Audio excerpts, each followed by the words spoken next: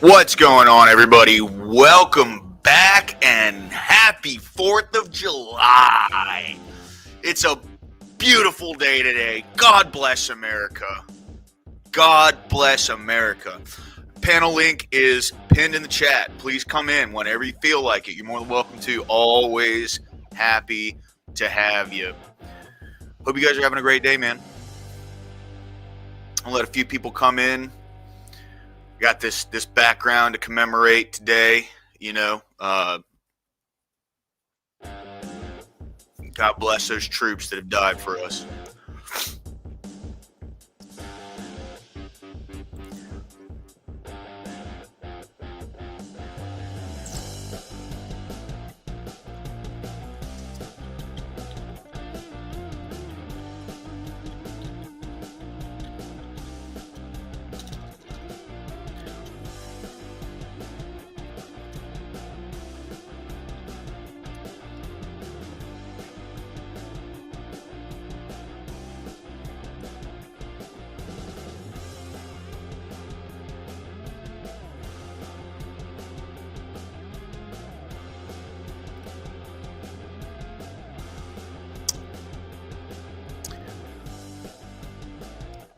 Hope we're all having a good day today. Happy 4th, everybody. Happy 4th. Happy 4th.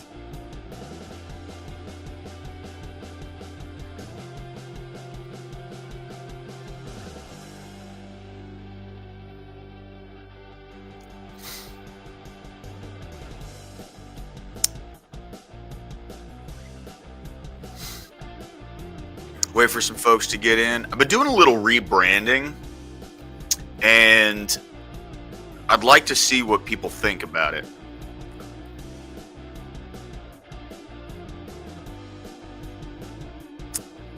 Corey Barton, happy 4th, brother. Happy 4th. God bless you, my friend. God bless you. How you doing today?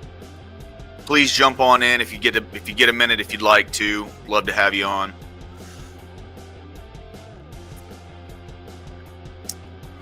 Just giving God and America the glory that they deserve.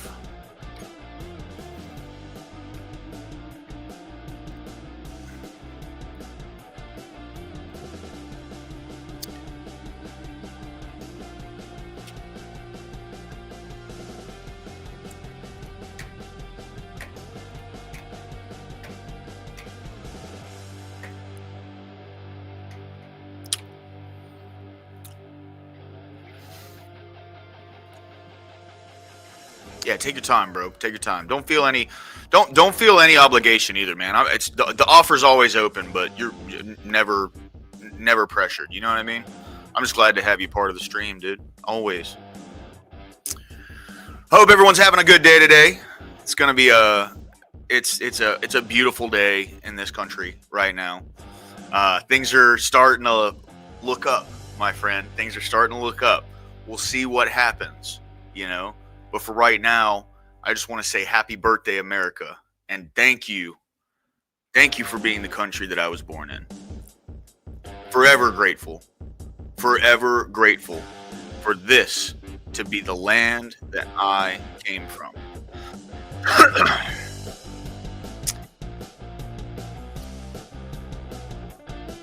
It's funny. Actually, I just got done watching that about like 10 minutes ago. Yeah. I went up to the grocery store, grabbed some lunch, and it ended right as I was finishing up eating. It's pretty. Sucks about his channel, man. I was telling him, dude, like, I know I don't have a huge audience or anything right now, but I'd happily put his dono links like in a marquee at the bottom just to help support and keep things going in. I know he's got other stuff going on right now.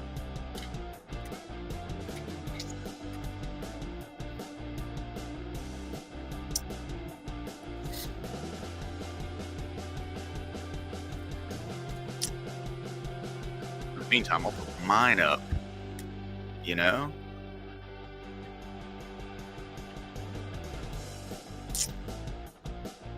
Oh, we got it back. Hell yeah. Okay, cool, man. Good. See, I'm not active on X. I'm not as active as I should be. Maybe I don't know. I know it's a good marketing. It's just not my thing. Like I didn't use Twitter. I never used X. Like I mean, I barely use X, right? And it wasn't even like an ideological thing for me not using Twitter. I just that concept never really. Yeah. That's what I've heard. That's what I've heard. Yeah, I'm definitely gonna start moving in that direction for sure.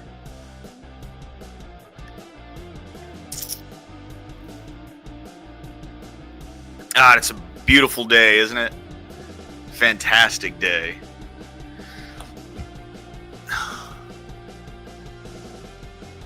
Can't lie, I'm a little sketched about the number of stars on those flags in this image.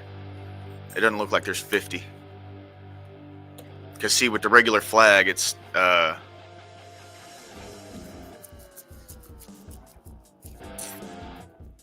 just got Gene Epstein following me from Soho debate. I have no idea who that is.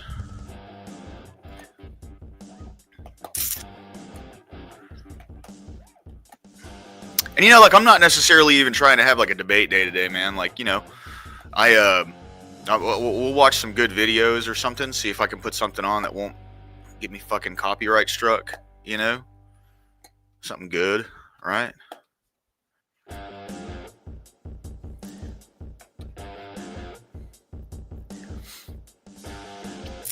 Okay, yeah. Do that, bro. Do that. You got me on Discord?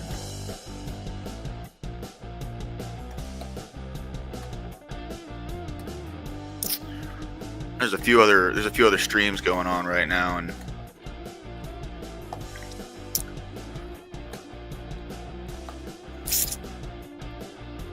might be hard to gather some folks up. VK is going on, dude, and people are legit like swarming on that daytime VK. That's awesome, dude. I'm glad to see that, man.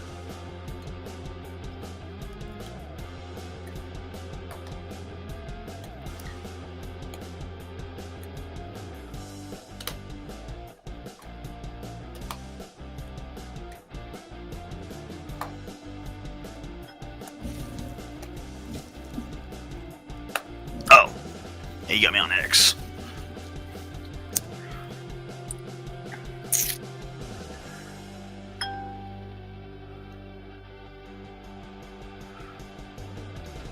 No way. I've never been to the Soho Forum. I'll be honest. I really don't have any idea on who Gene Epstein is. I might need to look him up. Gene Epstein, no relation. You know.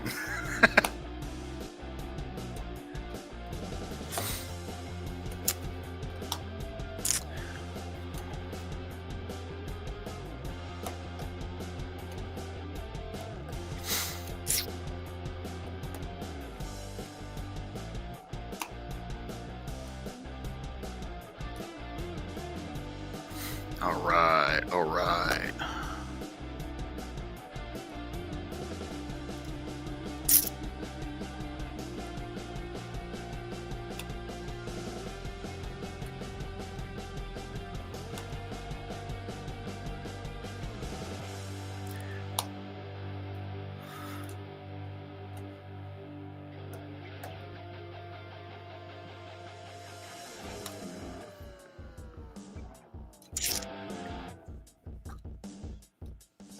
Let's watch some news, bro.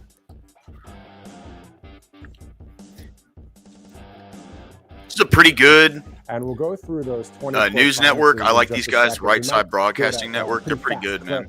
At lightning speed, because we may be going to the White House any We'll cut minute this from music now, down. as we are seeing that there's a possible development there. Of course, as the president was talking about yesterday on Truth Social and at the quick press gaggle outside of the Air Force One, the plane there, about the fact that this is going to be quite the event. And also, I heard a couple times I've heard this, that the U.S. Air Force will be involved in the sense of some flyovers. So will that be I know a during lot this event here? Will that of be people tonight have when it like a comes to real the mixed fireworks bag of display? Again, you emotions can on join this us at thing, 8:30 and I understand both tonight if you'd sides for like. sure. Maybe this will be after a Well, few hot dogs or hamburgers, I'm talking that kind about of thing, and you can just wanna watch. conservatives. Also, if you're You know, out and about, the maybe you're not a Democrats, they Christian, just you're say just having a this good is time going to with strip people. 17 If you million wanna put up this, Americans feed from Whiteside Medicare, and that's not Broadcasting true. Network on maybe It's going to an strip iPad or on 17 a TV somewhere, illegal the more immigrants let's access be to honest, we Medicare. have to sell ourselves in a way because there's still a lot of people out there that Americans don't is a very watch, broad not just term. Whiteside, but don't even really know about the whole conservative media. And besides, like if you're I mean, an trust me, there's a immigrant lot to of this people that country, watch even if you're Whiteside. The legal, you don't numbers deserve to are suck off pretty the awesome. I mean, taxpayers' we're talking in the dollars. millions and That's not millions of people. Combining the makes no sense election night whatsoever. and inauguration day, more than 11 million people watching on all the different platforms. But if you will be able to tell more Yeah, people about yeah. conservative I mean, that's media, the same way I feel they about the can start tariffs, getting right? off of Like that the terrible tariffs could false have narrative incredibly from good results, the left but we're not wing going to mainstream networks that are out know there. the end I result of don't want that to for work at least at any another of those year, mainstream for networks. sure, bro. I don't, because I know what it's about over there. I worked in it in local news over the years. Penchuchin, About happy 18 4th, years brother. ago. Good to see you, And man. Glad you kind made of it in, am dude. very Glad you glad made that it in. there's this whole new thing How's that's it been going? going Hope you're on doing called well today, my conservative friend. media. Started out by, in my opinion, the great and late Rush Limbaugh. And it's just awesome to see as the years went on, President Trump calling out the fake news. I mean, in the first administration, our heads were spinning. He was saying to Jimmy Acosta, sit down, you're fake news. I mean, and I'm like, what? Did the president of the United States just say that to Jim Acosta? Yes, he did. Amen. Get it, President Trump. Oh, yeah. Anyway, 410. Let's go to some other news as we continue on and wait for a live feed there in the White House. We do know that the June jobs report just came in, and the numbers are really good. 147,000 people just in June alone, 30-day time span, gained employment. Unemployment dropped to 4.1%. So good numbers there for the summertime. So when President Trump says, about a year ago, our nation was cold as ice, but now we're the hottest nation on earth, he means it, and we see it. Big Soda, how you doing today, brother? Good to see you. Good to see you. Doing good. How are you? Doing well, my friend. Happy 4th, brother. Happy 4th. right now, I've been shooting fireworks off since last night. I heard a couple of them earlier. Nice, man. Let's call this Reform UK. Well, yeah, in a way, this is a they were popping some of them off last night. But building it. What's cool is in Birmingham, what they do is they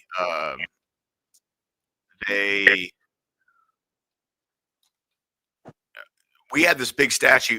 We have this big statue here called the Vulcan, and it's just to represent like iron workers, because that's what built Birmingham up. Like during the Reconstruction, right after the Civil War, Birmingham wasn't even a city before the Civil War ended, and then they established Birmingham, and we had Red Mountain, which is like I live right on the side of Red Mountain, and that was just a major iron mine. So they pulled a bunch of iron out of it, and they started producing a shitload of steel here. And this was the first city to really thrive after the Civil War. So the Vulcan, which is just a big statue of an iron worker that like overlooks the city on the top of Red Mountain. Every 4th of July, they call it Thunder on the Mountain, and it's just a big fireworks show where all the fireworks pop off all around the Vulcan. It's pretty cool, man. But my balcony right behind me here, you can see the Vulcan from it, so I can just stand out on my balcony and watch all the fireworks go off. It's pretty sweet. That don't sound like lower class. Huh? I said that don't sound like lower class. What do you mean? I just mean it as a joke. You got a balcony and you can look off of it and see the mountain in the background. Oh yeah. I'm just messing with you. Oh, trust me, bro. Like I do not. This is not an expensive, super nice apartment. Let me tell you. There's a place in Georgia. It's kind of like that. There's a mountain area.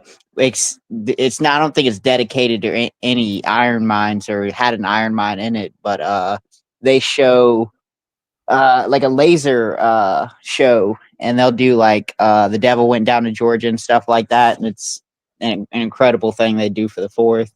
Oh yeah, dude, it's pretty cool, man. I mean, Birmingham's nice, bro. Birmingham's nice, and the cost of living is really low too, which is good.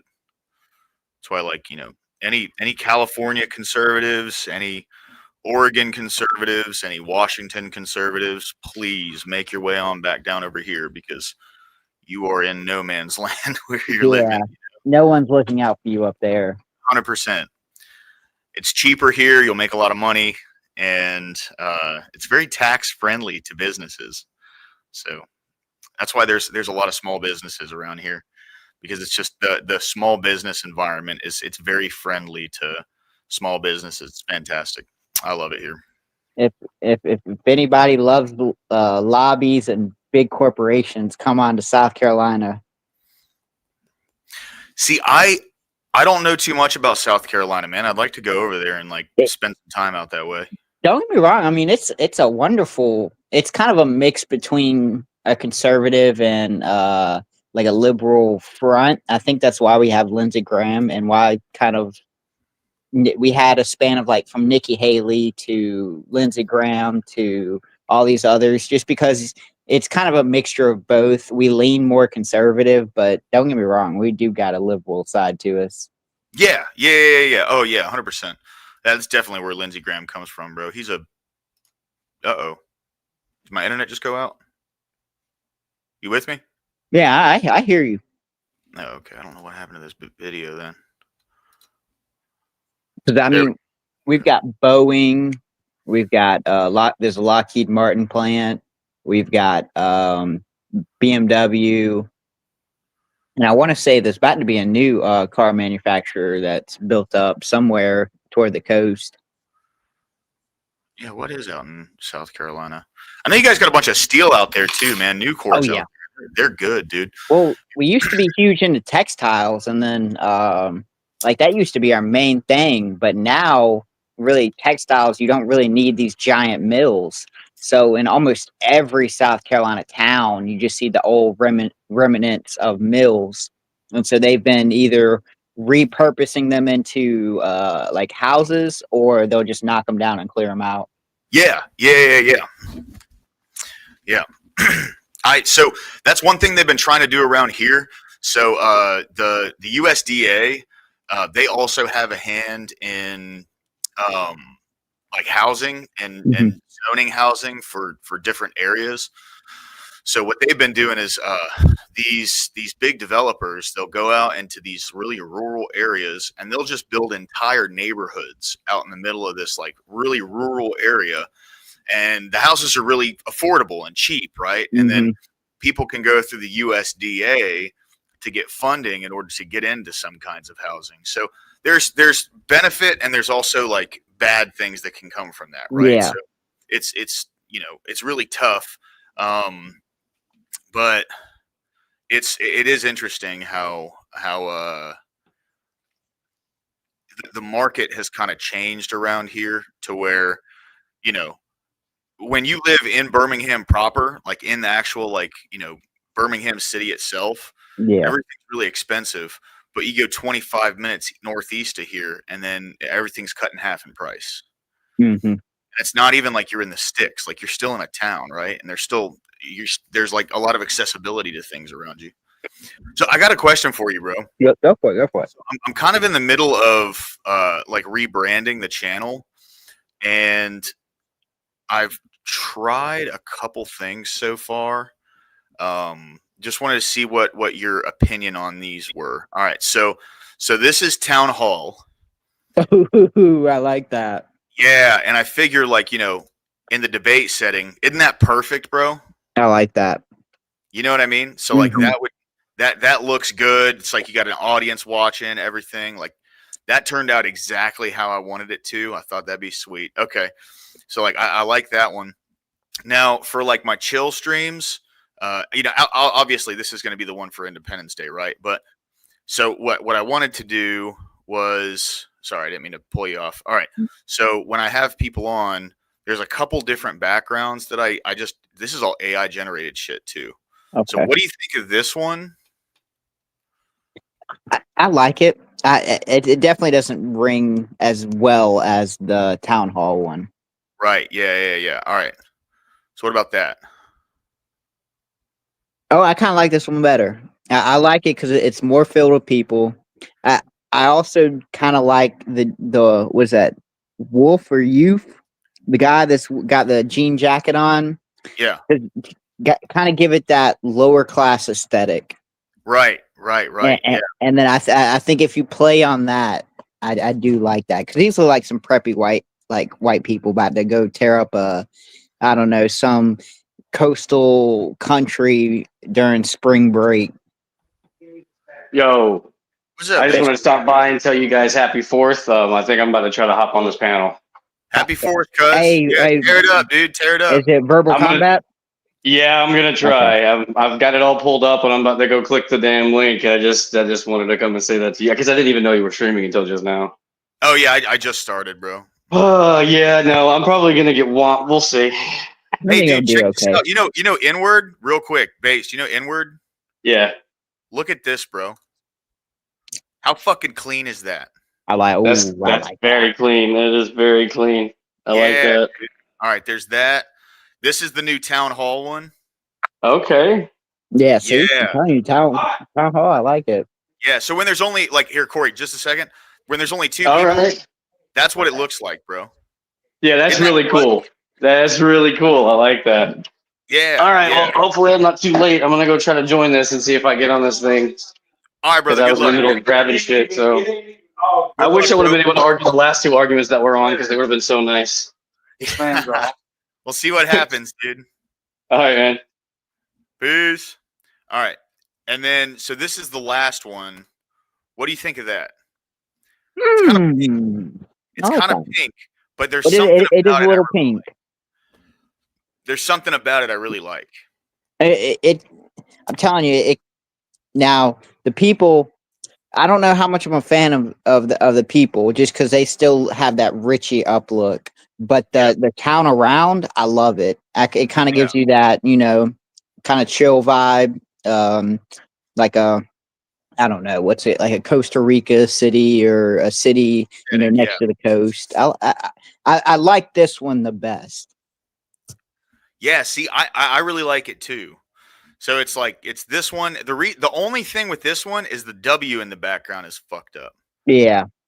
and it's like, Well, I'm fuck, shocked dude. that doesn't run in. You don't run into more flaws, like because the faces look fine. I don't see any people doing any weird stuff like I'm used to with AI generated. Well, this was Leonardo AI. It's actually really good image generation. I will say, especially with people's faces and stuff like that, there's no one doing anything that sticks out. It looks like a real photo. Yeah. This one's super cool. I like this. I like that one the best. It kind of gives you the most chill vibe. It's chill. It's a little pink, right? But I don't really give a fuck about that. Like, anyone who knows me knows, where I stand on a lot of that shit. Robert Whaley says, "Happy No King's Day." Hey, Robert Whaley, welcome in, brother. Good to see you, man. Good to see you. Yeah, hold on. Let's go back to the real background for today. I'm just All I'm saying, working class. That's a good point, Penn Shuchin. Yeah, that's a good point. this one looks like if the if the British would have fought us with the technology they had back then, with us dropping airstrikes on them now. Yeah. Yeah, I just prompted it with like use dramatic imagery of the American Revolution, explosions going on in the background, American flags, and it wouldn't put Happy Independence Day across the top, which was kind of lame, but That's weird. yeah, I know. It just wants to remind you you're not independent. Yeah. Join the AI. Right. I spent a little time. Obey, I spent a little time yesterday and last night watching some old revolutionary battles and stuff like that. I don't know how we won. I'm gonna be 100% honest with you. There's so many of those battles where it could have easily gone the other way. No, it really could have. Yeah, I mean, we got lucky. Yeah, but we had help from the French, and people say well, you wouldn't be a country without the French, and it's like, well, you wouldn't be speaking French if it wasn't for us right now. You know what I mean? We paid that debt back, motherfucker. Anyway, multiple times. 100%, yeah, without a doubt, yeah. Yeah, you know, if you put an empty French wine bottle up to your ear, you can hear them running into the sewers. You know what I mean? You'll hear a couple retreat. Yeah, yeah. That's a good point, Panchuchin. I'm definitely gonna try to reprompt with that. That's a very good point. But to be fair, I mean, you also to think we were going up against the #1 Navy at the time. Yeah, 100%. But it wasn't much of a naval battle, right? Like it was No. specifically on the ground. But I mean, there were instances of like they could have the advantage because they could kind of block our harbor, and so like a lot of what we had to do had to be in like stealthified. I think there was a battle I was watching up in Boston where they had a massive fort that the British had, where pretty much like the surrounding Boston area couldn't really do anything because they had this fort that could attack on land, and like they had the whole harbor blockaded and stuff like that, which was very effective back then. Yeah. It also goes to show you guerrilla warfare is so powerful.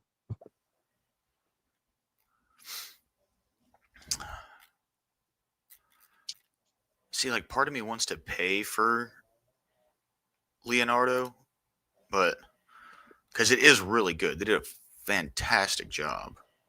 Yeah, I will say this is some of the pictures you put up. I assume they were just like, I mean, I kind of assumed they were somewhat AI, but I thought, it was kind of like a ready-made photo, like to generate this stuff and not have as many flaws as I see in them, like I see in most. Like I can't get Grok to generate me an image without someone coming out with 6 fingers. Yeah.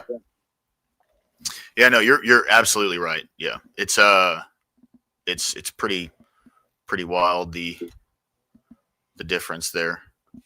See, I wish can I just like pay a couple bucks to get like some coins? That's the thing is it's on like a coin basis and a subscription basis. So if I have 30 tokens, can I just buy some tokens? Damn it.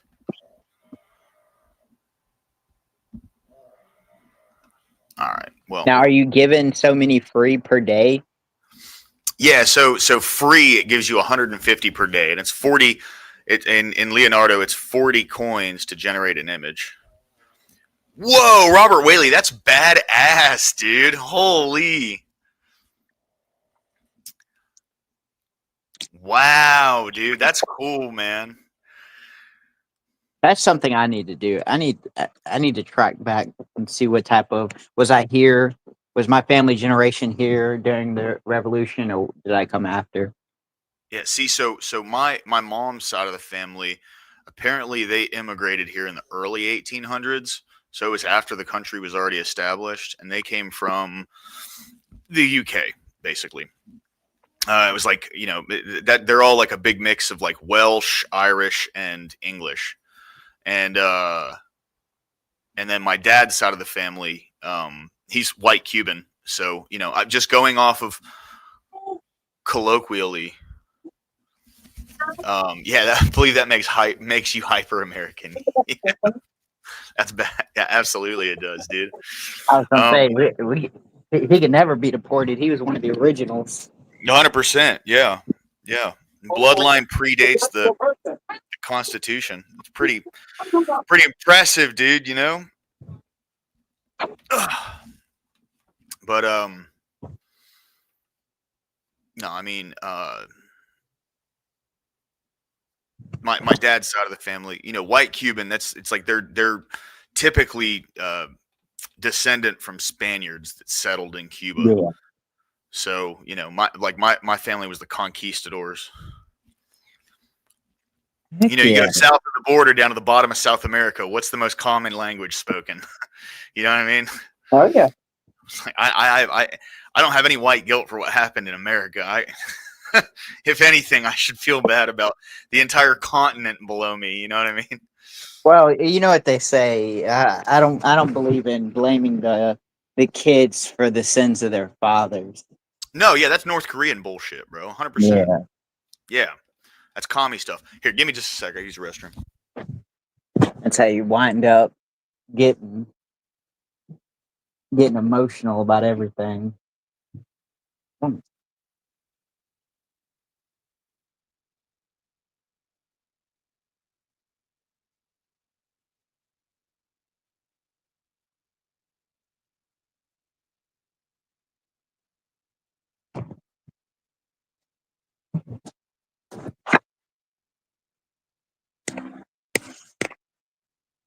I'm so far in the back under reading. Thank you. I'm so far. Hastings and 10. What does that say? I can't read that, Robert Haley. There's a donation mark and right next to the year and under William the Conqueror. Ooh. God damn right. There you go. 1066. Oh good lord. Robert Whaley has been a part of history for multiple generations. It's quite interesting.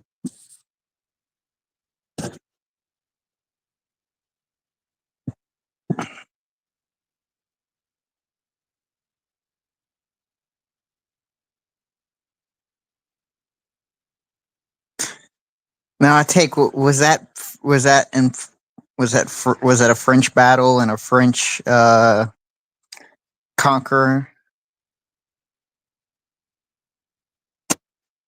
Mr. Whaley?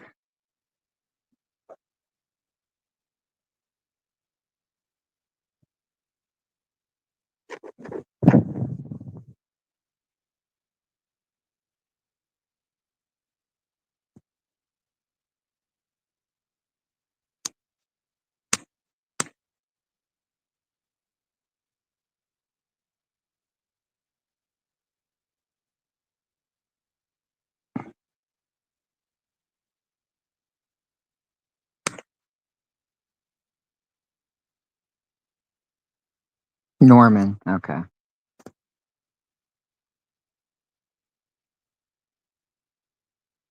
Because you start getting around that 1066 mark, particularly I know with the French, a couple of their knights had gone off to fight in the crusade.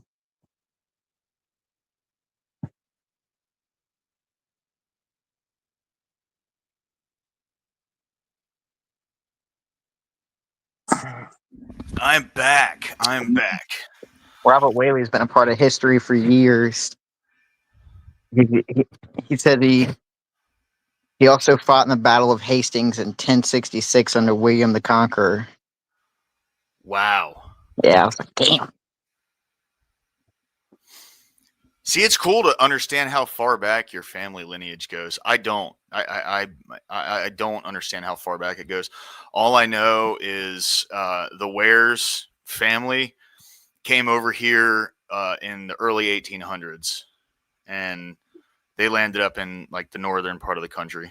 I mean, you can track back further than I can. I go back, I think, 7 or 8 generations back. And then before then, I haven't been able to find that next step. Yeah. And that's just what my granddad has told me. Like I can't verify any of that, but you know, I trust my granddad. Oh, yeah. No. He never lied to me. Like Well, my great granddad. So my granddad's name was Leonard Archwares the second, because my great granddad Leonard Archwares the first, he was a World War II vet, and then he invented a pipe bending and cutting table back in ooh. like the 60s, and it was like rebar. So not pipe, it was rebar, rebar bending and cutting table. It was all in one thing, and Mhm. they used that for a good 30 years, mass produced. But he got screwed out of the distribution because you know he was really smart conceptually, but he didn't know about like contract law Yeah, and shit and like that. legality of it. Yeah, Yeah. so he got like $150,000, which back then was a good bit of money. But he got $150,000, and then the guy who he signed the contracts with got all the distribution rights for it, and ended up making like millions and millions of dollars. Yeah. Because I mean, that still happens to this day. 100%. People don't realize that you got to trademark stuff, and then that the moment someone who has the idea to then copyright it, that just cuts you out of the deal. Or I guess you could say you could be a part of the copyright, and you could end up like the Facebook situation when Mark Zuckerberg cut that one guy out of the deal by diluting his shares. Yeah. Yeah. Business is a sketchy world. It is, bro. It is. Well, like knowing who you're getting into business with is incredibly important, Yep. dude. Well, it's also why Trump is who he is. Because I mean, you got to think you're not dealing with the government; you're dealing with business people, and a lot of business people are very slimy, especially in New York during the '80s and '70s. Yeah. Oh yeah, 100%, dude. Well, Yeah, I mean, like, and that's the thing, right? Is I don't think anyone's really kind of disputing the fact that he was probably a ruthless businessman, because you have to be to get on top. There's no way to make it otherwise, right? And you see kind of the way that he's been working his presidency this term, where instead of really trying to be this diplomatic guy, he's getting shit fucking done, and he's pushing it through, and he's saying, fuck you, I know what I'm doing, get out of my way. Which is that's why I like his energy this term a little better than his first. Now, on the campaign trail, nothing's going to beat his first term's campaign. No. Nothing. But when it comes to like the actual execution of the job this time around, it's like, damn, dude, like he's got energy behind him. Well, in the first one, he was scared. I mean, he was a little scared just because, you're coming into this new environment, and you don't want to be the guy that just unravels the whole government or, constitution. So you kind of have to play ball with people who are telling you shouldn't do things. Yeah. And he's got, and this term, like you said, he's kind of got a good bit of understanding, and he understands that the other side's they don't play ball. They will do things that cross the Constitution. And they'll try to kill you. Yeah. Oh yeah. And it still upsets me to this day. We don't know any more about that information. Who that man was. I'll tell you, bro. I think they know a lot. Obviously, they do. I think they know way more than they're letting on. Like, I'm talking about Trump's administration right now. Because I promise you, dude. Like,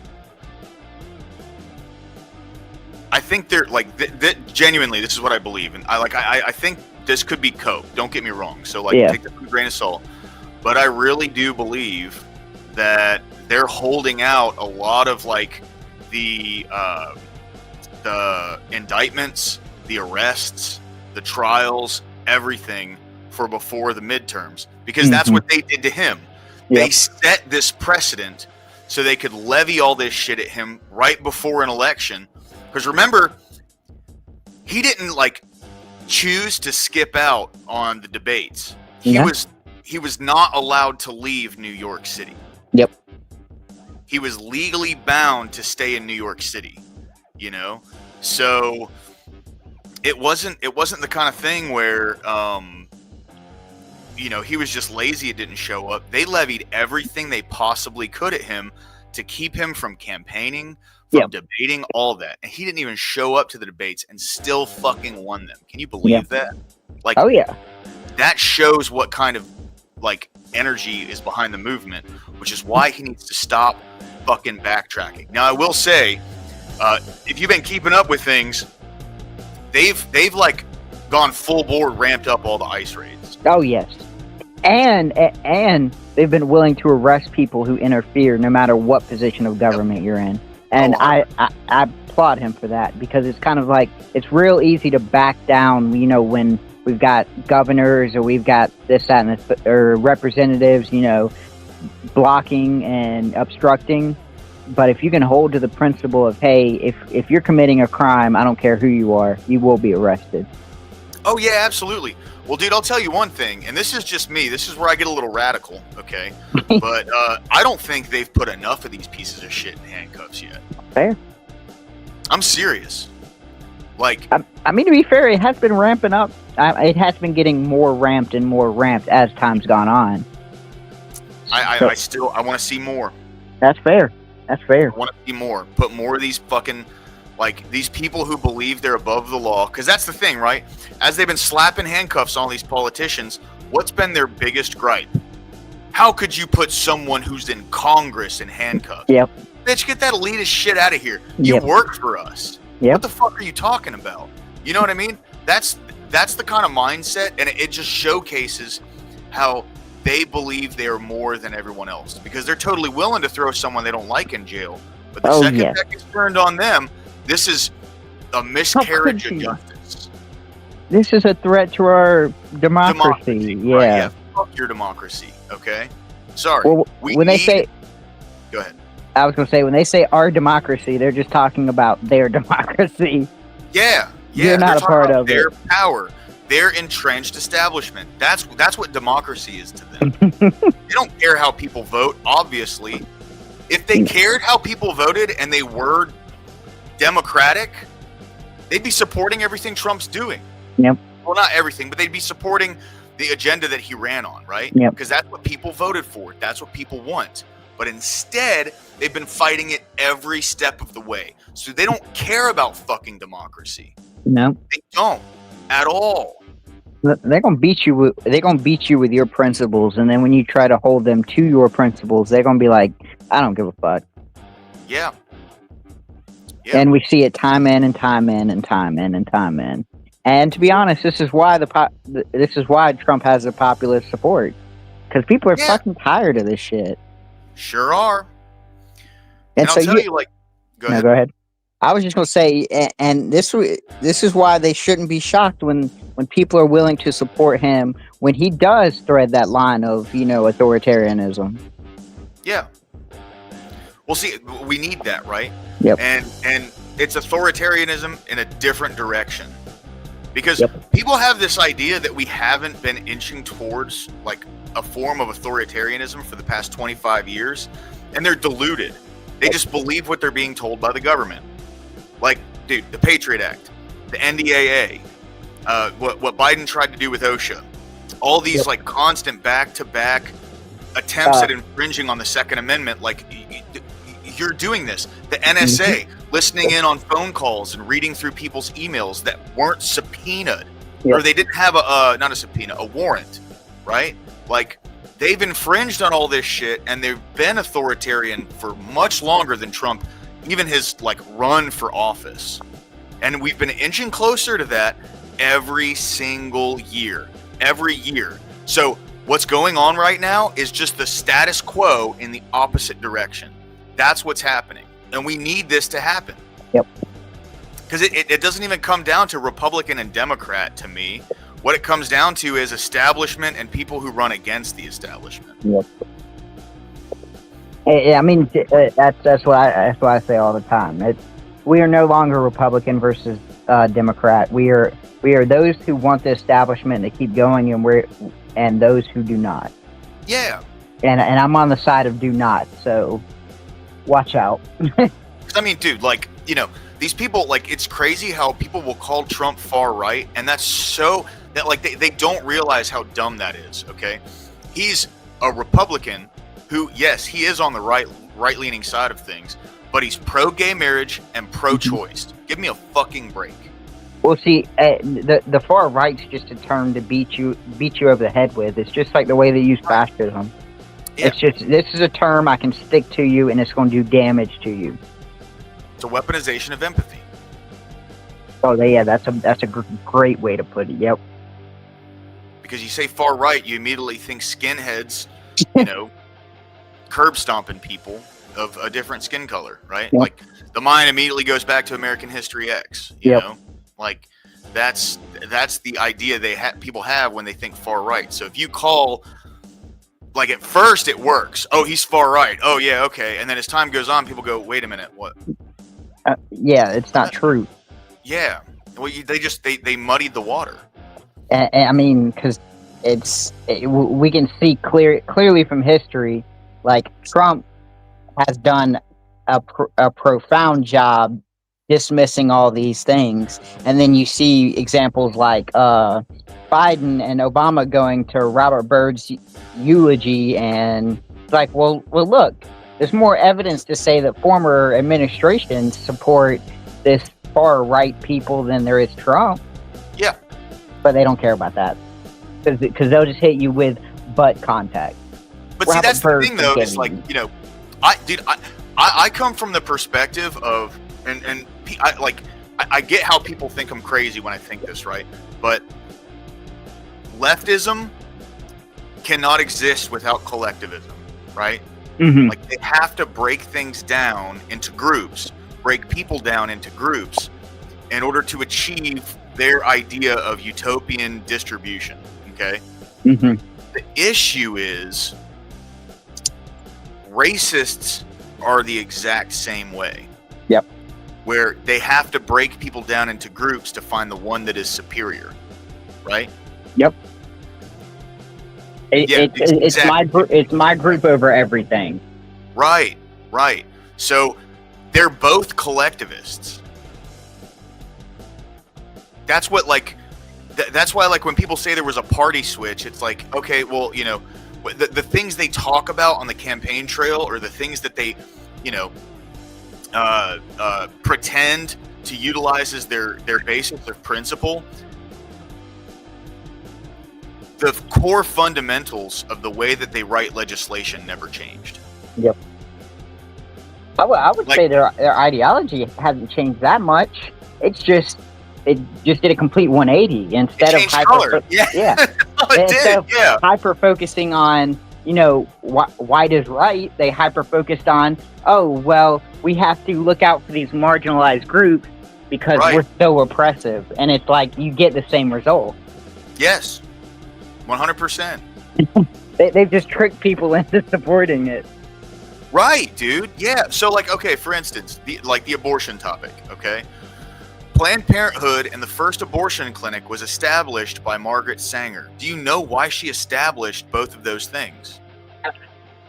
I would go out on a limb and says you could probably find her original comments on why she supported it. No. And- She established it to keep the black population down.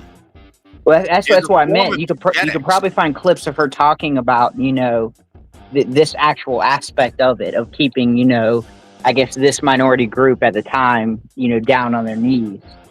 Yes. I mean, that's So she was exactly probably what an it was. avid racist. That's exactly what it was. There's no denying that. Like, she was very open about it, Yeah, right? and in And, fact, dude, you lived in Germany when the wall was up, bro. That's crazy, Robert Whaley. I'm telling you, Robert Whaley's been a part of every aspect of history. The more and more he just comments in on it, I'm like, damn, this man and all his generations was there when everything happened. Hey, how convincing was it when Moses went up to the Pharaoh? The U.S. keeps going the way it's been going. All you have to do is look at Europe. They constantly talk about democracy and its authoritarianism, plain and simple. Yes, 100%. 100%. See, that's why, like, you know, I'm really interested to see what's going to come in the second half of this administration if we don't lose the House and Senate. You know, if Republicans don't lose the House and Senate, the second half of this administration is going to be fucking buck wild, because I already believe that he's done some unpopular things, like things that in general people find unpopular, and he did that early, because there's still over a year now. There's like a year and 3 months, 4 Mhm. months until the midterms. So he got all that stuff out of the way early. He got that, like the big beautiful bill. This is not the most popular thing he's ever done. Okay, there's a No. lot of people who are pretty critical of it. I would go out on a limb and say, until the midterms, now that he got this signed, until the midterms, he's gonna. I said, how about no? Based, but he's probably gonna take the rest of the time until the midterms to do all the really popular shit, like stuff that a lot of people are fans of, right? Mhm. Like, I genuinely believe that. Well, And I also and what- think I was gonna say I also think this bill, people are gonna remember, or individual voters are gonna love this bill because the moment they see how it first applied, it's gonna be a big temporary boost for popularity for Trump because it's really gauged toward, hey, how can I help you save money? You know, how can I help you make more individual money? And I think Yeah. once people see that, it's gonna be a flip. oh, dude, and well, you know what else happens before the midterms? Tax season Oh, yep. for all of the people that work in the restaurant industry. And that's the thing is like, so I read through No Tax on Tips. This, when you file, this applies to anything you make from the 1st of this year until the 31st of December. Yep. So this is going to be like when everyone does their tax returns and they find out that half of their taxable income is no longer taxable, and they get the fattest fucking Refund check. fucking refund check they've gotten probably in their entire life as a person that's in the service industry. They're going to be fucking stoked. Oh, dude. yeah. You think they're not going to want to vote Republican after that? It'll be hard for them not to. Right. Because Like the economy's always been one of the biggest issues. Always. exactly. And by that point, I'm a fan of the tariffs. Okay, I'm a fan of it. I'm a fan of the concept. I understand that there's a chance that it's not going to go the way I am crossing my fingers and hoping that it does. I get that. Okay, but by the time tax season comes around, we're already going to start seeing benefits from the tariffs. When it comes to like localized jobs starting to open up and more manufacturing and more money being generated into the economy, the GDP is going to start going up. Like those are the kinds of things that the tariffs are going to bring. It just takes a while. And that's why everyone that's like white knuckling their fists and freaking out about what's going on right now in this moment, it's like, bro, chill. Like it takes a while for these things to kick in. And then especially when we talk about July of next year, still 4 months out from the midterms, we're really going to start seeing some big changes in the economy. And those things are going to start snowballing. Like, I promise you, dude, like the reason we're in the position that we're in now is because we've made ourselves entirely reliant on other countries' goods in certain sectors, right? So yes, 84% of our GDP is all domestic. So we only 16% of our economy relies on imports, okay? But in the sectors that we rely on them, they are incredibly important and they govern prices for a lot of things.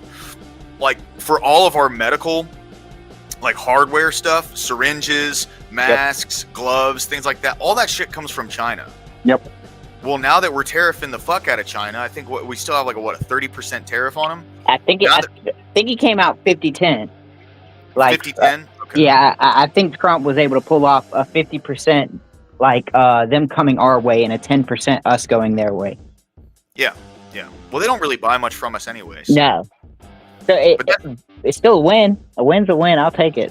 No, right. 100%. Well, that's the thing, right? So for me, looking into China and the way that they've done everything economically over the past 20-ish years, they've done the same thing over and over again. So what they do is they build up a manufacturing base in a specific sector. They find a country that they can undercut the price significantly, and then they flood that market with their products. Now, that doesn't destabilize an entire economy, but it can destabilize local economies. Yep. And that is its own cascading effects down the line, right?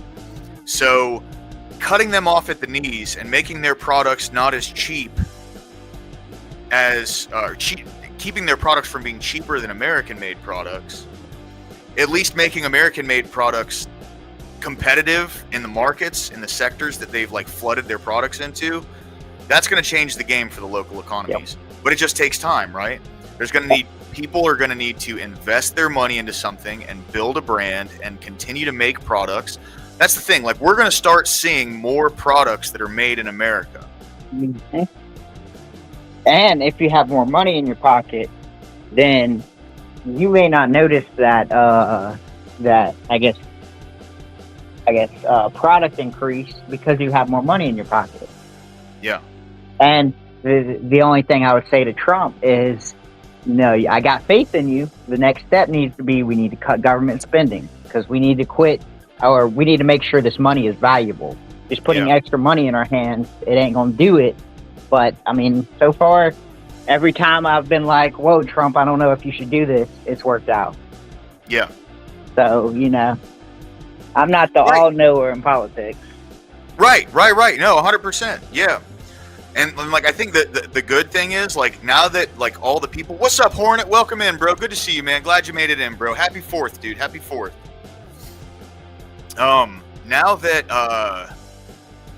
that like, all the really like, hardcore bleeding hearts have gone out and they've done their protests and they fought against ICE and all that shit and yada yada yada. Now we're ramping the raids back up. Did I not call it? Yep. I called it because I knew it. This is what was bound to happen. They're going to let everyone get it out of their system. Everyone's going to be tired of going out and taking to the streets. They're going to be tired of getting hit with tear gas and rubber bullets and like fireworks going off, and it's really hot outside, and they're just going to let it happen.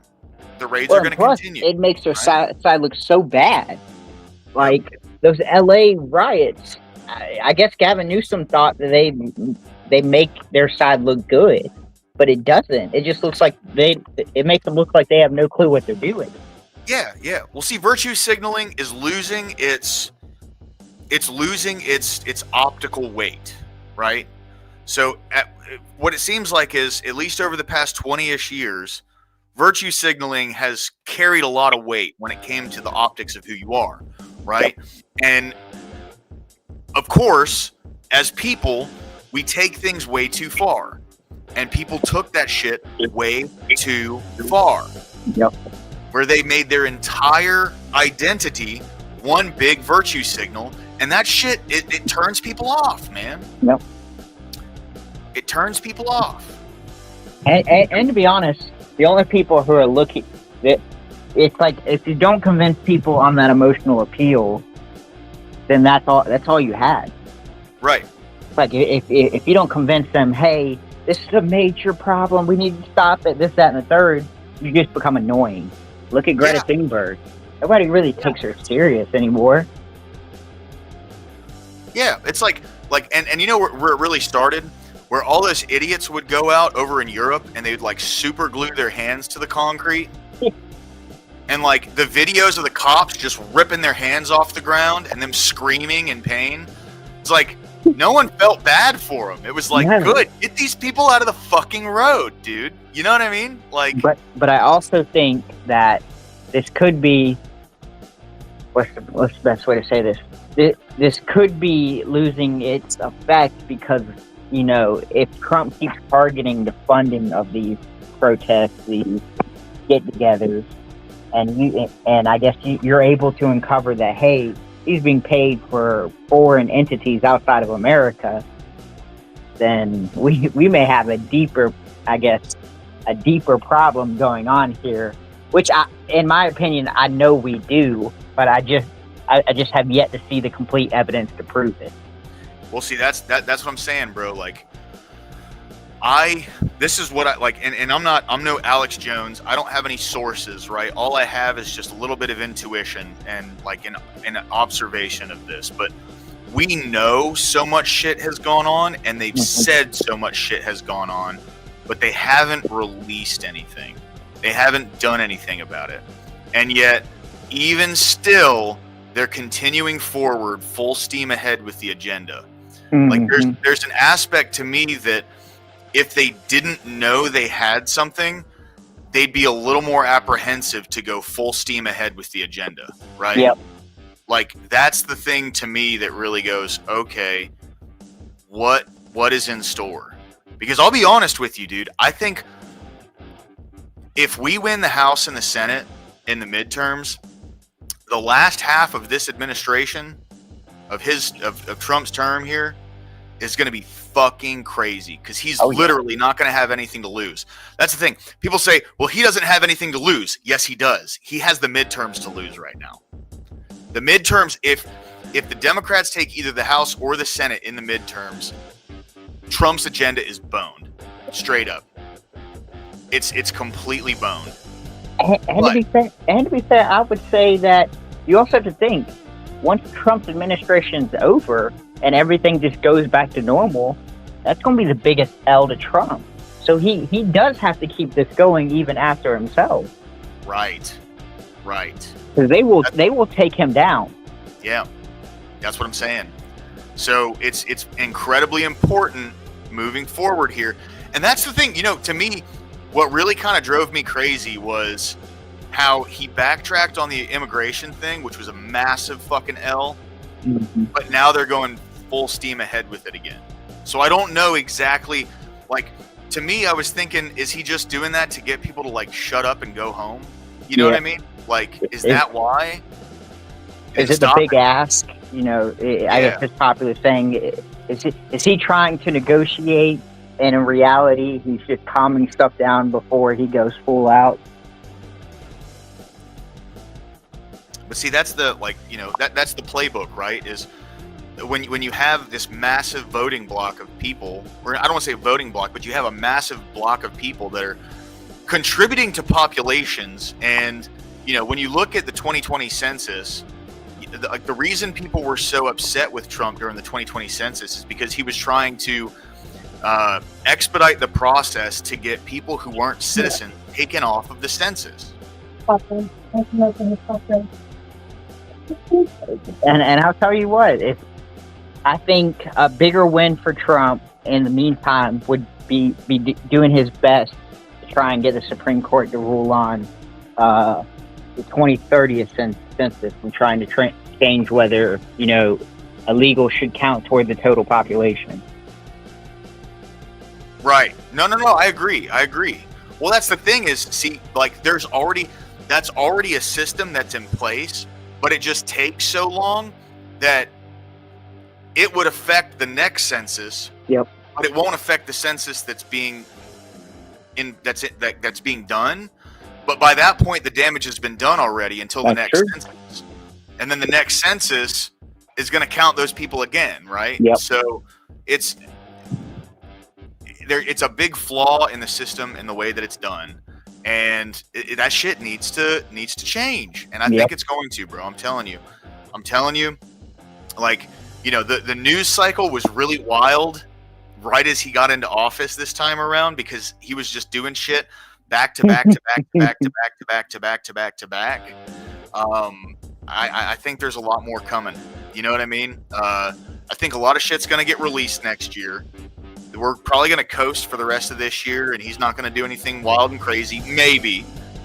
This is all speculation. Yeah. Okay? But next year, I genuinely believe he is going to go full fucking forward with it, dude. They're going to start releasing a bunch of shit. They're going to start slapping handcuffs on motherfuckers in the government. Things are going to start really ramping up before the midterms. Probably early enough to get all the fucking protests and shit out of the way, but not too early to keep all of that in the minds of the American voters.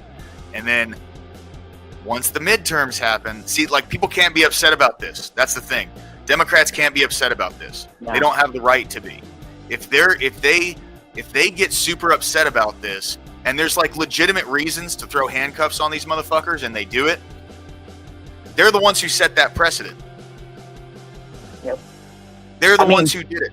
Knowing them, they will get upset with it. But if Trump can back with the data and keep showing them, hey, look, these people are the ones that are cheering for criminals. These are the ones that are cheering for, people get assassinated. These are the people. Yep. It's just going to look terrible for the Democrats. And plus, all the people that defend these people, like Abrela or whatever his name is, and then you come out and start just dropping little hints and little bits of information, especially throughout the 2026, the year 2026, and it starts to get people to be like, hey, Trump's just been dropping all this information. Like, I'm finding out, you know, maybe the guy that shot Butler, Pennsylvania, maybe we start finding out, oh, he was receiving payments. Oh, you know, it was linking to, I guess, it was linking to the known Democratic blah, blah, blah. And it's like, that could really go in your favor because then everyone else has already forgotten about it. You know who I don't get, who I don't understand why his name isn't brought up more, and I think there's a reason for that right now. What's that? James O'Keefe. Man, I know why the left doesn't bring him up. But I don't hear him being brought up by the right very much either. And I think there's a reason for that. He's probably working with the Trump administration. Well, he has been doing the Epstein stuff. Yeah, no, he did. You're right. But that could all be just fucking stuff to keep people's minds occupied with something. That could be true too. The guy never quit. He still does the same thing. Yep. He's still doing all that Project Veritas stuff, right? Yep. He's just doing it under what's the new company now? I can't remember the new company up under him. But his last Epstein clip, it showed a picture of him in the Project Veritas building. Yeah, O'Keefe Media Group. That's what it. Yep. Yeah. So he went from having people infiltrating massive corporations, pharmaceutical corporations, the government, like the DNC, Act Blue, like all these different like institutions in America. He had people infiltrating them successfully and getting videos of these people saying things, right? So to me, I don't see why Trump wouldn't be working with this guy. Well, and plus, think about it. This is all speculation, all just hypothetical outcome. Yeah. So Disclaimer. Absolutely. If you're like, hey, James O'Keefe, look, I'm not going to be able to release this bit of information for a little bit, but I want you to keep people hungry on it. I want you to, keep, do the best you can to get clips from inside the Epstein house, or keep getting small tad bits of information, or we'll feed you little bits of information. And then we're going to get to a point where we're going to drop it. And if you would, be so kind as to be the person to drop it for us. Yeah. I could see 100%. That happening. Because, I'm going to be 100% real with you. There's a lot of people that say Trump's tied up in the Epstein stuff. And his name will come up in those documents, but it's not going to be the way people think. Yeah. Probably going to be him working with prosecutors. Yep. There's no proof he went to the island. No. And in fact, it kind of seems more like the only evidence we have is just interactions between two rich people. Yeah. And here's the deal, and I stand firm on this. If he went to that fucking island, get out. Yep. Get out of the presidency and throw some fucking handcuffs on him. Straight up. But we would have already known that. I know we would have. It's the Democrats, believe me, especially like right before 2020, if they had any information on this, it would have been the first thing dropped. Yeah. He would have not. His reputation would have been drugged through the mud. Well, dude. They would have redacted everything, just like they did with They released. The FBI released. What was that fucking? I forget what it was, dude. They released a report on something, and I can't remember exactly what it was, but they released a report on something, and it was literally just 3 pages of redactions. There was no words at all. The entire fucking thing was... I know 3 things that were kind of like that. One was the raid on Mar-a-Lago. Okay. The second was when the FBI raided James O'Keefe. Okay. The third thing was, I believe, it was... Okay, I can't remember the third thing, but I do know they have a repeat history of doing that. I just don't know the specific thing that you're talking about. Yeah, so all they would have to do is redact the entire thing without him being in there. And that's it. Yeah, no, literally all you need are three sentences unredacted. Trump visits Epstein Island. Yeah. And you just need to show in the flight logs that he did that, and bam, there's your case. 100%. Because they have all this info. They know it. You know what I mean? Oh yeah, they've Now, had there's it for probably an years. element of this that's tied up with the CIA because, you know, I believe that that Epstein thing was less about like actually trafficking children and more along the lines of it was a large scale blackmail operation. Like, Yep. That's what it seems like to me. What they call it, like a honeypot or something. Yeah. But that's what it seems like to me for a specific government that we're very, very friendly with, right? Yep. But that's what I genuinely believe about it. So That's my conclusion too. Is that it's kind of Trump's stuck in a rock and a hard place. It's like one rock is, you know, doing this for the American people because they deserve it.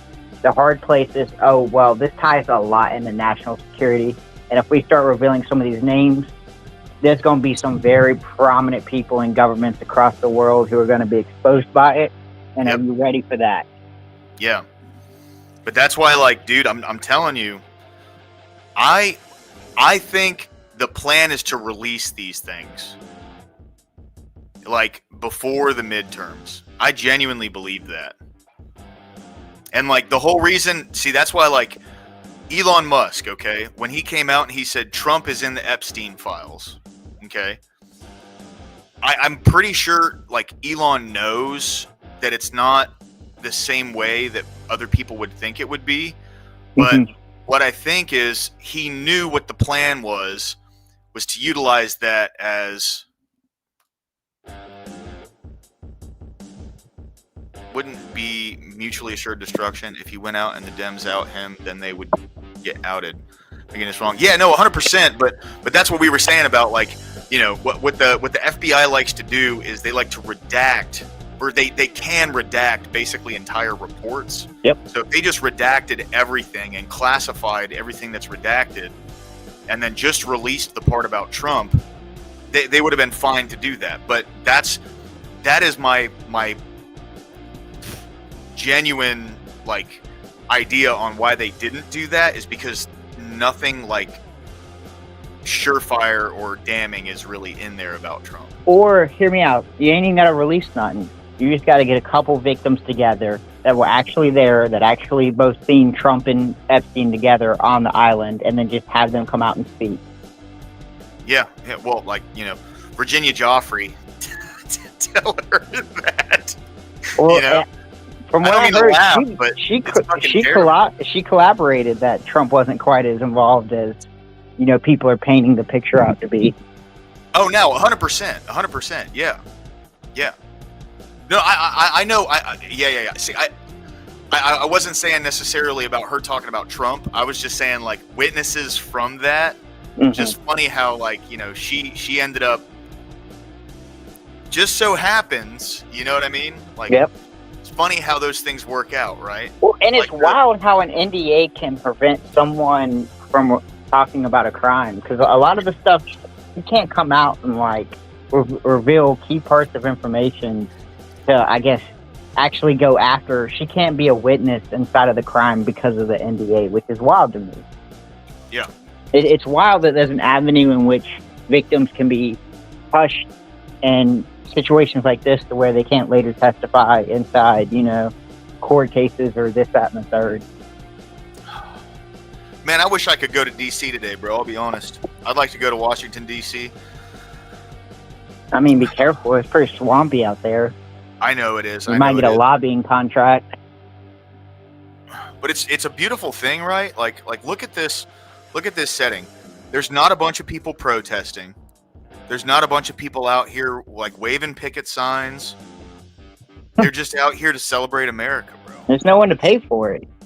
Right. Exactly. You know they don't do that shit for free. But Yeah, I'll tell you what, when I went in 5th grade to the it was a school trip I remember going on in the 5th grade, and it was the coolest thing I've ever done. Coolest thing. We went See, to I've all the museums. I've never Oh. been to DC. I'd love to go. I guess in our state curriculum, it's one of the things that we have to do is in 5th grade, like you get a chance to then go to Washington D.C. We didn't get to go see Obama at the time, or it could have been Bush. But that's probably because he was off fighting some war somewhere. Yeah. But I'll tell you what, we did go to the fort where the Civil War kicked off in South Carolina, and that was even more cooler. Fort Sumter. Oh yeah, 100% Panchuchin. No, I agree with that. I agree with that. Just because like I'm almost 100% certain that a bunch of the people who are like high up in these massive investment firms are all in it. So if that happened, people would sell their stocks, and their stocks have reserve in what, like 95% of the market or something like that. Well, I do know. So the owner of Victoria's Secret, I don't think he's still alive anymore, but he was good friends with Jeffrey Epstein, and in fact, so good friends that he's the one who gave him his New York penthouse. And like a lot of people would do these deals where they would give Epstein kind of free stuff because of his, economic advice that he would give. Yeah.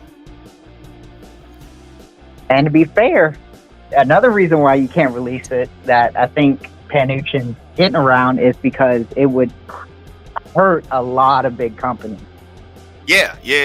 Well, like, okay, so right here, just like a quick AI overview of it. So BlackRock, they have 29.4% of the equity ETF market share. So sorry, it was a little.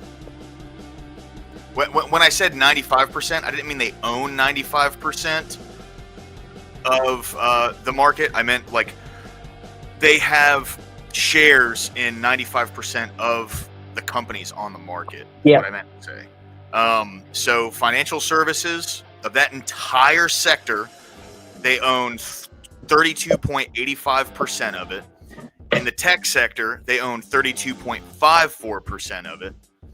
And in the healthcare sector, they own 12.87%. So let's just say, and that's just BlackRock. That's not counting Vanguard and State Street and all that, right?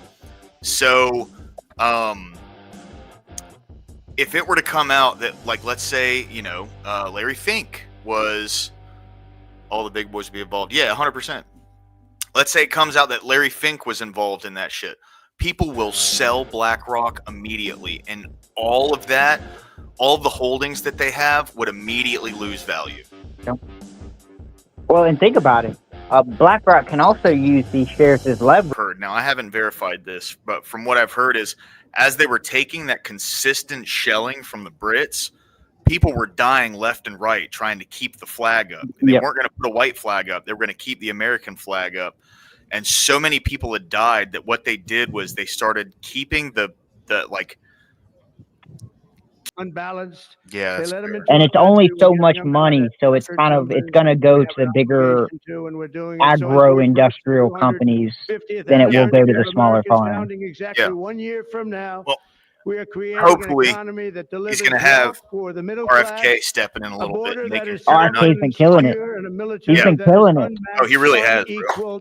For the food guys, most of the ones I've seen will be gone next year. What they did just a short while That's ago. The golden insane. age of America That is upon was us. a lot one of of these crazy fucking preservatives. It's going that we to be have a period of to- time the likes of But I which will don't say, think this country I has think ever if experienced Trump was going to before. do these farm We're gonna make subsidies, America I would have great put the again, and qualifying it's happening factor that, very hey, fast. you We can't love be you. using these Thank you for being pesticides. here. Enjoy There's the only fireworks certain, tonight. qualifying And First Lady, I wanna pesticides you'll thank be you. able to You have been use. unbelievable. A lot of these Very- pesticides You are think what's it's getting easy into being our First food and then Lady? causing a lot of these hormone problems. Thank you all very much. Happy 4th of That's a July. deep rabbit hole to God get down bless you into. all. Thank you very much, everybody. He's got some bass in his voice. Yeah. There you go. Where's Vance? Good question, Panchuchin. I did not see him in there. Well, to be fair, I mean, don't get me wrong. if Vance went back to Ohio to celebrate with his state, I'd be more happy than him being there.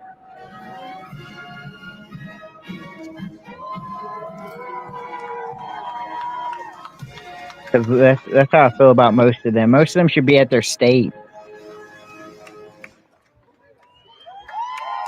I think so. Robert Whaley says he sounds like Barry White.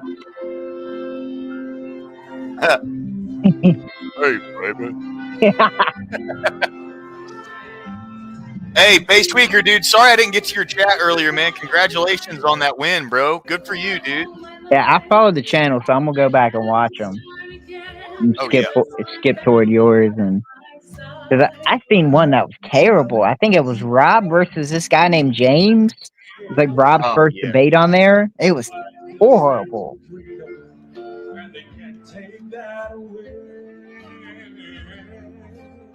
Dude, you'll fucking crush it, bro. You talking about Cleano 409?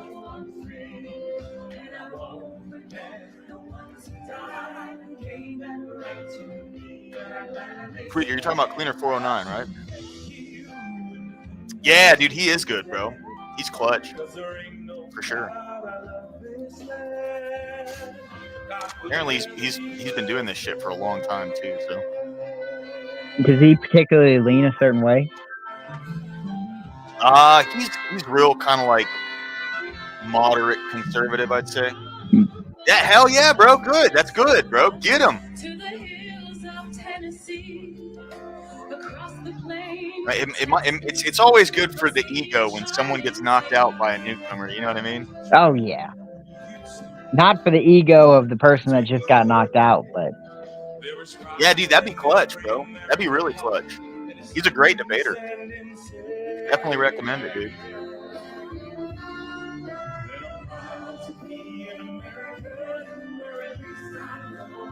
All right, that's it. They're just taking pictures and stuff. We'll go ahead. Yeah, this is a glazing portion. Yeah. We're back out of this. Man, that's cool though, dude. Yeah, 100%. No, he's a good guy, bro. Yeah, he's good. And all I was saying is he's been doing it for a long time. He's good at what he does, for sure. Definitely a good win to get under your belt. Yeah, without a doubt, bro.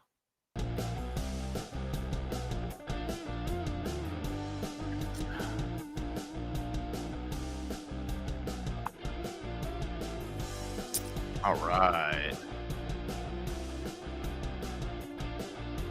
Let's see. I just got a breaking news. It says Hamas says it responded positively to temporary ceasefire deal proposed with Israel. I'm sure they did. I don't even know what that means. Like, you didn't, mama? That's always good, Hamas. Yeah. Like, good on you. Oh, cool, dude. Okay, so Glenn Lawrence posted his debate with Abe yesterday. Oh. Yeah, it's premiering right now. He probably just edited out the corn bombs, dude. Apparently they got hit with 3 of them. That's fucked. Yeah, that's absolutely fucked. But I mean, it's yeah. Especially as you get bigger and bigger, you really got to watch out for that. Yeah. That stuff's intense.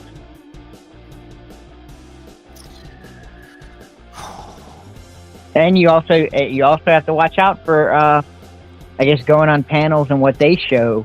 Because, I mean, the whole Rob thing, that was wild. Sarah Tomatoes didn't get hit with anything, but they took Rob's channel down. So what even happened? I have no idea what happened. It's just, so they showed it was a spaghetti western intro, and Rob does a stream of his channel once he goes on there, and so her channel was fine, but his channel showed the spaghetti western. I take it somebody mass reported or some reporting happened, and he got flagged because they showed the pew pews. Yeah.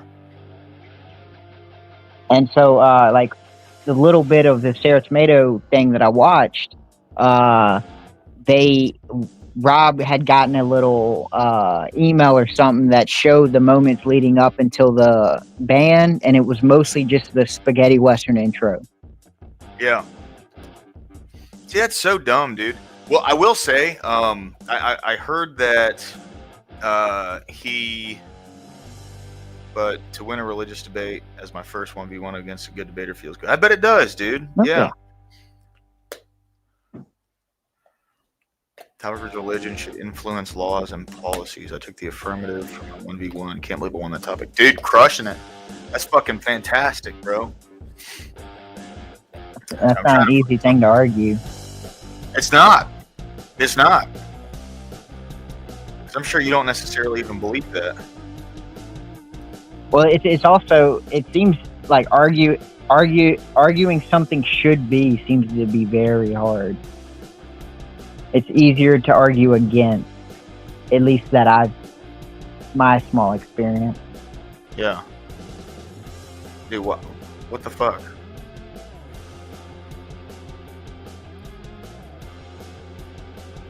All right.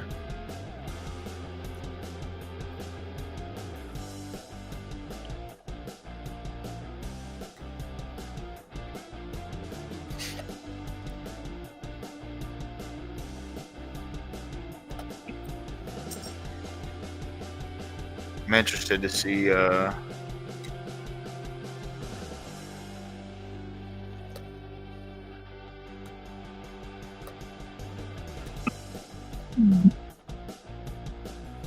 What's up, Achilles? Achilles, what's going on, brother? Happy 4th, dude. Happy 4th. Hell yeah, Tweaker, you should, bro.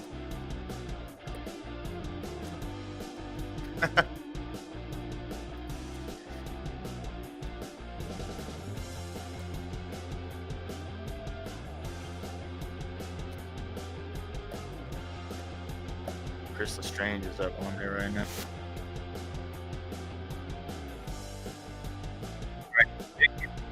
Effect, boys. It is in effect.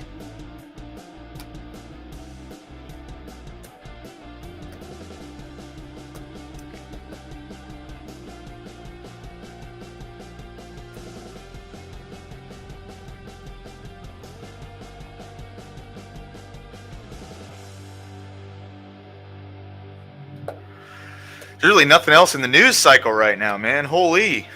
Yeah, I was gonna say it's been kind of slow with 4th of July and it being Friday. Yeah.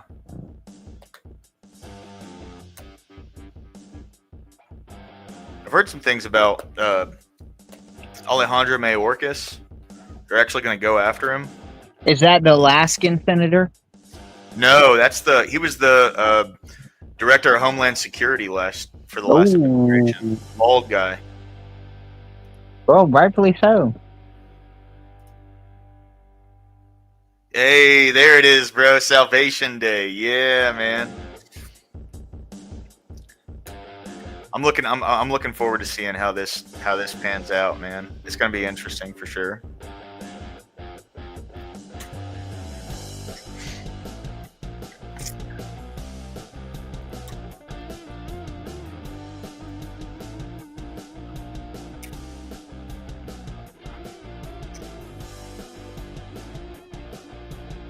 Oh, I got some breaking news from CBS. At least 13 fatalities reported in Texas as a devastating flood slammed Hill County. Oh no, that's terrible.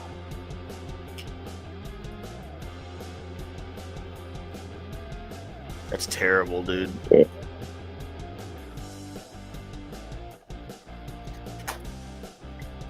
Go ahead and keep this going real quick. Damn, that sucks. Oh, bro. did you hear about the 13 companies that were? I think they had 13 people arrested from the 13 healthcare companies. Oh, let me see if I can.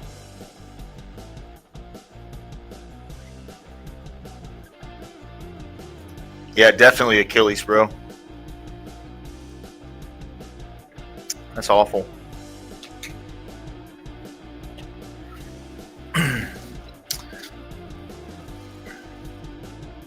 13 Indiana residents hit with what they say is the biggest healthcare fraud.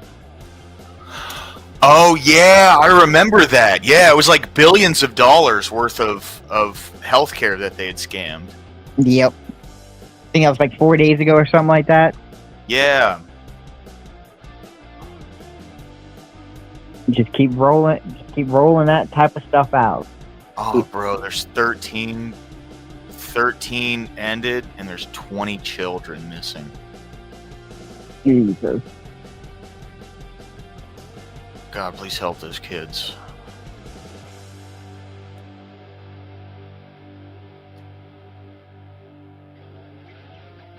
Please bring at least one back. It's horrible, dude. It's a tough pill to swallow. The reason why it's a tough pill to swallow because it's like, and don't get me wrong, it's tough when people do bad things, but when nature does bad things, there's no justice. Yeah.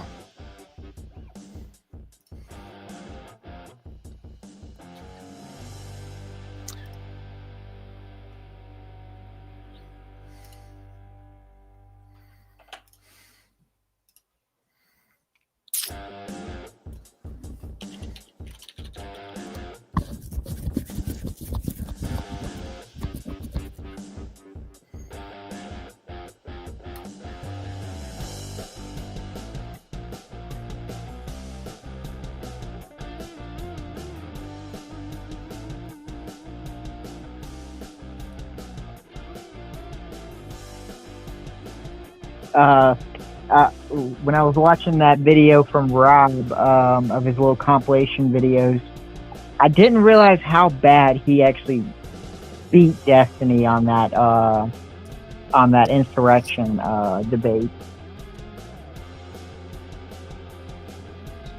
Yeah, Achilles, I 100% agree. That's what me and Corey were talking about earlier. So, like, this is gonna really help the border situation, and you know, it's also gonna add like 10,000 ICE agents. Yep. And I think the deportations are about to start ramping up in a big way. I think this is just because the BBB is not like the most popular thing he's done, right? Like, it's an accomplishment for sure, don't get me wrong, but it hasn't been like universally accepted as a W. So this is just what I think right now. This is total speculation, but what it seems like to me is he's getting all of his stuff that isn't like incredibly popular out of the way, because he's not, hey, old Joe, thanks, man, appreciate that, brother, you're the bomb, dude, you're the bomb. But it seems to me that he's getting all of his unpopular shit out of the way early, because we're still not even 6 months in, right? We'll be 6 months in on the 20th of this month.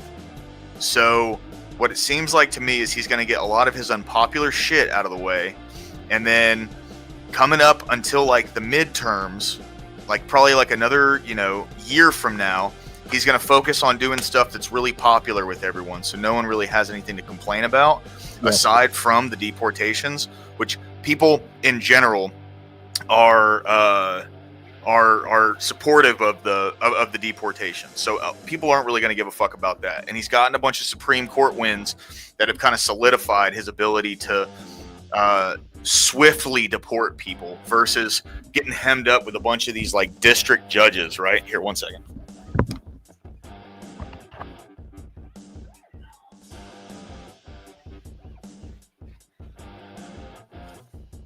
I mean, people could change their view Grab my on water in a hat. No, you good. But so what I think is going to happen is, coming up closer to the midterms, we're going to start seeing more politicians get put into handcuffs. We're going to see a lot of information get released, possibly the files, the e-files, right? That's what I'm hoping for. Like, that could be cope, right? But I genuinely think like they're holding the e-files out for the midterms. And just the way they did to him, where they waited until like people were campaigning and the vote was coming up to really start like tossing fucking charges at him and doing that. They set that precedent. He's going to do the exact same thing to them. Remember when what's her face, Maxine Waters, she was on CNN or MSNBC, and she was saying, "We don't know what he has on us." That's a direct fucking quote, right? So, Never a good quote. yeah, no, it's she said exactly that, dude. So, what I'm thinking is he's gonna wait and do exactly what they did to him. You know, all these people say, "Oh, we shouldn't be doing this. We shouldn't be arresting politicians." Get fucked. Yep. Okay, like look, I've been giddy just seeing the politicians that have been thrown in handcuffs and tossed in jail so far. It's not enough. More. I want more. Throw more of these pieces of shit in fucking jail, dude. Fuck them, right? If you break the law, you're going to jail. That's all you need to know. Absolutely. So if they have legitimate crimes and evidence against these people, I want to see more of them in handcuffs. And that's what I think is going to happen. They have a bunch of shit on all these fucking scumbags in our government, and coming up close to the midterms, you're gonna start seeing handcuffs get put on a bunch of people. They set the precedent in the last election. Sit in the bed you made. Lie in the bed you made. That's just how it goes, bro. Like, and it's funny because these are the same people who are gonna go, "Well, that's authoritarian and that's fascist." Then why the fuck did you do it? Okay? Why did you do it? If it's so authoritarian and so fucking fascist, why did you do it? That's the big question. Absolutely, dude. 100%. And I think we're going to see a lot of that stuff coming up to the midterms. But our democracy. Yeah, yep. If that's successful, his second half of his term, he's going to go buck fucking wild, I promise you. Because then he's literally not going to have anything to lose. He's not going to have anything to lose at that point. He's not running for re-election. He's old as fuck. That's what I voted for. This is what I wanted, right? Like I'm not an anti-government, I'm not an anarchist, but I'm anti-establishment for sure. I'm 100% populist. The establishment needs to go. Yes. Yep. Yeah. Yep. Absolutely, bro. 100%, dude. And that's the thing. Like, that's what all these Democrats are fucking scared of, dude, is because if he wins these midterms, which there's still a chance we lose them. But if I'm right in the fact that they're saving all like the fucking smoking guns for before the midterms, shit's gonna go absolutely wild in the second half of this administration, bro. And I'm looking forward to it. I can't fucking wait, dude. These people need to be stifled. They need to be shown that we're doing things the American way here on out. And that's it, right? Like, that's what needs to fucking happen. It needs to happen. Otherwise, dude, we're just the empire's gonna fall. Okay, bottom line. Like, let's be real here. We are the new empire. We need someone to come in and make very drastic, hard decisions in order for us to maintain where we are in the world. If we lose where we are in the world, we're gonna lose everything else. I promise you. I wouldn't be shocked to see a lot more energy policies going into 2020 or going into 2026. Because that's a good way to bolster the economy. Yeah, Achilles, I'm with you 100%. And I want to reiterate, dude. I want to reiterate. Maxine Waters specifically said these words: "We don't know what he has on us."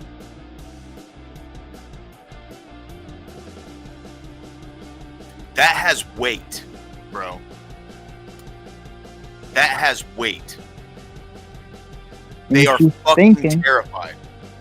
Thinking something's coming down the pipe. Yeah, Panchuchin, she said that shit on camera too. Like, I'm not making anything up. She said that shit on camera. Right, 100%, bro. 100%.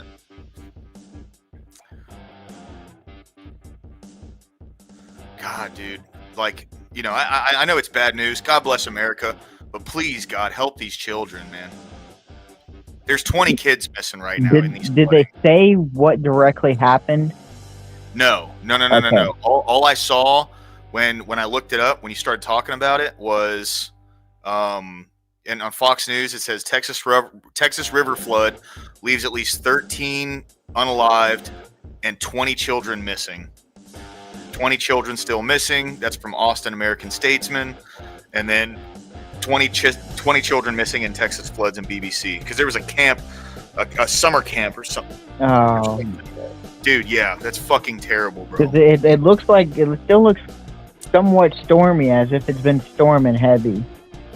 Yeah. Like you look at the clouds and everything.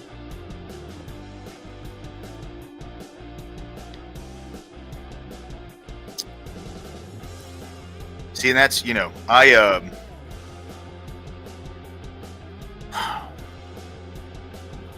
hard conversation to have, right? Because Yeah. I'm big on liberty, you know. They don't find no children next 30 minutes. I know, man. I know, bro. I know. Because it's not, you know. God, thank you for this day. Thank you for another birthday for America. Please, if you can, keep your hands on these kids. If you needed to take them, who are we to question what your decisions are? But if there is a hope, please guide the feet of these searchers and rescuers to find these kids. In Jesus' name we pray, amen. Amen.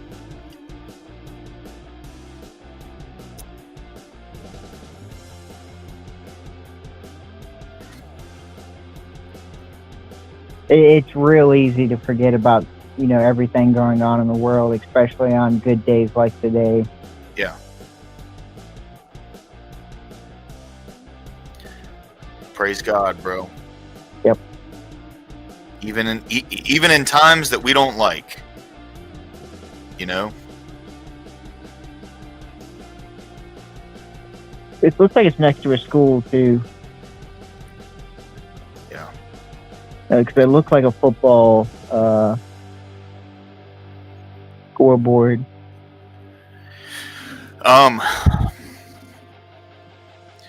But you know, I'm a big person on you know, liberty, right? I you know, that's like, I like Emmett. Emmett's a good guy. He's an authoritarian. So me and him clash on a lot of things. Is it now? Does he say he's an authoritarian or? Yes, yeah. Damn, okay. He specifically, like, when he goes onto panels, his thing is the voice of the authoritarians. Okay. Yeah, no, he's a legit, like, authoritarian, which, you know, our values line up when it comes to, like, principle. I'm just not like how I'm you. not I'm not a fan of government power. Yeah. That's really what it comes down to, right? But at the end of the day, in order for us to fix this is going to be a hard conversation to have with some people, because there's a lot of people who don't like this concept, but it is what it is. We need it to happen. Yep. It needs to fucking happen, okay? And, you know, here's the deal, bro. Our government has set a precedent over the past 8 years, okay? They set a precedent, and now they have to abide by that precedent. So, if we can utilize that precedent to help us move back towards more liberated times, so be it. Yep. And I support it. It's one of those things to where at the time it's easy to look at Abraham Lincoln and what he did as a great misjustice to our society and I guess a great misjustice to the Constitution, but we can't argue like it wasn't the right thing to do. Yeah, 100%. Well, see, but it's... Did he actually break the Constitution? Well, I think Based, Achilles. Fucking based, dude. I think Technically, yes. I think the route he went about arresting Maryland legislatures, like, because that's what I hyper focus on, because there's still more that I probably should learn about the situation. But I'm pretty sure it was an unprecedented move to go up and arrest the Maryland legislature, who were sympathetic to the Confederates. We'll see. So there's even people who debate that the Emancipation Proclamation was a constitutional violation. Yep, I think it's fair to say, but sometimes you kind of need. It's like the Constitution isn't perfect, and our founders knew that. They tried to make it the best they could, because I mean, would you say it's a grave violation to take nuclear arms, tanks, and automatic rifles away from people because it violates the Second Amendment?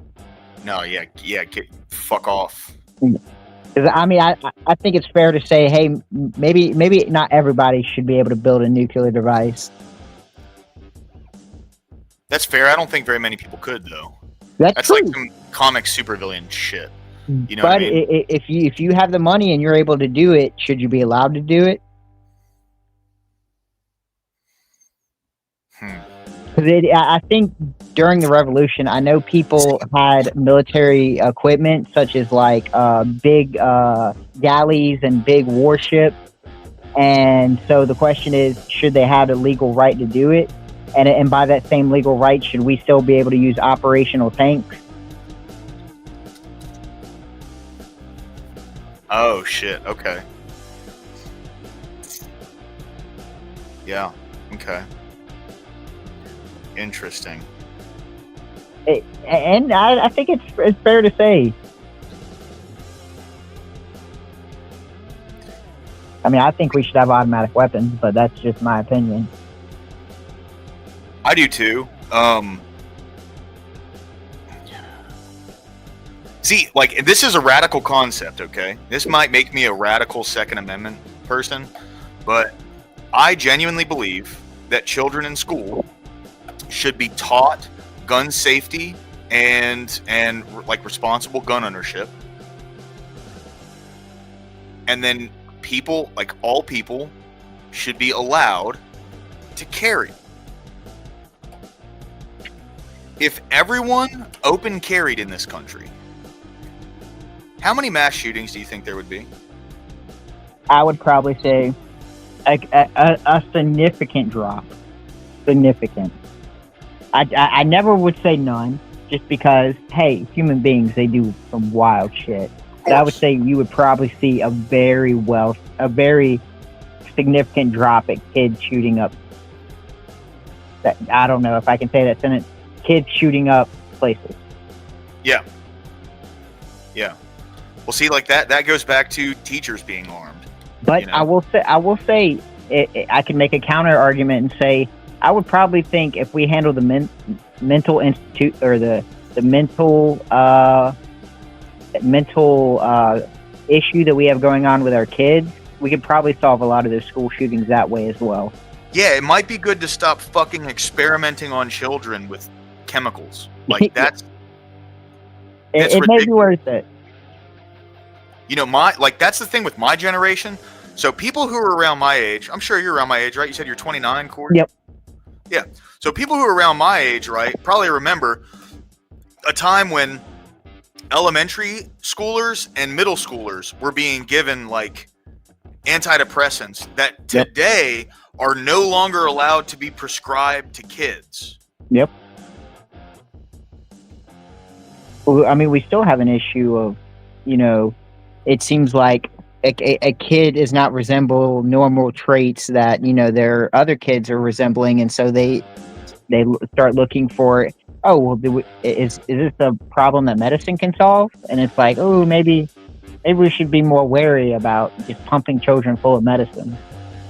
Now, see, if they were to put a little more money into schools to add like cognitive behavioral therapists for kids that have issues, that's something we can talk about. Nope. But instead, the issue is we have a Congress that knows we have a system in place that boosts the stock prices of pharmaceutical companies.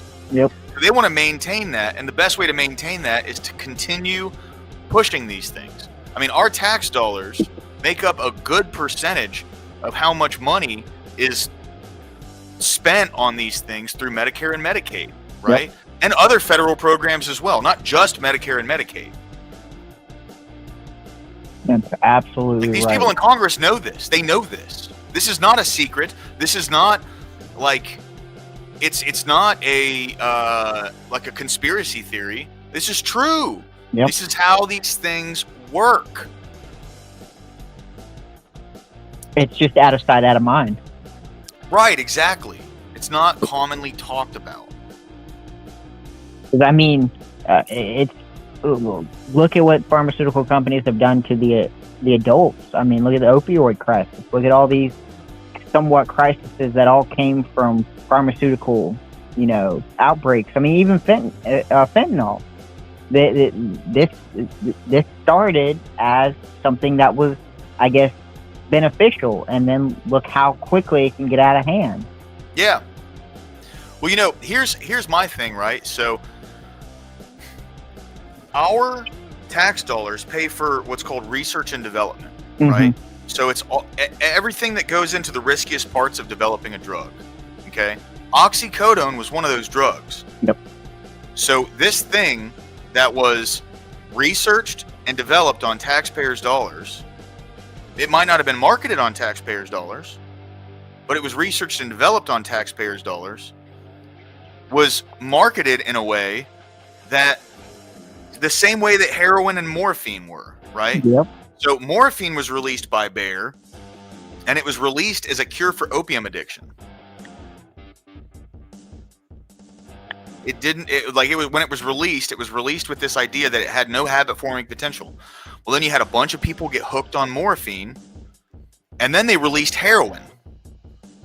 Because heroin, when it was something you could buy off of a corner store shelf.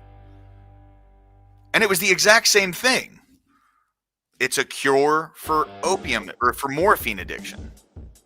And we see how that turned out.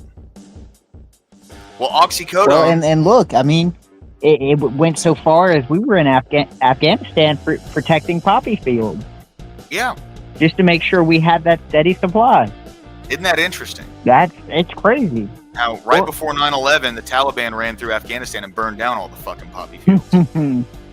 Isn't that interesting? Allegedly. Well, yeah. But they were highly against that shit. I don't know of anyone who talks about, like, any of the Talibans over there, No. like, being involved in the heroin trade. Nope. Well, I mean, but think about it. It's kind of like if U.S. was protecting this bad thing that was happening in your country, and like you wanted this gone from your country, but you couldn't because this behemoth of a military power was protecting it.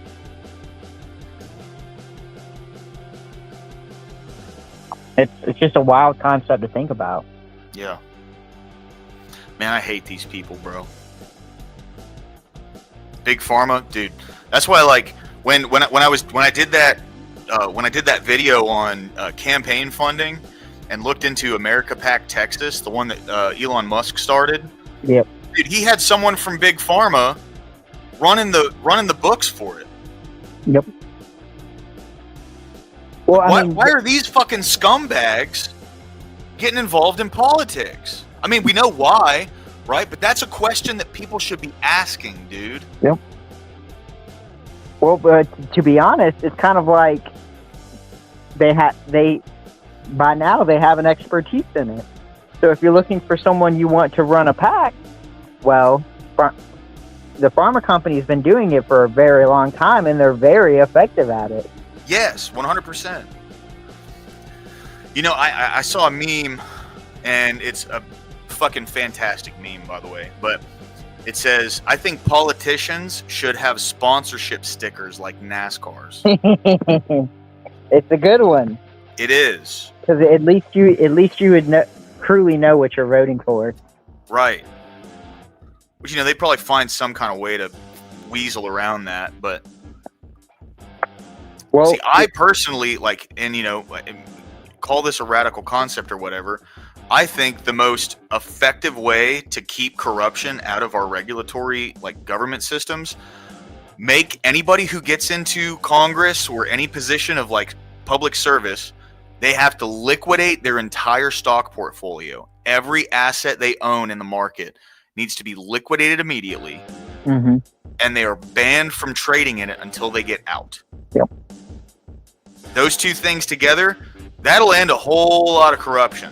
And you're not allowed to go work for them for a good period afterwards. Yeah. Let's say 15 years, right?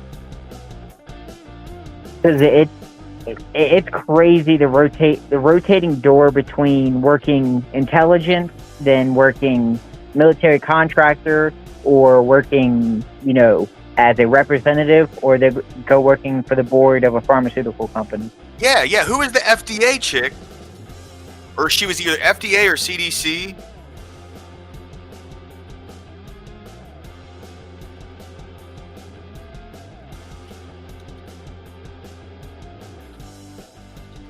Hold on, let me find this real quick.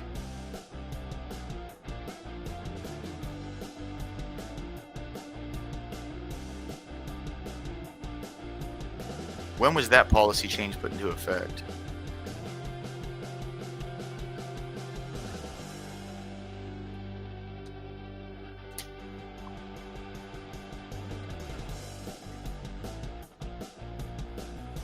Yep, another FDA commissioner joined Pfizer's board. Yeah, well, that was in 2019. Ah, see, I didn't even hear about this, dude. What happened? Check this out. This was on April 18th. This was just like 3 months ago. I'll pull this up. This is interesting.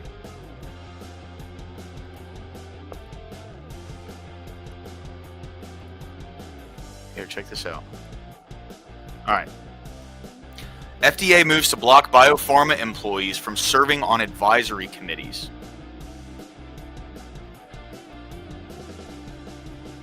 Employees of companies regulated by the FDA, such as pharmas or biotechs, the companies that are regulated by the FDA, are no longer allowed to serve as members of FDA advisory committees, according to a new directive from the agency's commissioner. Fucking based, dude. And now, did that go through? Is that still, I guess, implemented today? It says they are no longer allowed to. This directive is designed to mitigate perceived industry influence and aligns with the HHS Secretary RFK's vision of radical transparency, according to the April 17th release. Instead, the FDA will prioritize the role of patients and caregivers on committees, which are made up of independent experts who provide recommendations on scientific, technical, and policy decisions. Advisory committees often consist of individuals with specialized knowledge and do not have formal decision-making power. Perfect. While the FDA should be partnering with industry to ensure a user-friendly review process, the scientific evaluation of new products should be independent. Industry employees are welcome to attend FDA advisory committee meetings along with the rest of the American public, but having industry employees serve as official members of the FDA advisory committees represents a cozy relationship that is concerning to many Americans. Yeah, so they can go and they can hear what these people have to say, but they're not actually on these committees.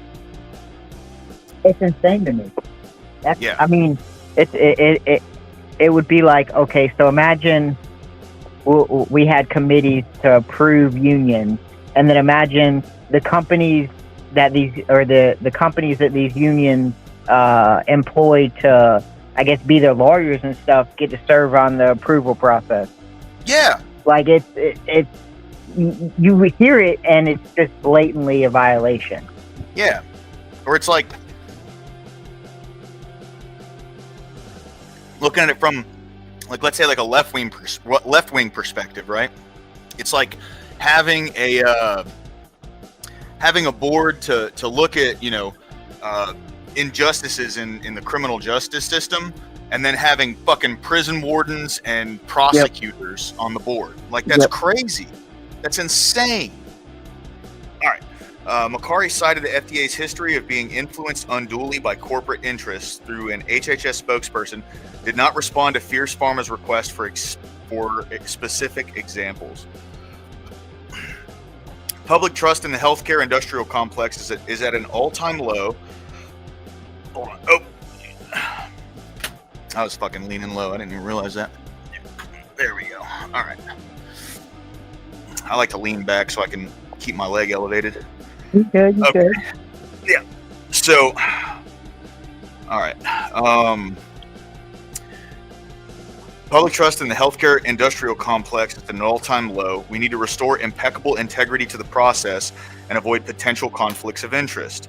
Exceptions can be made in unique circumstances, such as one where specific scientific expertise is only available from an employee of an FDA-regulated company. Staffers at regulated companies are still permitted to present their views at advisory committee meetings and can serve as representative members when required by statute. The new directive comes amid a flurry of other changes as Trump's administration restructures federal agencies in efforts to save money and improve efficiency. Other changes from Makari include a shift away from animal model requirements for investigational new drug applications, for new monoclonal antibodies with an increased focus on computational models and human cell lines and organoids. Okay.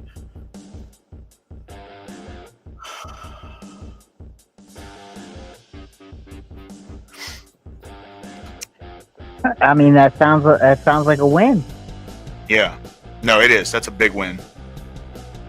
Fuck I Big mean, Pharma, dude. Yeah, dude. Their entire business model requires sick people in order to thrive. Yep. That's insane, dude. That should not be allowed to happen.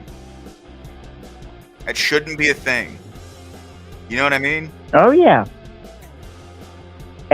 Well, I mean, look at it like this. Who's the number one donor for a lot of the big mainstream media organizations like Fox News, CNN, Pfizer, Yep. Moderna. Yep. Which is crazy because during the whole Steve pandemic, you know, we needed reliable information, but how could we trust this was reliable? Right. Well, that was the thing. That's where they fucked up, dude. They fucked up by just, instead of actually reporting on things,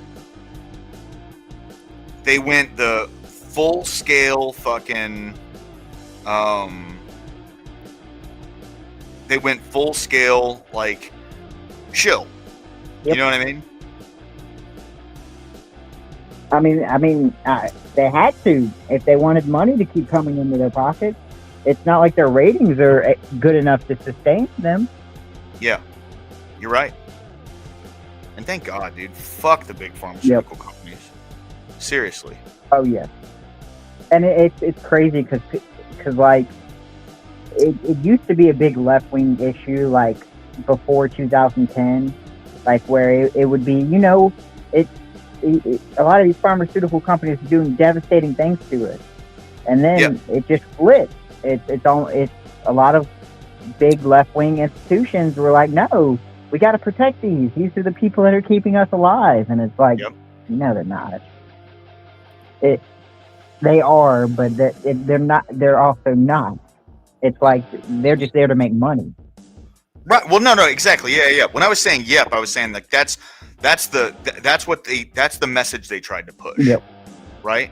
Yep. That's what they need other people to believe to bolster their own investors. Right. Like, who are the big media companies' biggest shareholders? It's probably all the Jews that own a bunch of the big fucking pharmaceutical companies. You know what I mean? Oh yeah.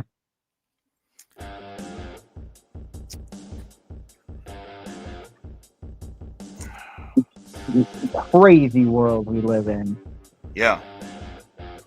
It's also, I mean, I'll give it to the crazy lefties, but it's also a flaw inside capitalism, where there's one particular flaw with certain industries when it comes to money first mindset. Right. Now, just because they have this one point doesn't mean they know what the fuck they're talking about. Well, yeah, you know, like, so, go ahead. No. I was giggling. Yeah, I mean, when you look at things practically from a standpoint of business, you can see how there's definitely a conflict of interest between Yep. the benefit of the company and the benefit of the consumer, right? Like, because they need sick people in order to make their profits. These companies would not exist if it wasn't for people getting sick. Nope. And when you have an incentive structure in our government where people can make money off of these companies, and these are the people who are regulating these companies, the fuck you think's gonna happen? You know? Oh yeah. Like, of course, like we can call it speculation as to what their intent is, but it sure is funny how things line up in a very specific way to line the pockets of these politicians who are doing this. Yep. And it always swings one way, Yes, beneficial toward the pharmaceutical companies. absolutely. Because those pieces of shit keep on getting richer, man. Well, I mean, what's the? I know. I'm pretty sure it's Pfizer that has the biggest like criminal fine that's ever been handed out, and I'm pretty sure the product in which they were handed the fine on, they still made billions of dollars. Yeah, 100%. Well, it's just like the what was the family that owned the Sackler family that owned Purdue, right? Like they made tens and tens of billions of dollars, and they were fined $6 billion. Yep. They were fined a slap on the fucking wrist for all the damage that they fucking caused. At a certain point, these people need to be arrested. 100%. Like it's slapping a fine on a company that's making, so much more than that fine's worth. What are you doing? You're just telling them, don't do it again. Yeah. Yeah, I'm gonna go do it again. Yeah. In fact, it's almost like it's like, okay, it's cost and benefit analysis. Like, okay, I can make 10 billion, but I know I'm probably going to get fined 6 billion. That means 4 million profit. Okay, I'll take that risk.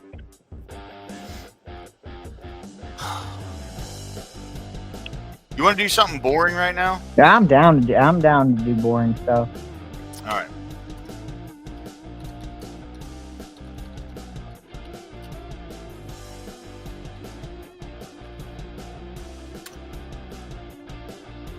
All right.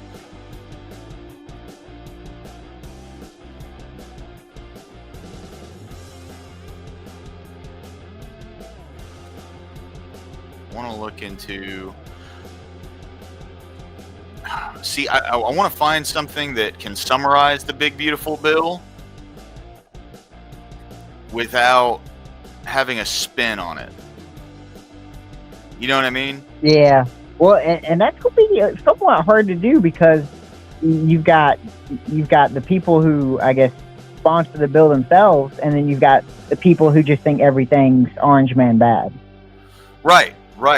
Well, and like that's what it comes down to, for sure. Is being able to find at least some source that's pretty central on the topic, and like this is what it does, right? Because even if I tried to outline the bill myself, if I knew like every single aspect of it, Mm-hmm. I would be putting a spin on it because there's shit in there I don't fucking like. You know what I mean? will say the committees, like each committee who had to approve the big beautiful bill, I thought they did a decent job kind of talking about what the bill did.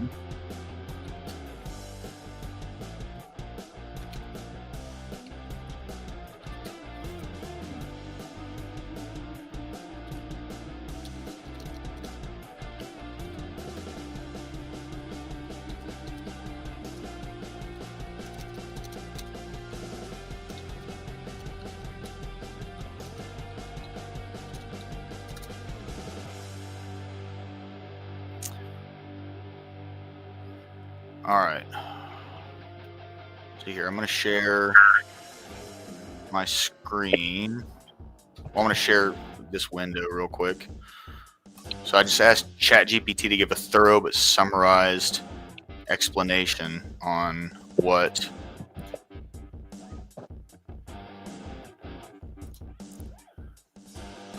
the big beautiful bill all has in it. All right. So it says here. Here's a thorough yet concise breakdown of one big beautiful bill. There's a bunch of stuff in here, so we can go through this.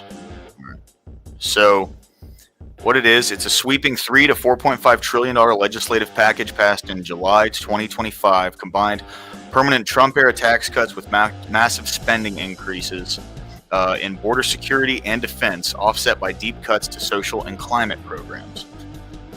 Branded by Trump as a declaration of independence. Jeez. Dude, you know who he reminds me of? Who's that? He reminds me of Bill Wilson, the guy who wrote the book Alcoholics Anonymous. Mm-hmm. So Alcoholics Anonymous, Bill Wilson was he was a sleazy stockbroker in the 20s, right? Yeah. And he lost his ass when the Great Depression hit. He could have kept some money, but he ended up drinking it all away. And then with everything that happened throughout the 30s, that's what like pointed him in the direction towards, developing a program that could help people get off, like quit drinking, right? Yeah. That's really what like the whole story of that guy was. But when you read through Alcoholics Anonymous, he uses very grandiose language like Trump does, right? Yeah. Big words like, he says things like in the book, we have been rocketed into a fourth dimension of which we could never have dreamed, right? Where instead of just saying like, I got off alcohol and like the way I viewed the world is different now that I've worked on myself, he uses language like we've been rocketed into a fourth dimension. You know what I mean? I guess, yeah. That's like Trump reminds me of Bill Wilson. He's just funny. Tax cuts and deductions extends 2017 tax cuts permanently. Mm-hmm. Oh, so this isn't going to be just like a 6-month thing or 6-year thing. No. This is pretty much to solidify what he did in 2017. Damn, son, with the TCJA. New tax breaks, no tax on tips or overtime, expanded SALT deduction. What's SALT? Hang on.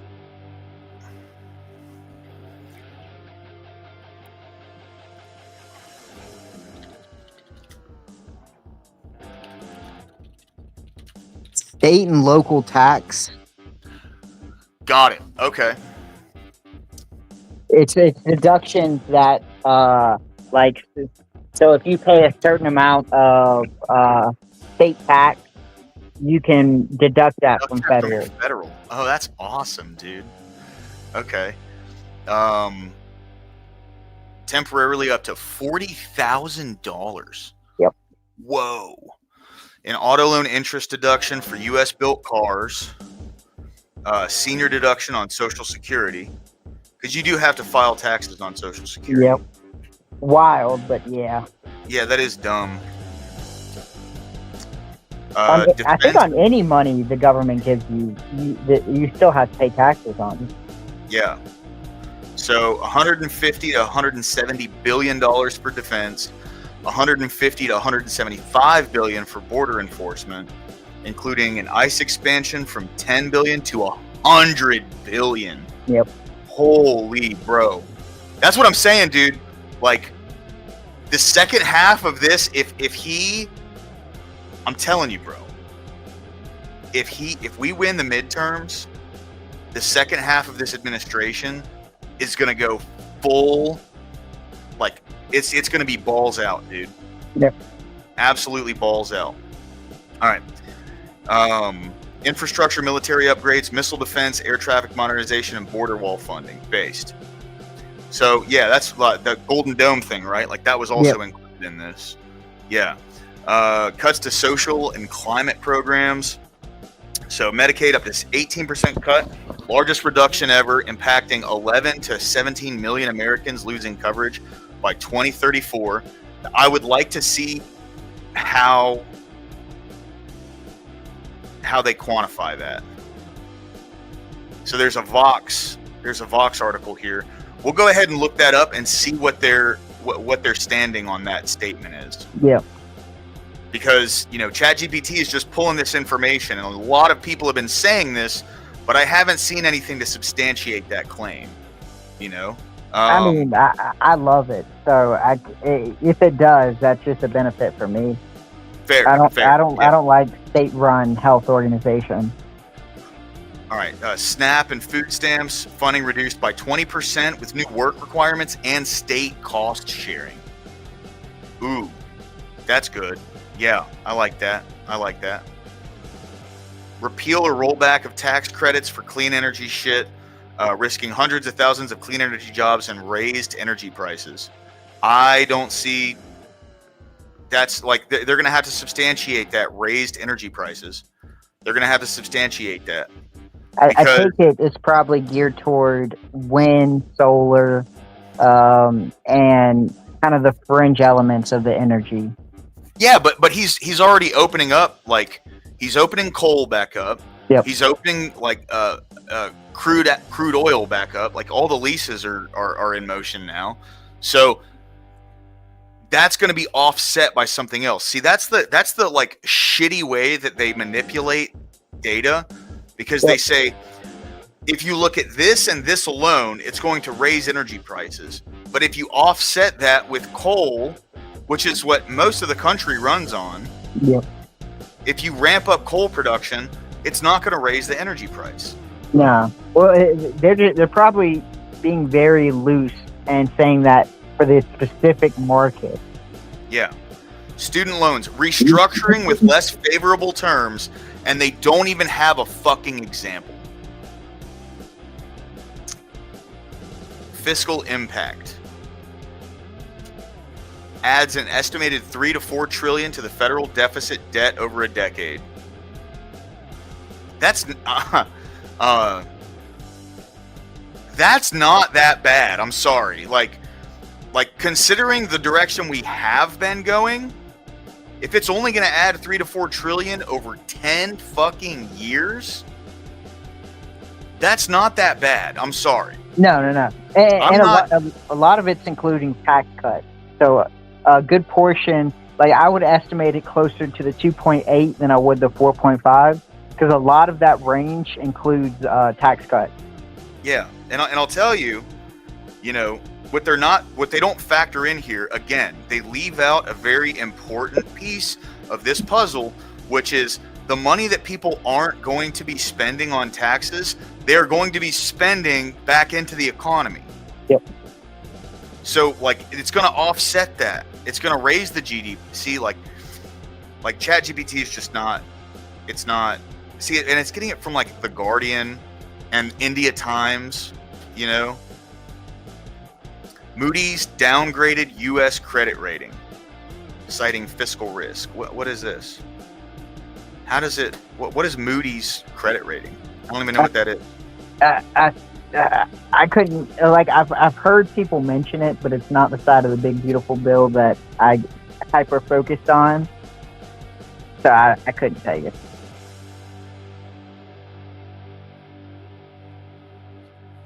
We don't need to be the world's reserve currency. We don't. No. We don't need that. It's failing forward. It is, bro. It's bad for us. All right, beneficiaries, wealthy individuals and pass-through businesses, corporations, especially manufacturers and semiconductors, those benefiting from new deductions, which is a lot of fucking people. Yeah, it's pretty much everybody. Or except everybody who doesn't, or except the states that have no state tax. Yeah. Political context. Passed narrowly in both chambers. Senate split with tie broken by the VP based under a reconciliation process to avoid filibuster. Fiercely partisan. Only a handful of Republicans opposed it. Democrats and moderate GOP criticized it as regressive and deficit worsening. Moderate GOP. Are you talking about the Israel first fucking war hawks.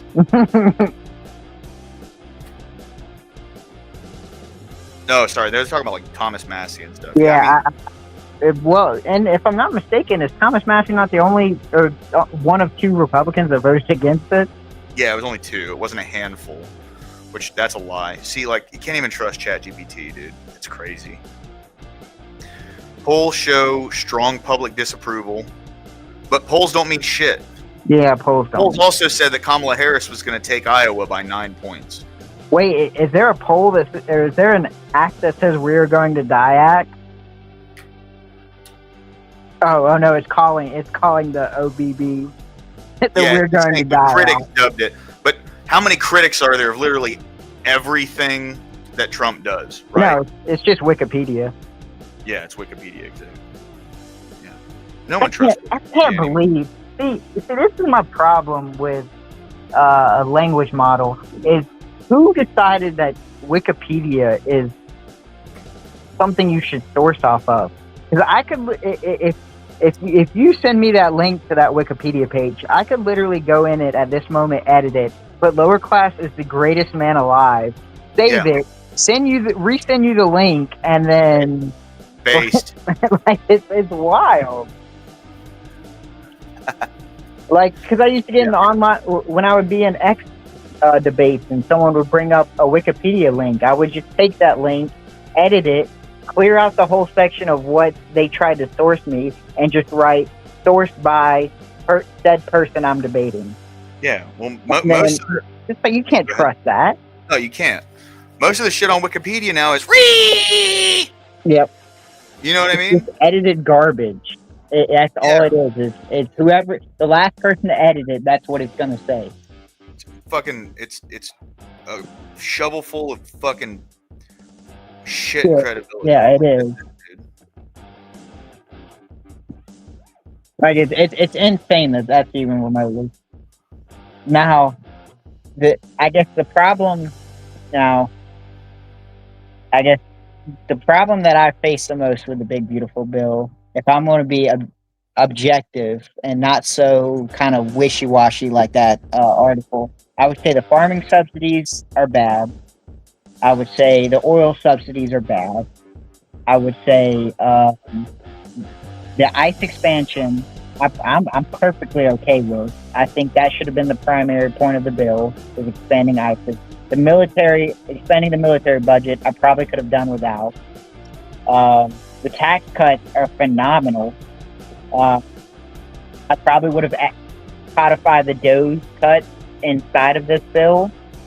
Yeah. And I probably would have done at least a 5%, federal budgetary. So like all executive branches get a 5% spending cut. And that's what I probably would have done with this bill. Yeah. But I will say, if Trump's got a plan with this and he wants to roll out the tax cuts first, then he's going to cut the spending after, I'm perfectly okay with. Yeah. Same. We'll see what happens, dude. We'll see what happens. You know, because this is for the people. This is for the people who need the tax cuts and everything. And it was being that little AI summary is being a little dishonest. It's not just for big corporations or this, that, and the third. It's for most Americans and business owners in general. Yeah.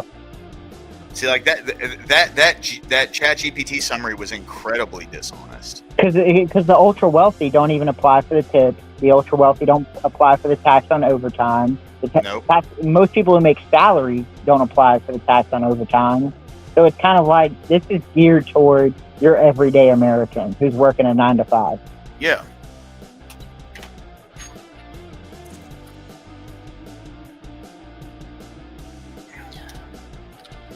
I will say though, I've heard two sides of this argument.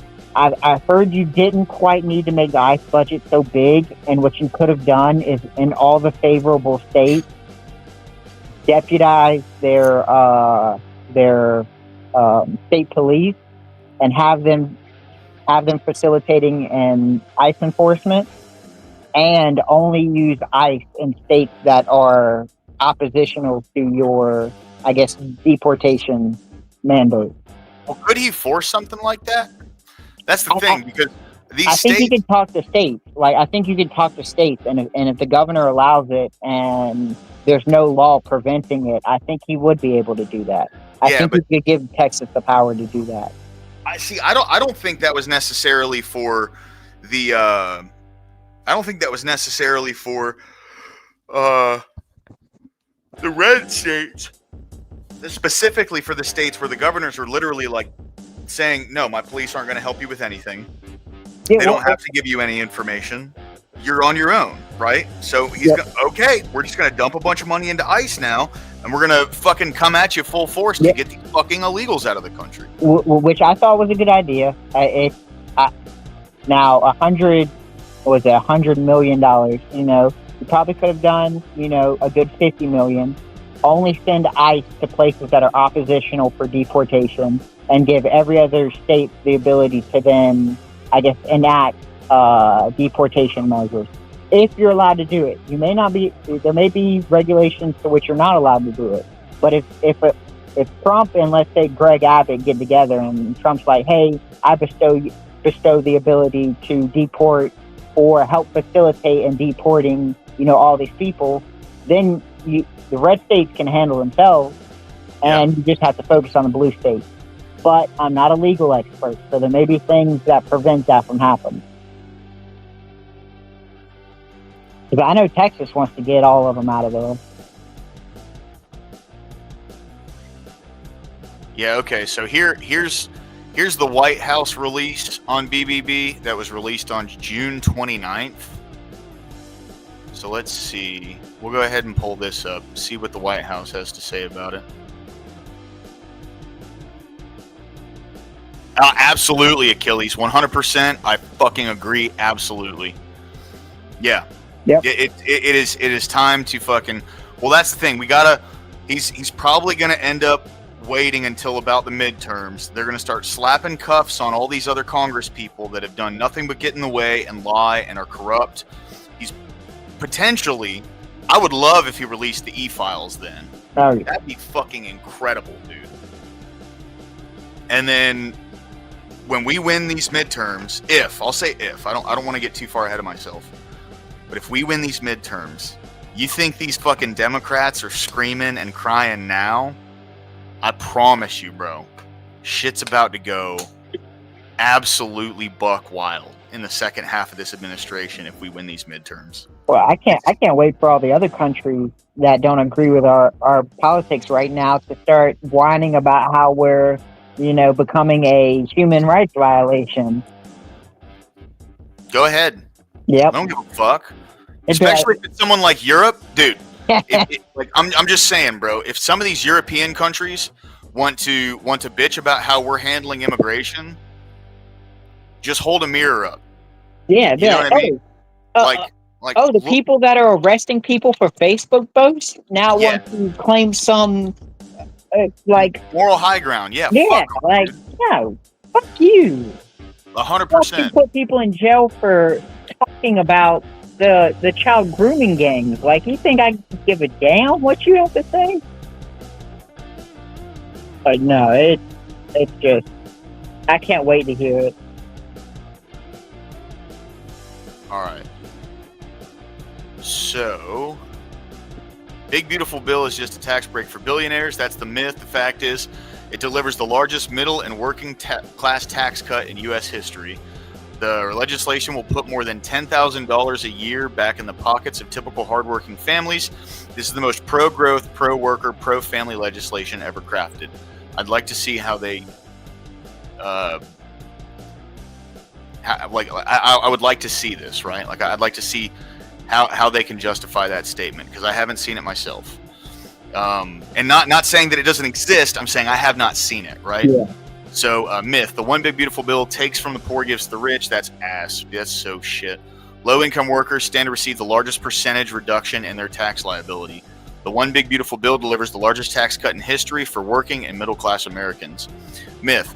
The One Big Beautiful Bill makes life more unaffordable. Fact. The bill delivers bigger paychecks, expanding take-home pay by $10,000. Still, I'd like to see how they substantiate that. It hurts low-income families. It's the Well, most hang on. I will say the salt reduction does kind of lean toward it proving that, hey, you can bring home up to $10,000 because it's a write-off. So it's kind of like if you pay higher state tax, we're just going to write that off the federal. So then you could be getting out of paying up to $10,000 on federal taxes. Oh yeah, dude, I'm telling you, like Yeah. when I do my taxes this year, I'm probably not going to owe anything just Oh, from my part-time job that I was working. Yeah. Right? Like, It's going to be huge because it actually it benefits it benefits less or benefits blue states more. yeah. And that's the wild thing that a lot of people aren't going to realize, but it's going to be really good for Trump. Because a lot of left-wing people who work, at Starbucks or work in these, I guess, blue states, they're going to be like, damn, that's the biggest tax refund I've gotten ever. And it's going to be because you saved on the federal level.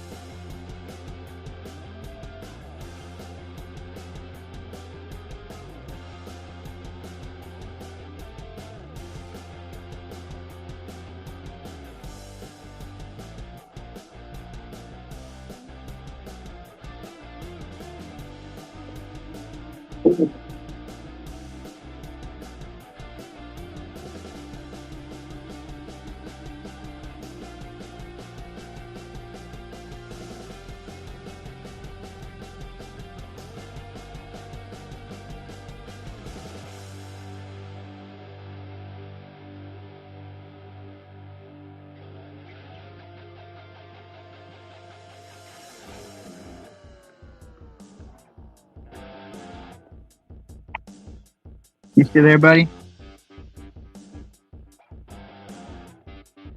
Can you hear me? Yeah, I hear you now. Oh fuck, dude. Was I muted that whole time? I thought you were on the phone. Oh man. I think I might have accidentally hit the mute button with my shoulder or something while I was leaning back. Fuck, that sucks. I don't know how long I was muted, dude. Oh, What was the last? let's see. The last thing we were talking about is components of the bill, and I think the last thing I remember saying was how the federal, like a lot of left-wing people or a lot of blue cities are going to notice a drastic increase because they pay higher state taxes, and so like they'll be the ones to notice the highest amount of taxes come back their way. Yeah. And then and then I seen you lean back, and then I assumed you got on a phone call because I couldn't hear you no more. No, that's exactly what happened, dude. Holy shit. Oh well, whatever. It's all right. All right. I don't want to read through all that again, so. No, you good. You good. Is that what you were doing? Were you reading through it? Yeah. I just read the entire page, man. Did it sound good? Yeah, it does. There's just some stuff in there that I'd like to see how they substantiate the claims, Yeah. right? You know, but there's also other stuff in there that it's like, yeah, I mean, there's a lot of lies being told about the bill. Oh yeah. That's why, you know, like I know it's a big spending package, and to me, that in and of itself is a reason for me to kind of go fuck, you know. Yeah. But we'll see what like the benefits are of it, right? But Like we're getting the border secured, so that's good. We're gonna get these fucking illegals out. That's good. Yes. Oh yeah. Yes. I think the biggest thing that we kind of have to worry about is the last time Trump signed a really good tax cut, we had COVID right after. And so right after cutting a lot of this, I guess, government funding, we spent a shit ton of money. And Dude, now I'll tell you, the next pandemic, most states aren't going to shut down, no. and he's not going to force a shutdown. Wait, he And- did the first time, to be fair. To be completely fair to Trump, a lot of people put blame in the shutting down on him, and it wasn't directly him. Like, he recommended states should do this, but he never said states had to do shit. Yeah. See, I thought the first 2 weeks he shut everything down. Look, he, on the federal level, correct. Yeah. But to be fair, he didn't tell states what they should or shouldn't do, because I don't think he has that type of power. He left it up to them. And Are the there- two states who did the best, North and South Dakota, both probably have the best, I guess, plan to go about the pandemic. Are there more protests again? Of course, there's always protests. It's no King's Day. Again, I'm here in Los Angeles. Wow, a fried Mexican flag? Yeah, I know. It's just crazy, isn't it? You just slap a rainbow on anything nowadays. California. Los Angeles, California.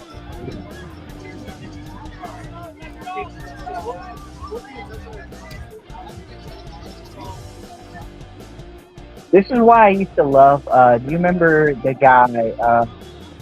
I forget his first name, but his last name was like Horovitz, who would go out and do the street interviews. And The blonde kid? I think so. Yes. Yeah. He's And funny, dude. Oh He yeah. was doing some good stuff. He would go out there, do street interviews, and just he wouldn't present his bias. He would just kind of just ask them questions about what they stood on, and a lot of it's just hogwash. Yeah, 100%. Most of these people have no fucking idea what they don't know what they're advocating for. No. That's the thing that's crazy to me, right? Because it's like, so if they're found in a court of law to be eligible for deportation, you're okay with it. Yes. So what you're telling me is you would rather them sit in a jail cell for as long as they need to in order to get deported by a judge instead of just going back to their home country and figuring it out past that. Like, that's fucking insane to me, bro. I don't understand where the logic is there. Well, it's so that way they can whine about locking people in cages. Right. There needs to be a next thing to whine about.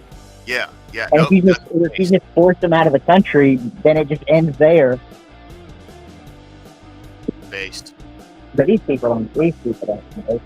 They couldn't tell you that Obama had more people in cages. They couldn't tell you that Obama deported more people. Like, they only care because the orange man's back. And it's like, it seems like we're just writing it off as, discrediting them, just saying everything Trump does is bad. But that's what it is. It's like it always breaks down to, you don't have an issue with you doing it on your side, but when Trump does it, you always have an issue. Of course.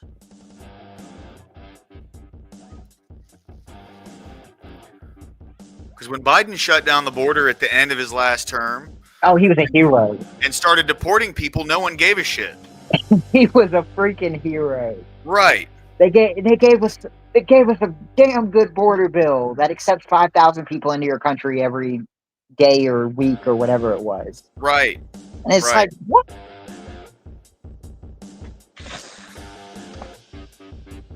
These people aren't genuine. No, they're clowns, dude.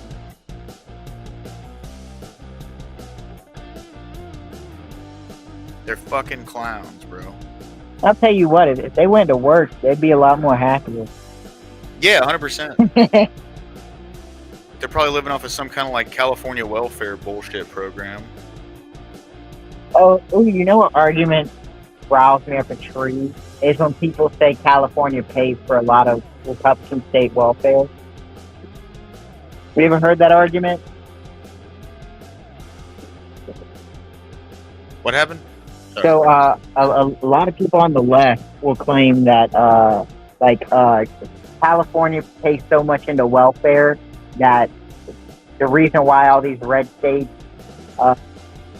should thank California is because California pays massive amounts into the federal welfare system. But when you look at the numbers, they also take the most federal money out of any other state. Yeah. And it's just like, you're insane, because like most of these red states barely take any federal money, and if California didn't take as much federal money as it did, we'd probably be looking quite nice. It'd go bankrupt, bro. Yeah, for real. California would go fucking bankrupt if it didn't get help from the federal government. That's why, like, if I was Trump, to really just like heavy-handedly put my foot down, I'd say, if you have sanctuary cities, you get no federal funding. Yep. And I don't know why he doesn't do that. Because 2026 is coming up, dude. You're right. Like that would affect a lot of people that he would want to vote for him, right? And people vote for their own self-interest. You'd be spitting people in the face. You know what I mean? That would go very bad, dude. Yeah. like optics wise. Right. Because man, So- like if you don't want to play ball with the federal government, then you won't get our money. Yeah. See, that's the thing with politics, man. Is it's a fucking game, dude. It's a game. But I will say, look at how much they're winning this game. Like, I mean, we're starting to win now, but overall, look at how much they've won on this debate. In the past, for sure. But see, people are tired of this shit. Look at these fucking like people dancing in costumes and stuff. No one cares about that, bro. That's not winning anything. Nah. All these people standing out in front of this ice facility, no one gives a fuck about these folks. See, everyone got tired and went home. Like, no one cares about this shit anymore.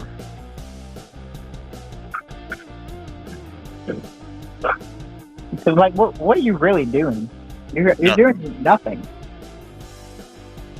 Like, what do you think is gonna be accomplished by you just standing outside of the facility?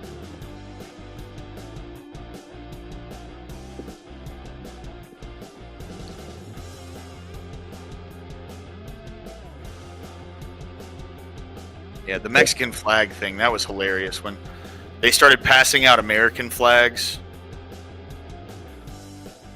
because it looked so bad that there was like burning cars with people holding Mexican flags standing on top of them. Yep. Like, bro. Really took Looks like the a L on fucking them. invasion. Yeah.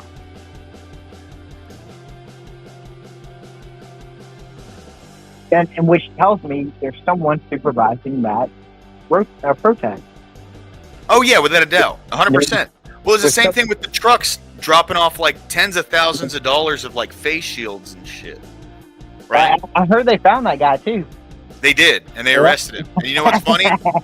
He was an illegal from Venezuela. Oh my god. And I promise you, he didn't pay for it. No, 100%. Couple $1,000 worth of gear. Somebody paid for it. You question it too. Yeah. I'm a big fan of how Florida's handled all this. They're like, you want to protest? Go ahead and protest. There's consequences. You know what I mean? Oh yeah. You're blocking traffic. No one's gonna get in trouble for hitting you. You know what I mean?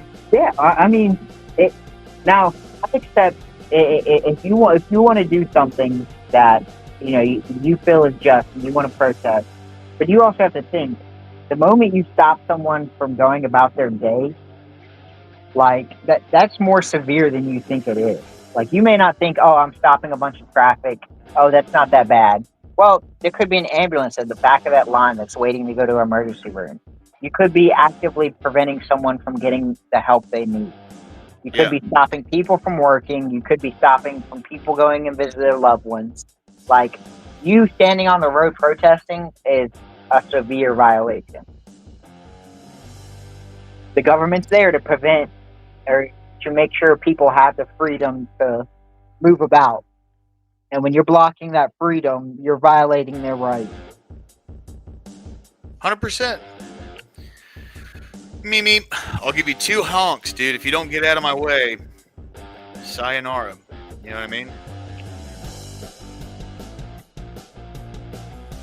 Well, I know there's some areas where like people would run up and start hitting your car and like causing damage to you and like surrounding your vehicle. And it's like, people don't realize how dangerous that can get out of hand. Like, when you're faced with a mob, you should assume your life's at risk. Yeah. Because it's very easy for them to just beat you up and kill you. 100%, dude. Because, I mean, think back to the LA riots. You remember the famous photo where they drugged that truck driver out of his car and beat him up and killed him? Yeah. Denny. Wasn't that his name? That sounds right to me. Something Denny. Reginald Denny. That's it. I think he had nothing to do with those riots. And then No, he was just a trucker. Yep, an innocent man was drug out of his car and killed. Well, he wasn't killed, but they Okay. beat him. They beat him half to death for sure. Okay, well then, yeah. They cracked him upside the head with a fucking brick. I was going to say, because the photo, I guess the photo that I remember of him, he's just laying face down on the ground.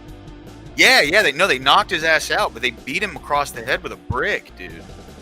It's crazy.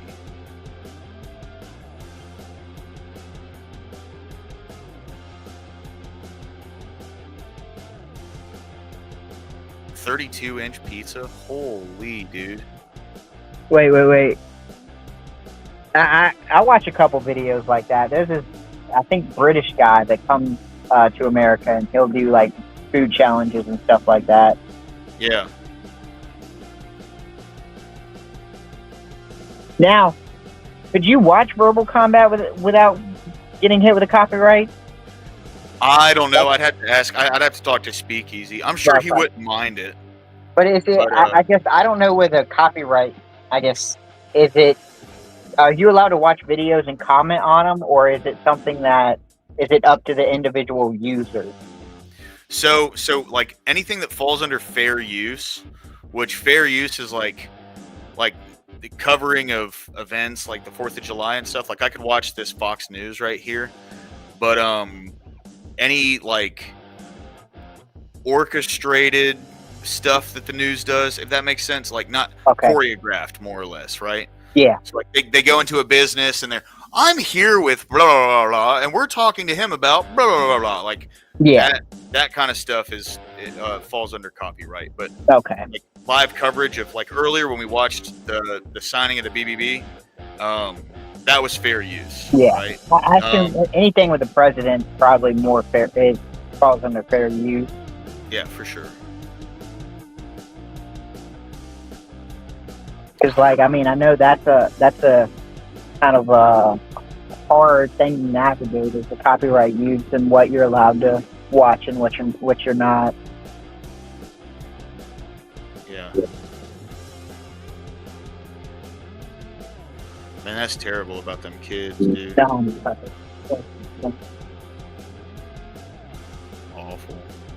I mean, because I just imagine the parents sending their kids to like some type of camp, and you're presuming they're safe and good to go, and then the flood.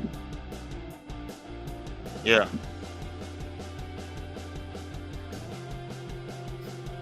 See, my thing is, I watched a couple of these carving videos on stream, and I got hit with copyright shit.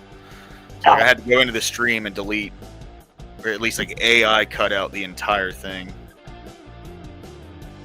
That was crazy how Diddy got found not guilty.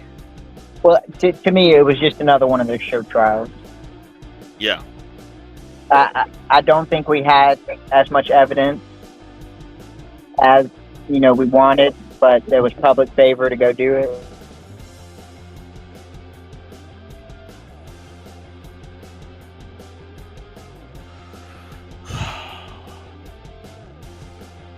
Man, there's nothing going on. I got a bunch of food stuff on here. I didn't even realize that.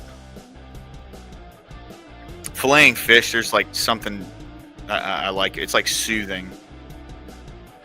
I don't know what it is. Drink and drink, girl.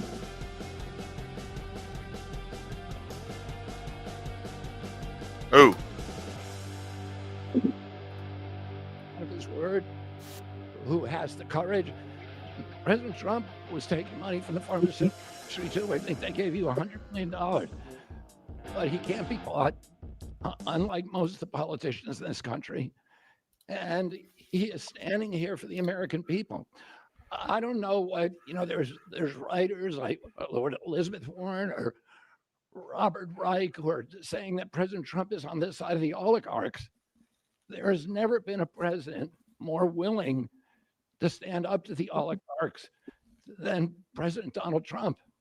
And I'm very, very proud of you, Mr. President, for your courage, I'll say, because I don't want to be crude, your intestinal fortitude, your stiff spine, and your willingness to stand up for the American people. We have 4.2% of the world's population. We our country represents 75% of the revenues for pharmaceutical companies. Yeah. We spend in our country $1,126 per capita on drugs. In Britain, they spend about 240. They spend 1/5 of what we do.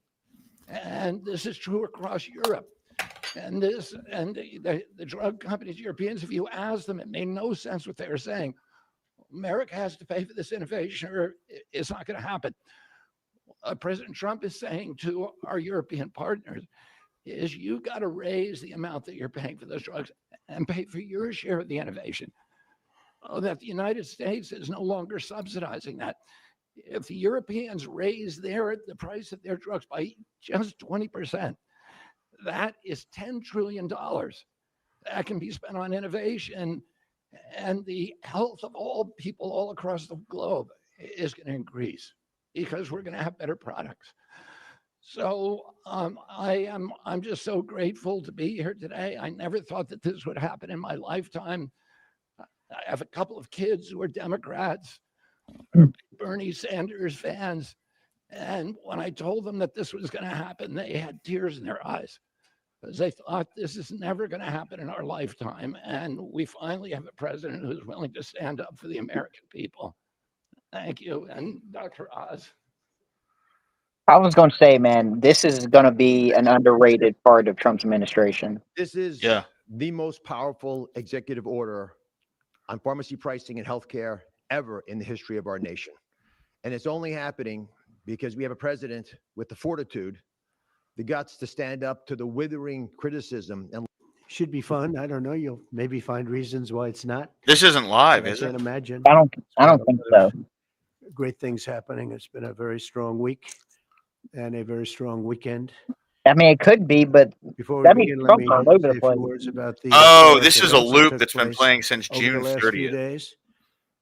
On Saturday, 5 my days old. administration helped broker a full and immediate ceasefire, I think a permanent one, between India and Pakistan, ending a dangerous conflict of two nations with lots of nuclear weapons. And they were going at it hot and heavy, and it was seemingly not going to stop. And I'm very proud to let you know that the leadership of India and Pakistan was unwavering, powerful, but unwavering in both cases, and having these. Also love They to see really Trump were places from the when he's standpoint of talking having the next to, strength and the or wisdom and next to people who are fortitude to talking. know and to understand the gravity What'd you of the say? situation. I love to see And, Trump like face when he's next to someone who's talking to the reporters and stuff like that. Yeah. Trump with all these funny faces that he'll make and stuff. Oh, I love it. Stop it. If you stop it, we're doing trade. If you don't stop it, we're not going to do any trade. People have never really used trade the way I used it. That I can tell you. And all of a sudden they said, I think we're going to stop. Nobody uses trade like Trump. And then Yeah, they did yeah. it for a lot of reasons, but trade is a big one. We're going to do a lot of trade with Pakistan. We're going to do a lot of trade with India. We're negotiating with India right now. We're going to be soon negotiating with Pakistan. And we stopped the nuclear conflict. I think it could have been a bad nuclear war. See, I didn't Millions of realize we people had killed. anything to So do with I'm like very proud of brokering the that. I deal also between want the to two thank countries. Vice President But I haven't Vance, kept our up on that. Secretary Of course, the news is of going to State report Rubio that. for their work. And Honest, efforts. I Worked don't very know hard on that. if Trump had as much And hand also, as as you as know, with other peace deals, but I Yeah. think there was some involvement. Yeah. Yeah. Fair.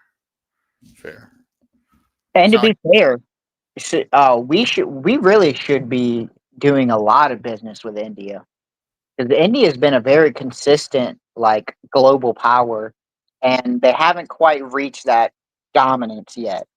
So Yeah. if we could help them reach that dominance, I think it would go very well for America. It would kind of buffer a lot of what China's doing. I mean, they've got a large population. They just need their production to match that population and Yeah. make a global powerhouse. So my thing with India, if we're going to bolster India's economy the same way that we did for China, because that's what, like, we created China, bro. Oh, yeah. Reagan put them onto the world market, and they have just essentially spit in our face, right? Like, Yeah, that is true. that's what's happened. So if we're going to do that for India, there's going to need to be some like serious contracts in order. Like, I, yeah, I know. I agree with you. I agree with you. 'Cause they can bite us in the ass again. But what I would say is we probably should have done it to India instead of China. yeah, you know, I can see that. I can see that. At least That's India aren't a bunch of commie freaks, dude. no, no. And to be fair, it's kind of like they played the long game and they won. Yeah. Well, I don't know. I think there's a lot more going on behind the scenes with that whole thing than we realize. You know, like, oh yeah, Emmett, what's up, dude? Sorry, I'm just. I hope you're still here, bro. I'm just seeing your comments, man. Hold on, I'll message him on Discord just to make sure.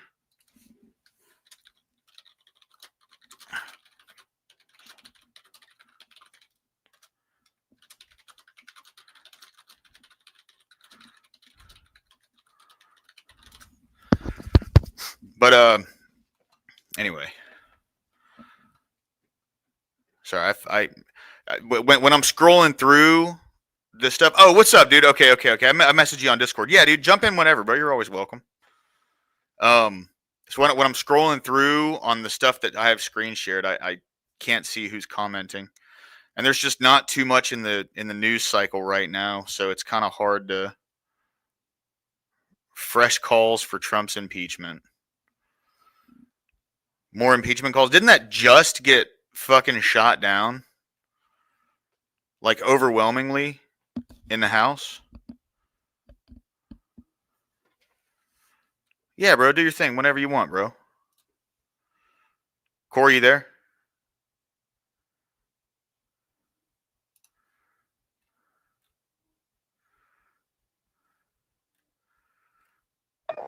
Yeah, give me 1 sec, bud. Oh, you're good. Take your time, bro. I just didn't realize. You're good.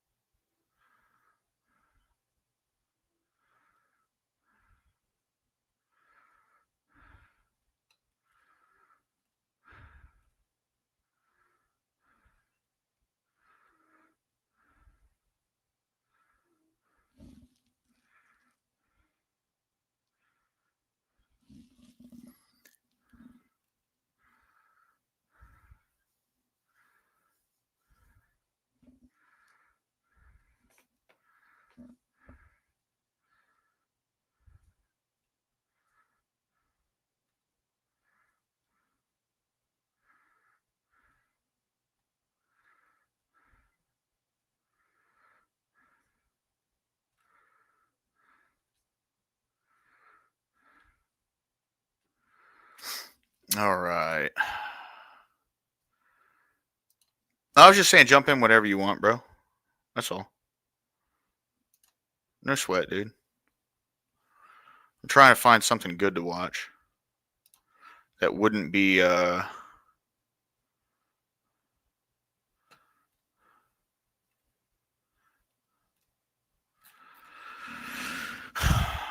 something fair use, you know what I mean?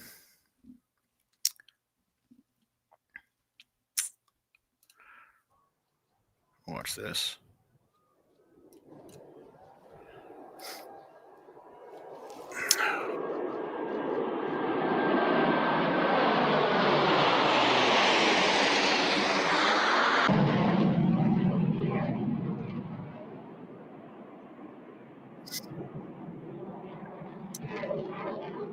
Badass, dude.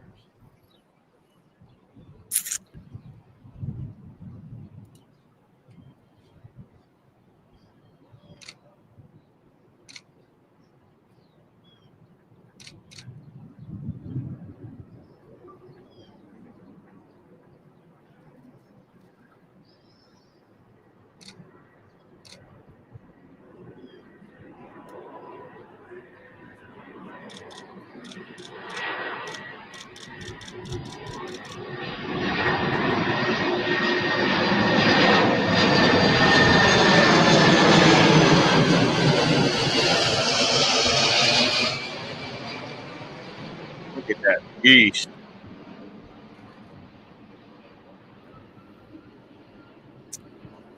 Pretty sure that's the new $400 million plane, yeah?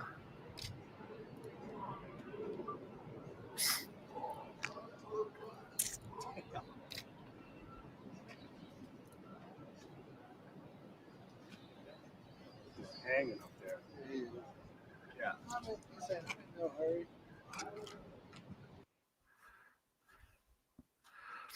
All right, let's find something good to watch, guys. That won't break copyright. They got AI all over my shit because the second I put something copyright on, I immediately get struck for it. So I got to go back in and I got to take down the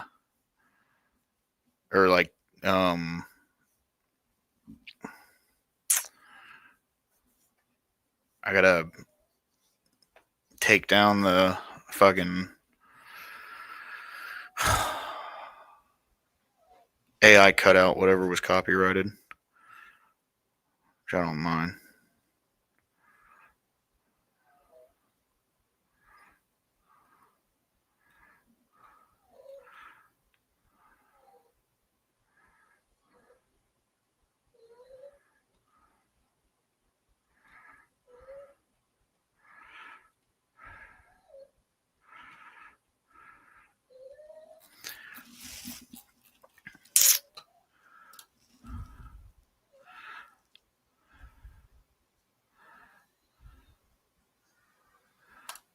New York City and all its beauty.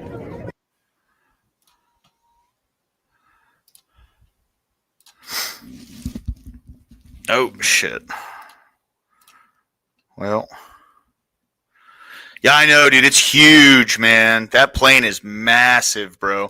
It's cool as fuck, though, dude. It's definitely sweet. I wish I could ride in that thing, man. That thing would be cool as fuck to ride in, dude. I've never ridden in any kind of like, high class people shit. It's never something I've been a part of or been able to do, you know? This stuff's cool to me.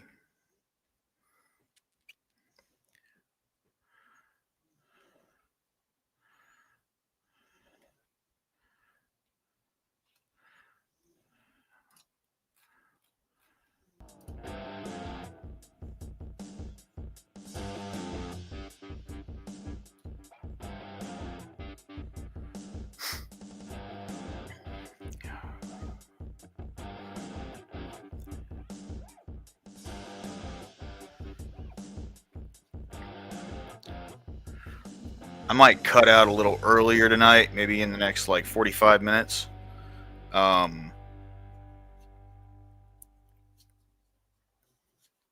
Just because fireworks are going to start going off and I'm going to have a few people over tonight, so.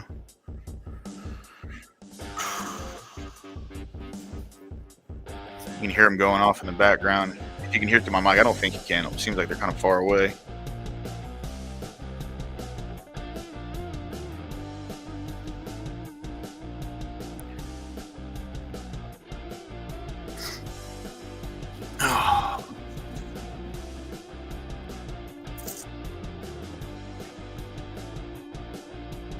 Yeah, no sweat, bro. No sweat.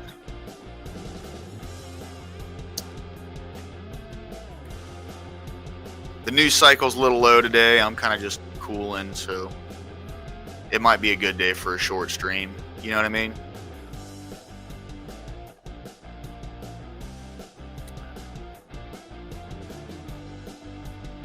Just inching closer to that goal, man. I'm getting there. So the channel's a month old, and I'm roughly about 20% of the way to getting monetized right now, which is insane.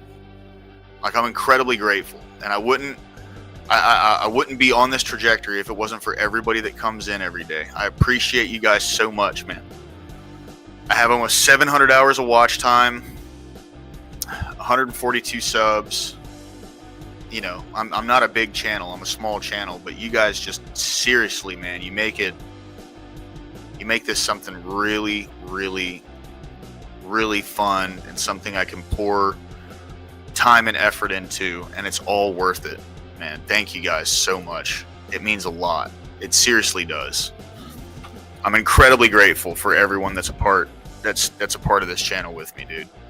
You know, that's everyone watching, everyone jumping in, everyone that, you know, just has anything to do with it at all. Like, you guys are incredible, bro. And it means the absolute world to me.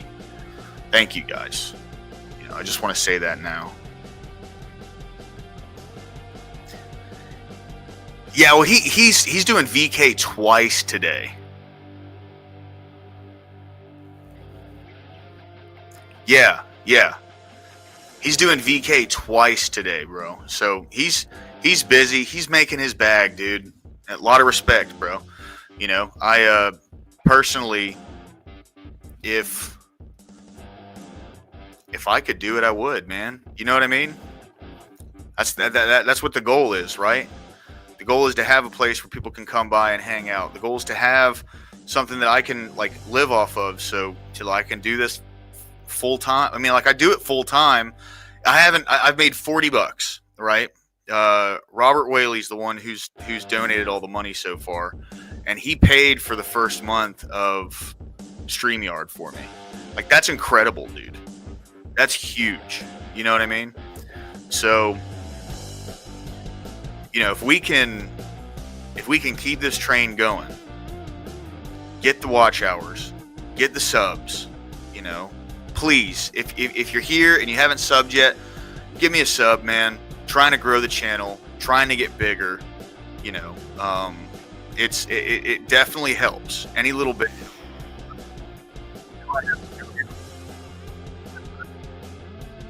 Don't need to make money off of this at the present time.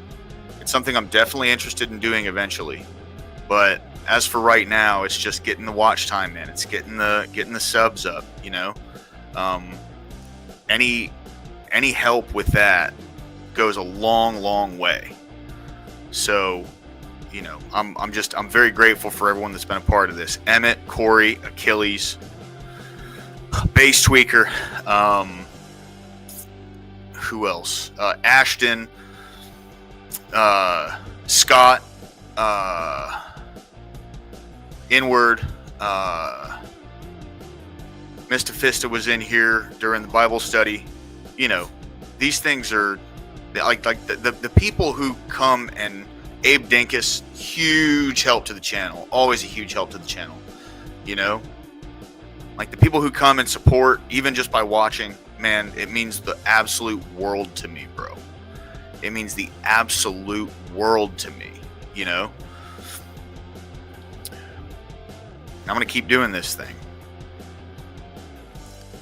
Oh. A little hiccup.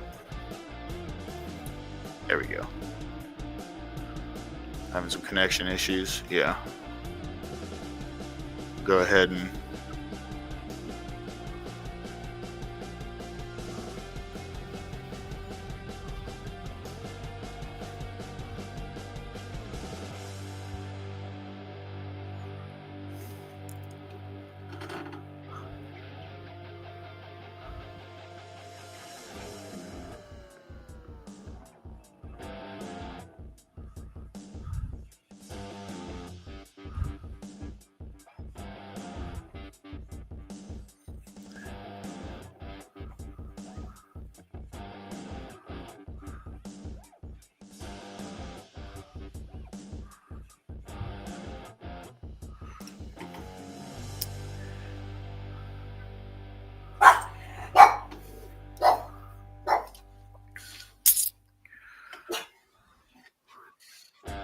still growing, still a tiny channel, guys. Just building everything up, you know, building everything up. Oh, look at that, bro. It's that little girl's first 4th of July parade. That's awesome, dude. So this is the kind of thing, man, you know, 4th of July represents to me a lot of family time. There's a lot of good nostalgic memories that come from 4th of July, you know. And then there's still more to be made, right? Like, life's never going to be like it was when I was a kid. But when I have kids and I start a family, I can offer those kinds of things to that family. beautiful thing about memories, you know, is like we have good ones that other people made for us when we were younger, and then we can make those for not only those that are, you know, younger than us, like our children, but we make them for ourselves as well.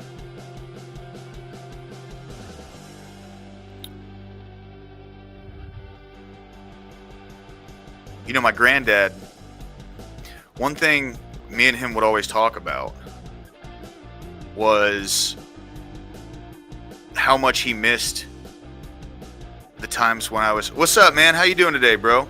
Good to see you. Good to see you. But my granddad, you know, one thing he would always talk about is how much he missed the times when I was younger, right? He missed a lot of the memories that we had. And that's 4th of July. That's Christmas. That's Thanksgiving. That's, you know, just those little things, man. And he was a big proponent. Younger than him. It's very important to that guy, you know. That's what I want to do eventually. I want to have a family. I want to make memories with them, right?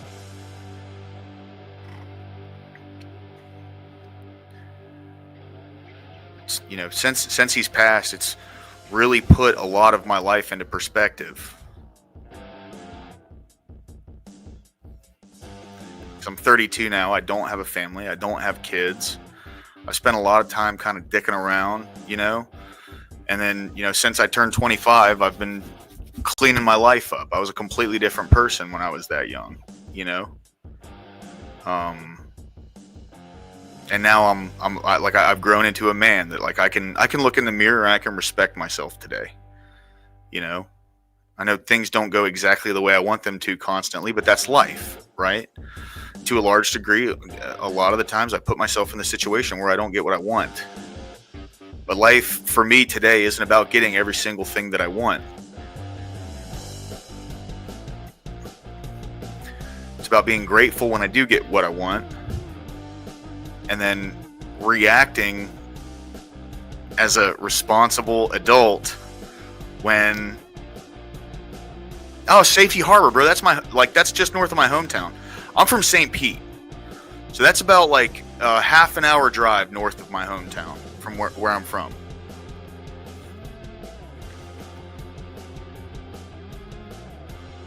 That's interesting, man. It's a cool little parade. But it just really made me put life into perspective.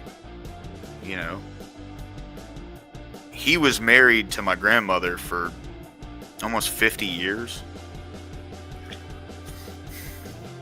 He was 70 something. She's creeping up on 70, so, you know, they were married a very large portion of their lives. And, you know, their marriage wasn't like, it wasn't like the fucking, what am I trying to think? Leave It to Beaver, right? Like, it wasn't completely calm and everyone was super friendly with each other constantly. That's not how it was, but it was still a good marriage. They loved each other to death. They did everything for each other. And, you know, right up until he passed away, she took care of him in every way possible.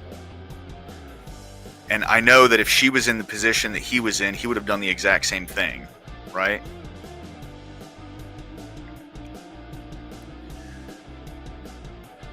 And that's the thing I want to look for, you know, like that's what I want out of a marriage. Like, not just someone that I'm sexually attracted to, and not, you know, really not somebody that I necessarily agree with on everything. I don't really care about that all that much. What matters is the interaction. Because, like, love to me is a lot less about just like a physical attraction. Like, of course, like that's part of it, you know, but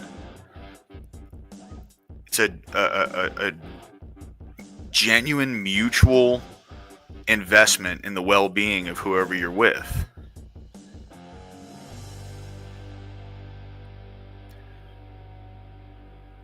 And, you know, like when I was growing up, like I made their life a living hell, dude. I was a fucking shithead kid, bro. I was bad. Bad. Like I got arrested for the first time when I was 11 years old. Now, granted, like it wasn't like I was doing hood shit or anything. You know what I mean? Like I put it was System of a Down Mesmerize, I think is what it was. I put that in my pocket and tried to walk out of Walmart, and I got caught. And I was like 11 years old, bro. You get caught doing something like that, it's just different. You know what I mean? And that pattern carried on through my teenage years, right? Like I didn't stop getting arrested. I didn't stop getting in trouble. You know what I mean? And then I became an adult, and I was doing the shit that I was doing when I was an adult, and they were fucking terrified, bro. They were scared. They cared about me. And like I didn't think about what my actions were doing to other people, even if it wasn't directly to them, right? Because they cared about me, and they loved me, and they wanted the best for me, and they were scared that I was gonna fucking die out there. And even though I fucked them over time and time again, dude, for years, right? God gave me the opportunity to fix that relationship. God gave me the opportunity by changing me. Because I had to submit. I had to let go of the reins. When I held the reins, I ran this life into a ditch.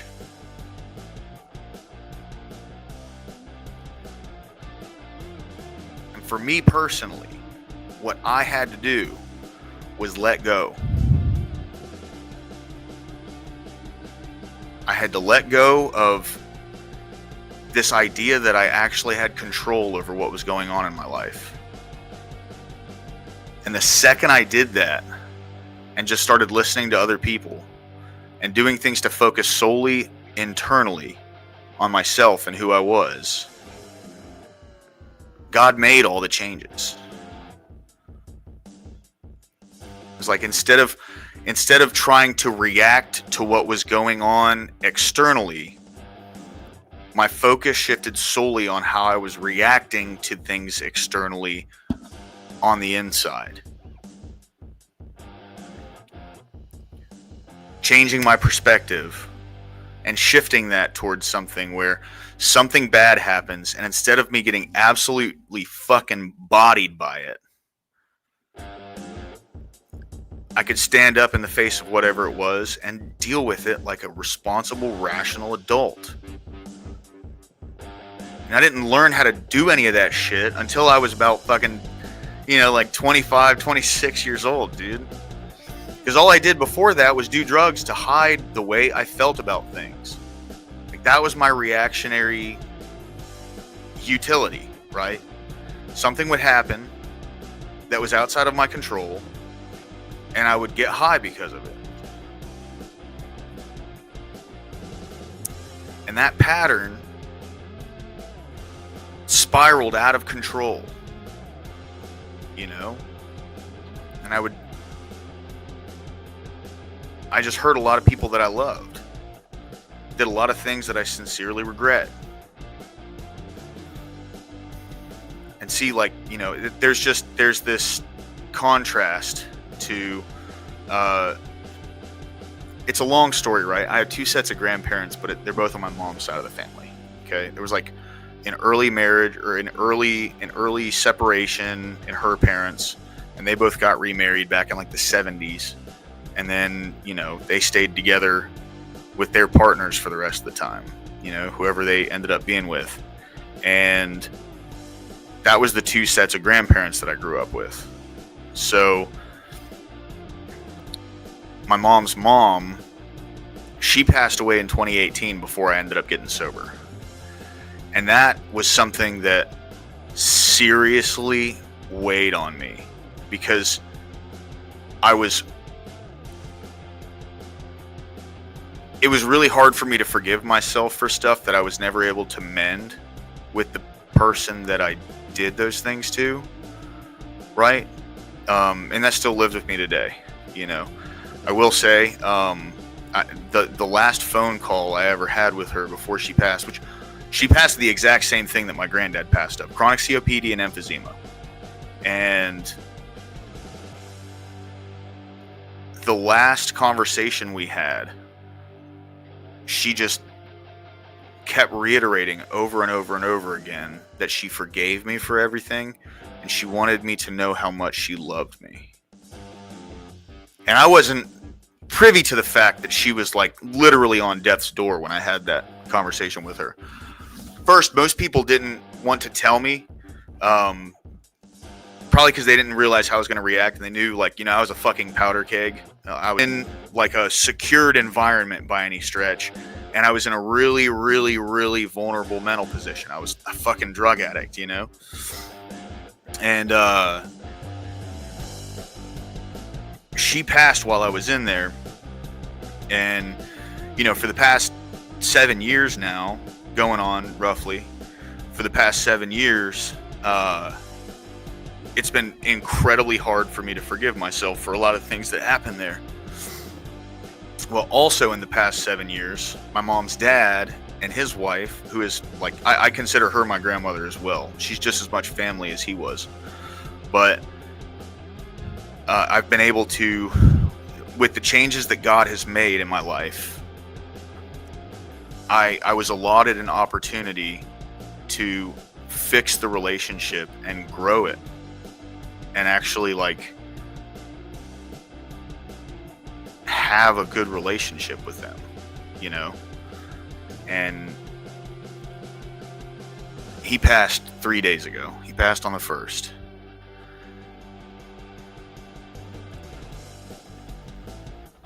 And his passing is not marred with this horrible list of regrets.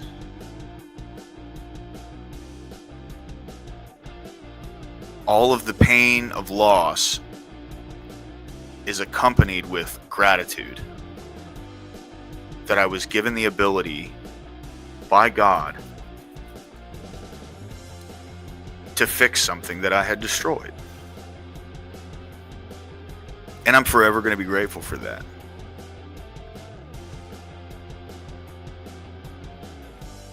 I'm incredibly lucky.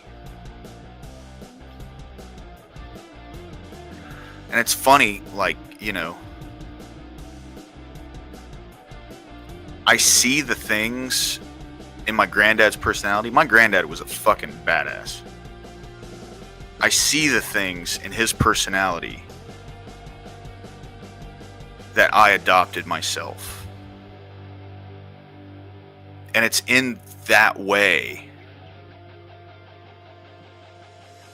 that he lives on as part of me. Like, those were the things that he passed down, you know. That's an inheritance worth more than anything else, as far as I'm concerned.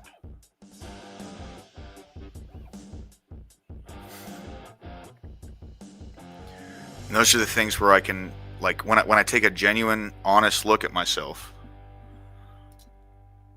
Oh, Ashton, that sucks, man. I'm sorry, bro. That's terrible. Well, you ain't got to wait no time if you want to jump in here and bullshit with me, dude. I'm just cooling.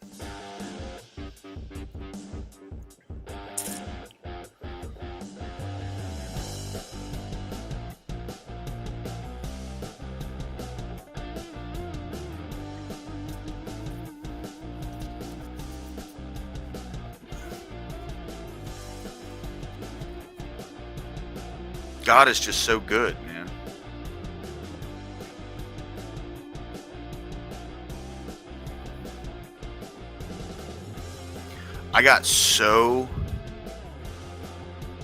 I've been incredibly grateful over the past couple days. Not that my granddad passed, right? I'm going to miss him forever. But I was able to allot myself time to grieve, and then to have healthy thoughts of gratitude not supplant the pain of the loss, but just accompany it, right? And that's something where I can look at myself in the mirror today and I can go, okay, like, there's something good.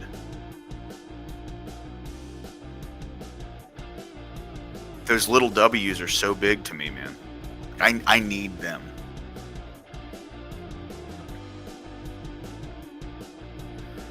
One of the most important things is, you know, my grandmother, she was married to him 3/4 of her life. She's going to need someone who she can rely on now. She relied on him forever. And I've made it very clear that whatever she needs, I'm there for it. And that's like that in and of itself. What's going on, Ashton? Good to see you, brother. Not much, brother. How are you? I'm good, man. I'm good. Just hanging out.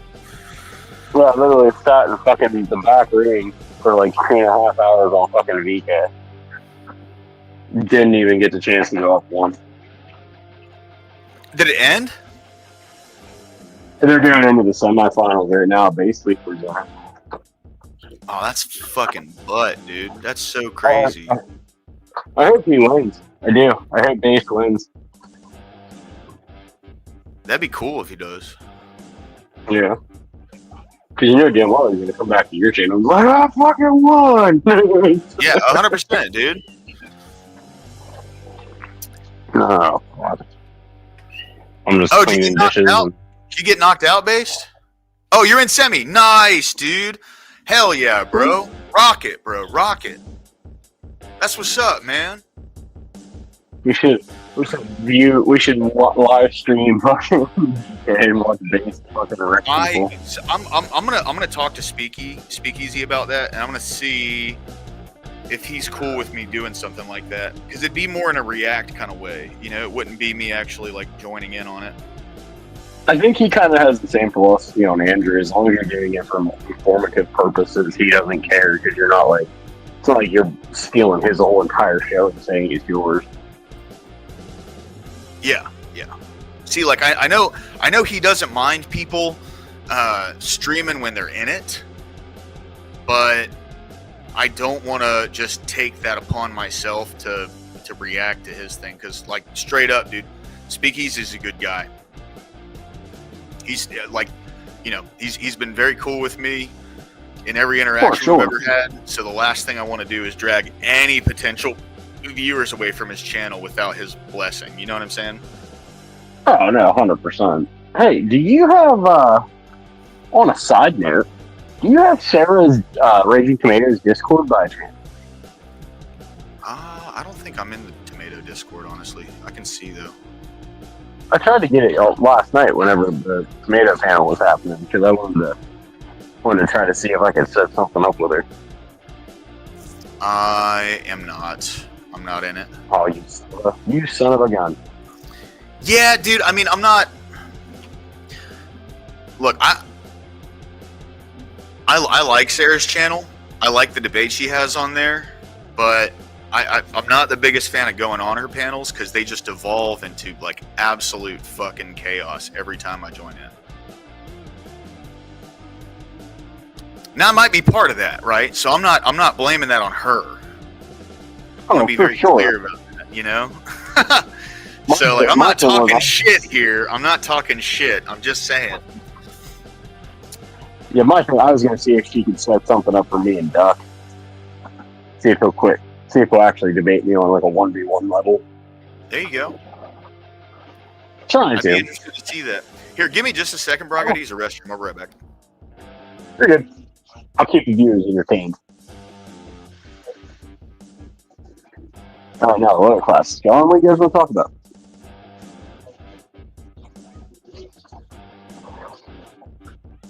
You hate talk. I'm not a hate talker or wrong. Barack or Oak. I think we're both hate talkers, really. Base. Yeah, because he's scared. That's the problem. He's literally afraid to debate me because I'm a non-YouTuber. That's his problem. He is. But Based, I hope you win, man. I honestly hope that you do really good. I was me waiting in the back room that whole time, and I couldn't get in, so maybe another day.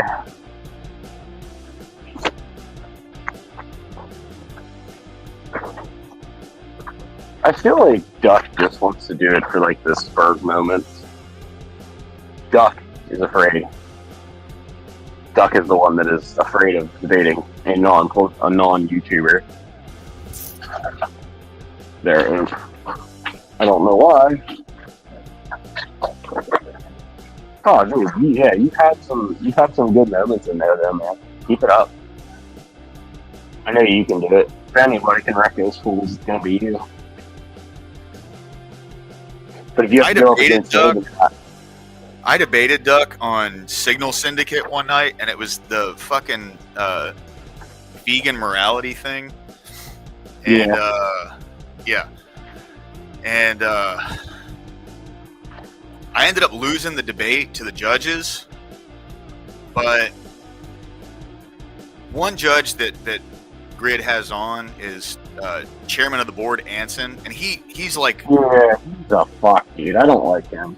I don't mind him as a person, but he is like legit biased. Like he literally fucking kowtows to the fucking lefties on the panel. Like I noticed that whenever I joined in, I was like, "Ah, fuck, dude, this dude's not even fucking being fair." Cause like I watched the arguments from the people that were arguing. He's like, "Oh, well, I feel like you didn't really use that very what? I think were you listening to the same debate that I was?" Yeah. He's just a troll, man. That's alright. People are fun to troll. Yeah. If we wouldn't have trolls, then the internet would be no fun. 100%. 100%. But I won with one of the other judges, and then Cleaner was the last judge, and I only lost to Duck by 1 point on his scoring system. So, yeah, so I feel like if I would have had a different judge than chairman of the board on there, I could have either taken it or been a lot closer than I wonder if Grid's gonna do. Chairman. I wonder if Grid's gonna do something tonight with it being 4th of July. So he was telling me, I've been talking to him in Discord. He was telling me that what he's planning on doing is doing Signal Syndicate tomorrow, because he's just got a bunch of.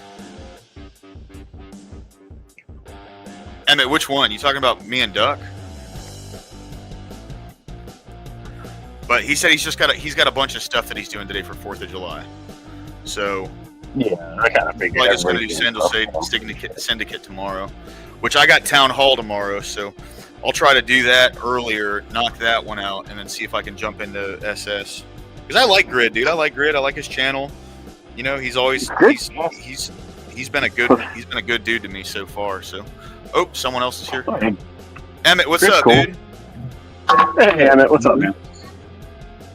Can you guys hear me? Yeah, man. Yeah. I was just saying that it was a rough debate. I agree with you. Anson's a little bit biased and it's weird. But yeah, the you know what is the problem? We're always gonna feel a little bit I couldn't hear over everything. Them being impartial and stuff like that. I'm out in the kitchen doing dishes. Hold on, Emmett. What'd you say? Oh, no, I think the problem with the Signal Syndicate as a show is that we're always going to feel that there's like bias with the judges. So every single time I've debated there, I've always felt the same thing. It's like, these fuckers, you know? Well, see, I didn't feel biased by the other two judges, and I even lost to one of them, right? Like, it was just Anson is just a troll, man. Like that's really what it comes down to. You can see that in the way that he is in chat, the way that he is in just the way that he talks to folks.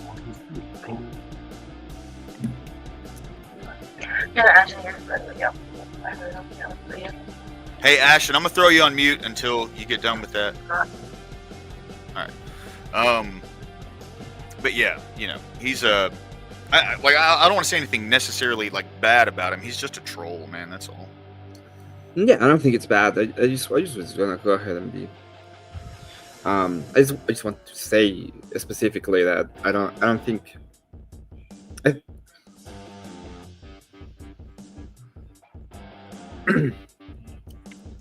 I just think that it's always gonna be that way. We're always gonna feel that there is bias, right? Oh yeah, 100%. And there is My going to be sincerest bias. apologies. My sincerest apologies. I totally thought I hit the mute button on my phone, but because of my hands being wet, it did not mute. So my apologies, boys. Ashton, okay. I will never forgive you. No, I changed my mind. I will never forgive you either. I'm just joking, bro. It's all good. Well, fuck you both then. I'm rage quit. I'm ready.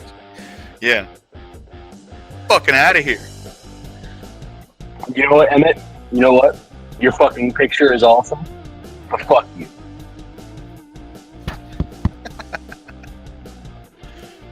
All right, hey, so question, guys. Check this out, okay? This is the new background for Town Hall. Oh, that's a good graphic. You like it? Yeah. Yeah, Oh man. no, I'm slightly biased to the puppers. Especially when it's like 1v1, it's gonna look like this. Here, hold up just a second. I'll bring you right back up, Emmett. But it's like, Yeah, it's pretty. it's spaced perfectly. And like, this is AI, dude. Like, I didn't even mean to do that. I'm still trying to.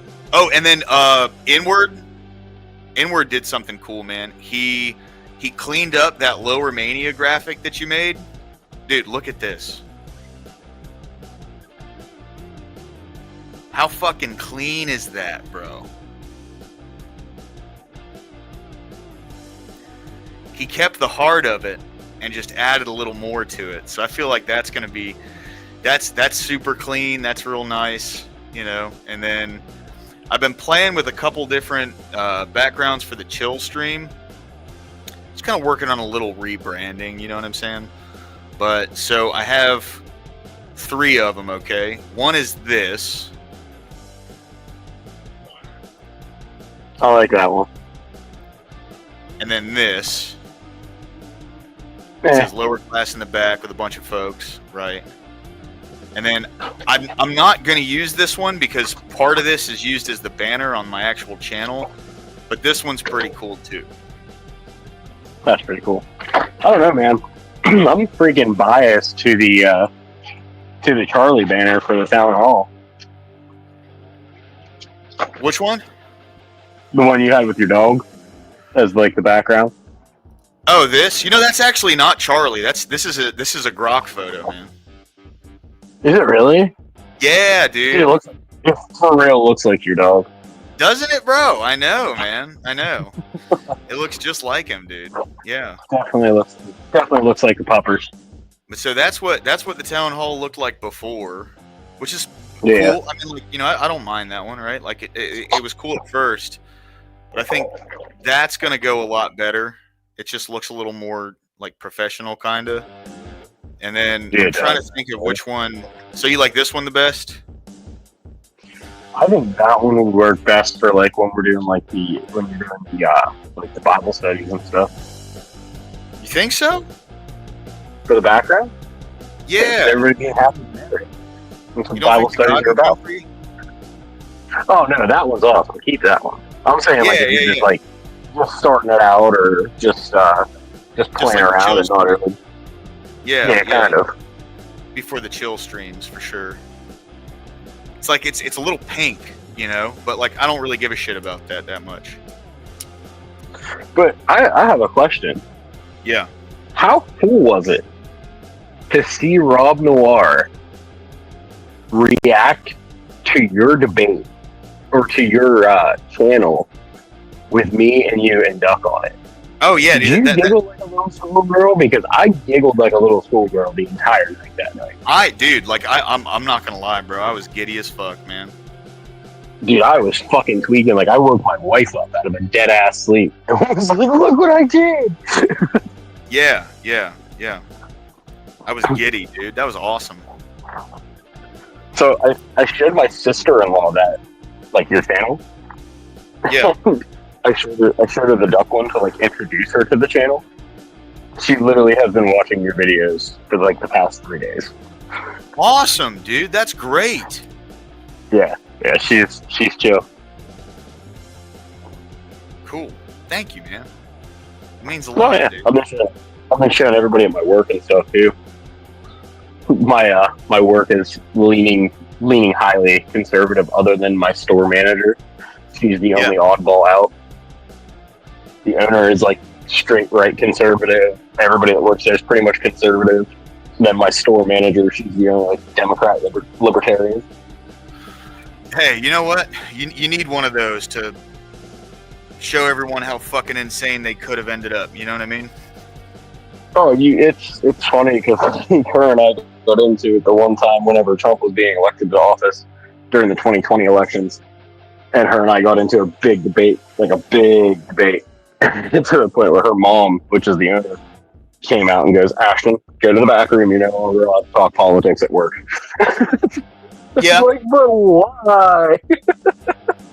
Well, you know what's crazy? So the restaurant that I worked at for about 5 years, the owner, his name's Marco. This guy is like a quintessential hardcore right-wing, like authoritarian. Like him and Emmett would get along really well, you know? And it's funny because he didn't let anybody talk politics at La Fresca at that restaurant either. Fuck, I probably shouldn't be. Yeah. Like that, but That's what authoritarians do. We just make it work while we work, and then when it's off, when it's off time, we can talk all the crap we want. Yeah. You know, but he was like hardcore authoritarian kind of, but he wouldn't let us talk politics at work just because, like, we're in Birmingham, you know. So a very large portion of the population here are pretty hard lefties, dude. Like, you know, there's some lefties here. Now it's not as popular as it is in other like big cities, but there's definitely a good portion of people that live here that are left wing. Especially like in my neighborhood. Oh my god, dude. I'm in like the college neighborhood, you know. So there's a bunch of people here that, especially in my neighborhood, that they are like stereotypical. I mean, I'm an honorary Alabamian because of my middle name. What'd you say? I said I'm an honorary Alabamian because of my middle name. What's your middle name? Montgomery. Ah, okay.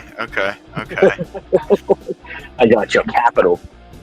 Yeah, I'll stay in Birmingham, dude. Montgomery that's a rough fucking city, bro. Like Birmingham's rough when it comes to like violence and stuff. Montgomery's rough in like the living conditions there and down there, bro. It's a rough city, bro. It's crazy, dude.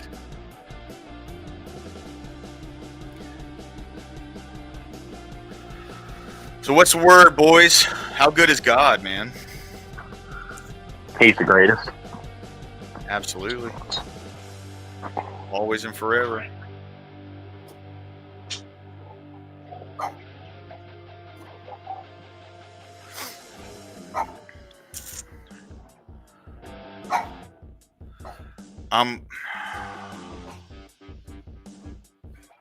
There's not much going on in the news cycle right now, bro. It's wild. Today's kind of a boring day. I mean, dude, happy 4th, boys, by the way. But there's nothing like the only big thing going on right now aside from the 4th of July is that flooding in Texas. And it's terrible, dude. Jesus. Yeah. Don't mind me if you hear me go to mute before I try to, well, not yell at my 2-year-old, but like stop her. I'm out here in the kitchen doing dishes, and she's trying to eat bubbles while I'm doing the dishes. Oh, you're good, brother. It's all right.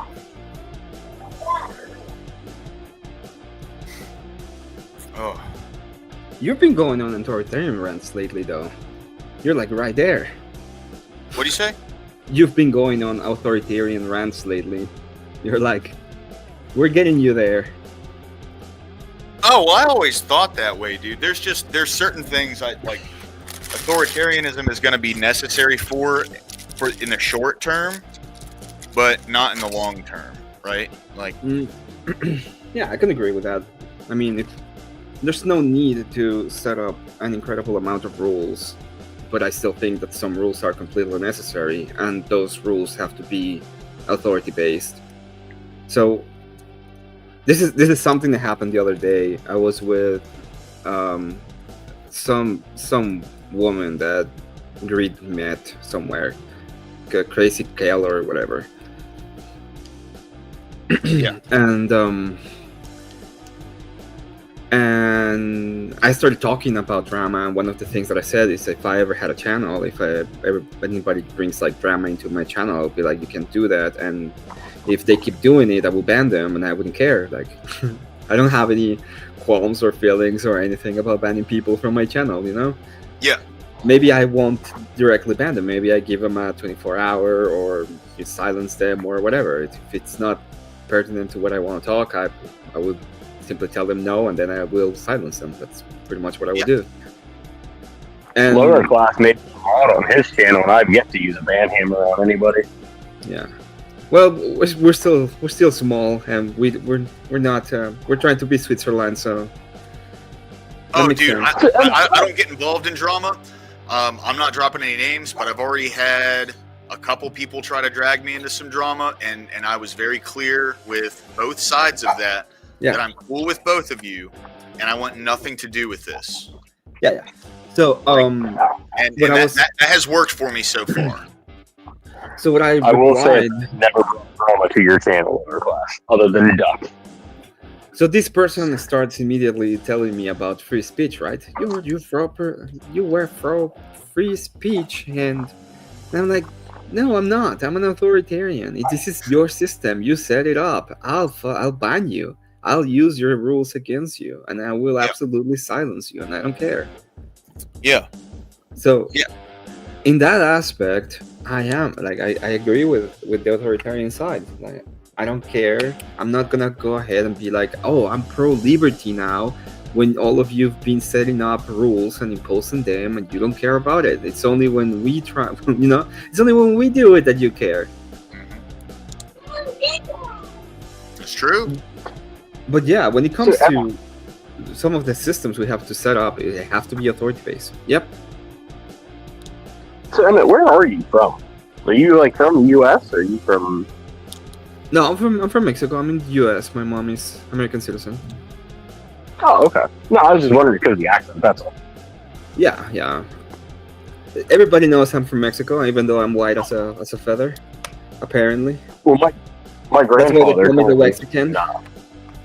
My grandfather actually lives in New Mexico right now. He moved down there from PA.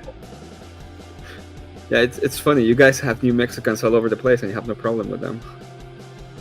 I have a very big problem with them, sir. With the New Mexicans? I don't think you've ever been watching me talk. As long as you do it the legal way, and you become a New Mexican the legal route, I'm okay with you.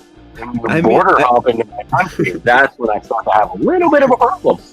I didn't mean as the New Mexican, as the illegals coming here. I mean the New Mexicans as the people from New Mexico. Yeah, people that are born in the state of New Mexico is what he said. Yeah. Oh, well, yeah. Well, he's definitely not a native New Mexican. He was a traveling New Mexican, I should say. Yeah. That should be the next big protest. No new Mexicans. No new Mexicans. You know what I mean? I want to see Emmett out front with the picket line first, and then I'll join in. You're gonna set up a wall, and then you're gonna set up another wall around New Mexico. Yeah, yeah. Just gonna cage them all in, dude. New Mexicans will pay for it. Right. Exactly.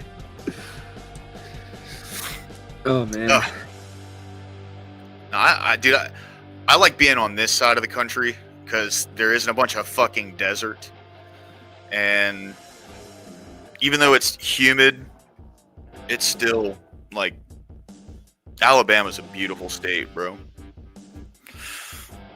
It's like I'll drive about 15 minutes to the east, and you come up over this hill, and you can just see the foothills of the Appalachian Mountains go on for miles, dude. And they slowly get bigger into that mountain form, bro. It's amazing, dude. It's so cool. That's one part I love about living in PA, man. Just the scenery, the mountains and stuff. But hey, I'm gonna hop off here, guys. I'm gonna go get the kids ready for bed. I'll still be in the chat and stuff listening, but I gotta get kiddos ready for beddy boys. Oh, you're good, brother. All right, Salud, you too. It was a pleasure talking to you. I don't know why everybody has a problem with you, but you're a pretty chill dude. Have a good one. Happy 4th, who has brother. a problem with me? I don't have a problem with you. Oh, but who did you say has a problem with me? Oh, I don't know. I said I don't know why anybody would have a problem with you. Ah. Well, I have a Yeah. problem with cats because they love to hate me. That's what I'm saying. That's fair. All right, later, boys. Have a good Peace.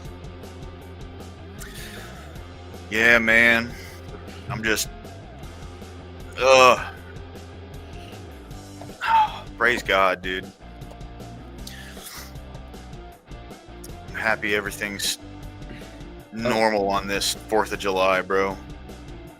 It's like, it's funny, like I'm bitching that there isn't anything in the news going on right now, but I'm also at the same time happy about it. You know what I mean? Like, that's a good thing as far as I'm concerned. What are you talking about? Don't you like it when the world is on fire and everything's being destroyed? No, I don't actually. No. No. They need to throw those pieces of shit in jail, dude. And give them, like here's the thing. Don't even give all of them incredibly harsh sentences. Just like 50 of them, right? Give 50 of them the harshest possible sentence that you can give them. And that will keep people from lighting cars on fire and burning shit down, dude. Like, that's it. No one cares about the protests. If you want to protest and you're not fucking destroying shit and like terrorizing your community, by all means, go ahead. It's your right. But man, when you start spray painting and throwing piss bottles and fireworks at cops, destroying cars, lighting them on fire, busting out windows, you need to see the inside of a jail cell. There has to be some form of accountability held here. You know what I mean? And then once that's in place, people will stop doing it. What's up, Panchuchin? Welcome back, brother. Good to see you, my man. Good to see you. But that will incentivize enough people to go, okay, maybe we shouldn't fucking do this anymore. You know what I mean? Like, Yeah, of course I know what you mean. And that's how it's supposed to be done. I had a blast yesterday, dude. I had a blast in Abe's panel. It was the funniest crap I've done in a while. see, I didn't spend too much time over in Abe's panel later in the day. I was kind of just bouncing around. I was really upset about Rob. I thought he was going to be losing his channel for a full 90 days, but they already gave him his channel back, apparently. So. Yeah, he has it back. He has it back. Good. Set an example and they'll stop. Boom. Right. Exactly, Panchuchin. Yeah. Well, I just think it's perfectly acceptable that since they are the ones who set up the standard of how to deal with political violence, we should use their standard again. You know? Right. J6 Absolutely. They went after grandmas when it came to J6. Why? You know, we should do the same thing. All of them. Why not?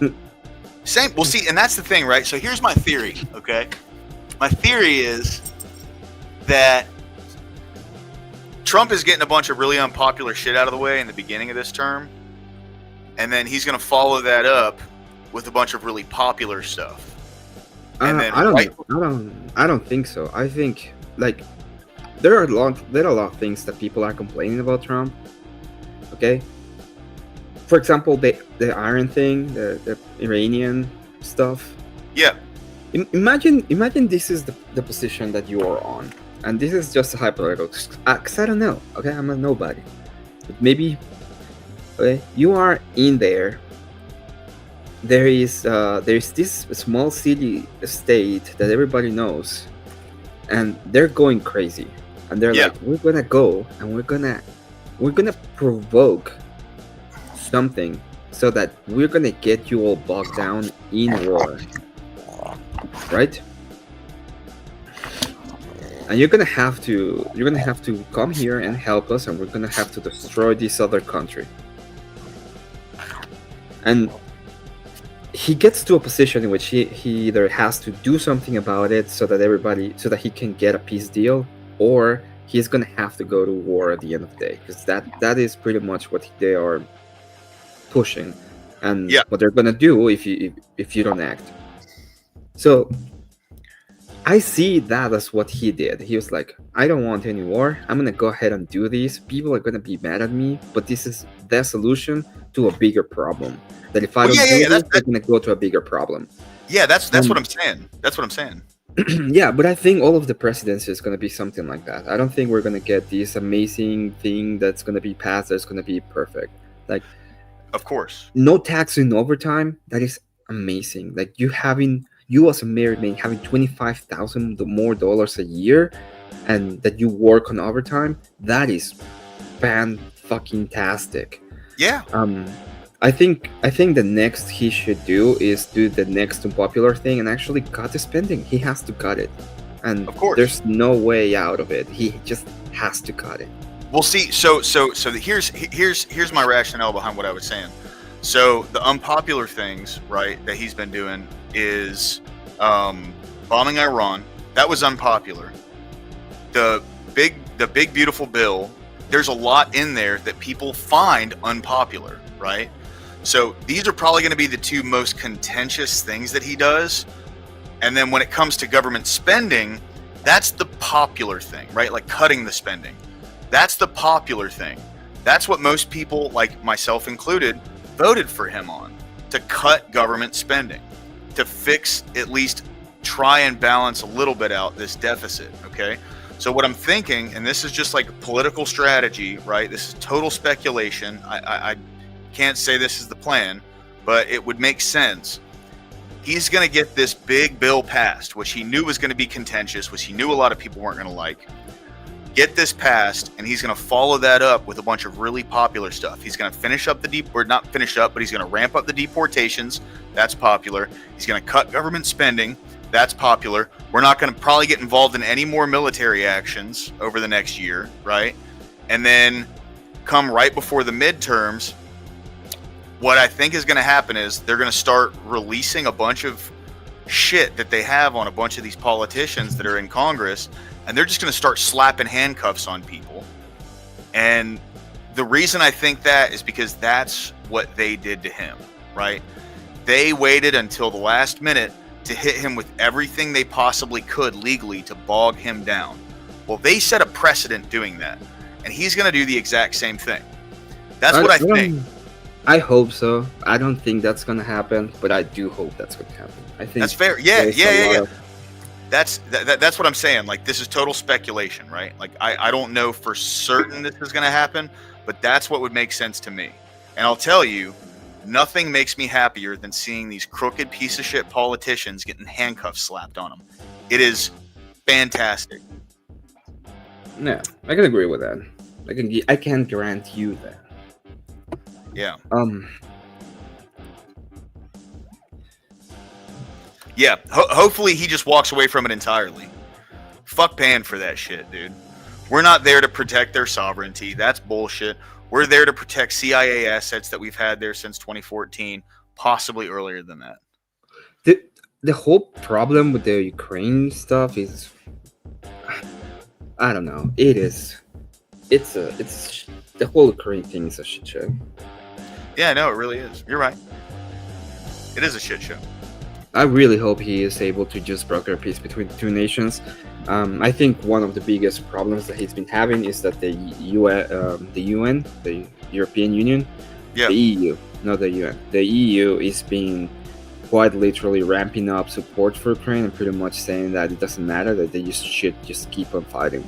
I think there was the proposition of peace even before that, and do you remember who Boris Johnson is? Yeah. Boris Johnson went to Ukraine and killed it. Yeah. And killed it. Mhm. So I really believe that there is the EU is working actively against the idea of peace within Ukraine and Russia. And what they want is to keep bogging down that war as long as possible. I don't know.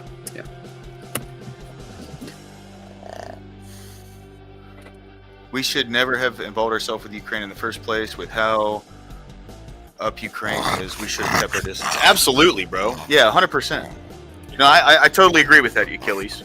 Yeah, I also don't think that Ukraine has anything should be included at any point in the what is this, in the UN? Is it the UN? OTAN? No, in the OTAN. Yeah. NATO? Yeah, NATO. Sure. Yeah, there's no reason for Ukraine to be in NATO. None. It's just escalation from No, 100%. the NATO side. Well, it's just another step over the red line, right? Like that's the issue, and that's the reason why Putin went up in there in the first place. And I'm not even like trying to be pro-Russian or whatever, but like the whole reason Putin sent all his people up in there is because like the CIA. This is not like a conspiracy theory. This is all fact. The CIA started doing intel and reconnaissance missions out of Ukraine starting in like 2014. They went so far as to start training Ukrainians how to take on false personas and go into China, Russia, and Belarus and steal information from government, like from the government. This is not like a conspiracy theory. This all fucking happened. And they did that for about 8 years. All the while this is going on, tensions between Ukraine and Russia were ramping up. There were government officials in Ukraine that were like assassinated with car bombs, and people in Russia, like not necessarily government officials, but like high-ranking military men who were being offed as well, right? So all of this stuff has been going on for way longer than when Putin just like threw his troops on the border. That was a misnomer. Like there were bombs going off. There were active engagements between both countries. There was practically like a civil war brewing in Ukraine because Eastern Ukraine was pro-Russian, Western Ukraine was pro like Europe, right? And there was this. That's what the whole Maidan revolution kind of happened over. And there was still a lot of clashes going on in the country. Yeah. Yeah. Well, Achilles, you want to know the crazy thing about that guy? Tell me Putin didn't know that they were working with the CIA. He was literally on his way to go meet with the CIA when that bomb went off. Tell me Putin didn't know years before. That happened in like 2019, 2020, right? And then 2020, around that time, oh shit. Damn, you just lost me a bet, goddammit. Based. I had bet when VK kicked off earlier that he was going to take gold, so now I got to get a membership. Fuck. All right.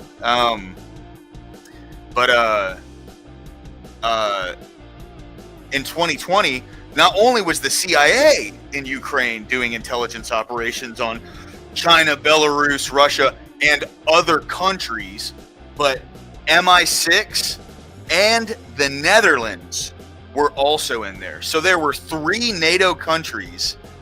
100% Achilles, absolutely. There were 3 NATO countries that were doing like spy operations out of a neighboring country to Russia. Of course he's going to send his fucking people in there. That's what I'm saying. Like, and this isn't like, none of this stuff is hidden, top secret files, speculation. This all fucking happened. You know what I mean? So, like, that's the thing that gets me when people start talking about, when they start talking about, like, you know, we shouldn't be sending $200 billion to Ukraine. I agree. We shouldn't. But how much did we spend there in the 8 fucking years the CIA was over there training people to do this shit for 8 years? How much did we spend then?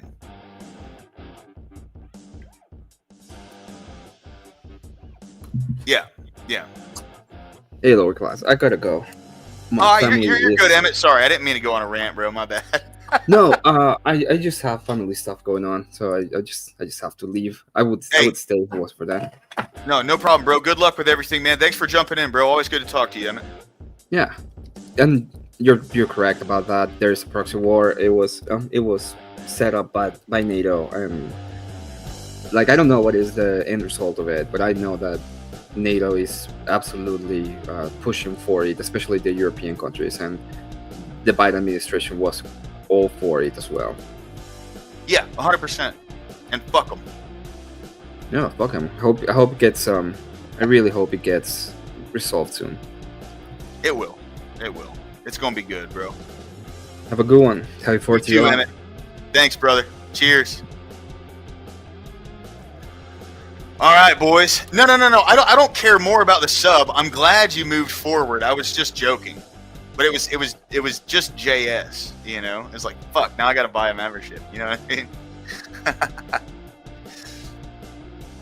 Yeah. 100%. Absolutely. Yep. And they've been there for years too, bro. This isn't something new.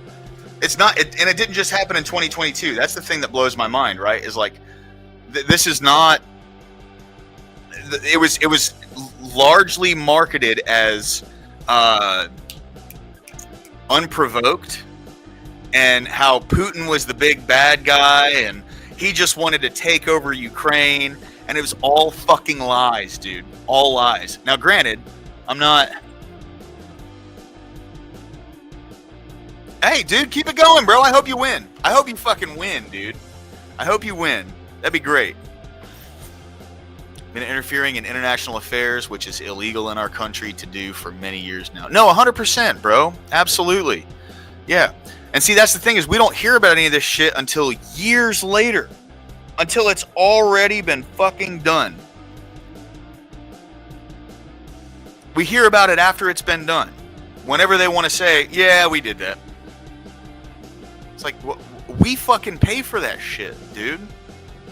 Look, I understand there are things that need to be kept secret. But when the consequences come from those things, you need to be fucking honest. Because the only people that were lied to when Putin started charging over the border into Ukraine was the American people. I mean, maybe the Russians by their government, yeah. But like, we fucking paid for that shit.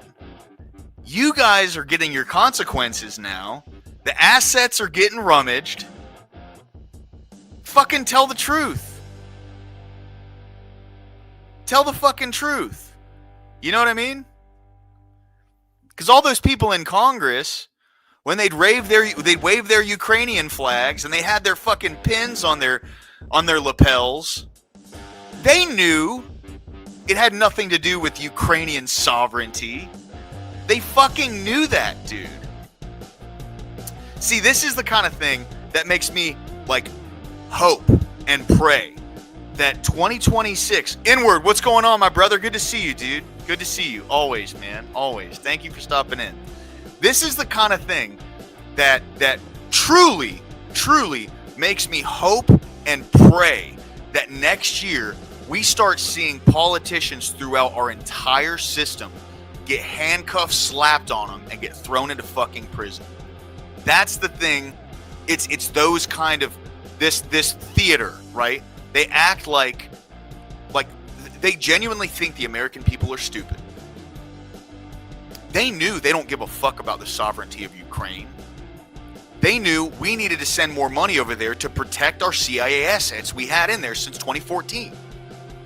Possibly before. It's pretty interesting how right after the Maidan Revolution, the CIA had a spy operation involved over in Ukraine. And that's just what we know about. 100% Achilles. Yeah. Yeah. And like you see how they act all mad and they fucking cry and they piss and moan when someone in Congress breaks the law and then goes to jail. Imagine when they start releasing actual crimes.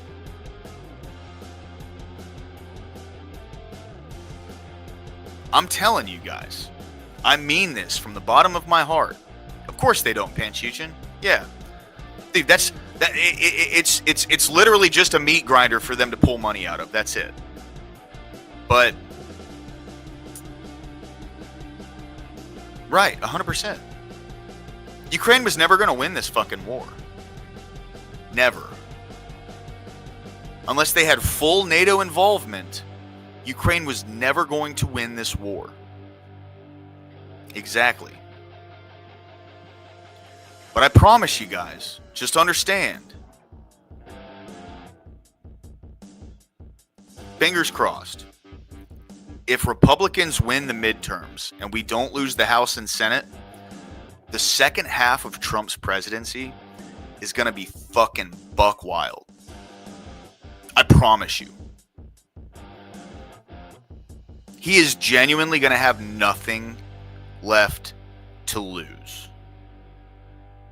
And he's going to levy every bit of power that he has in those last 2 years to accomplish what he said he was going to accomplish.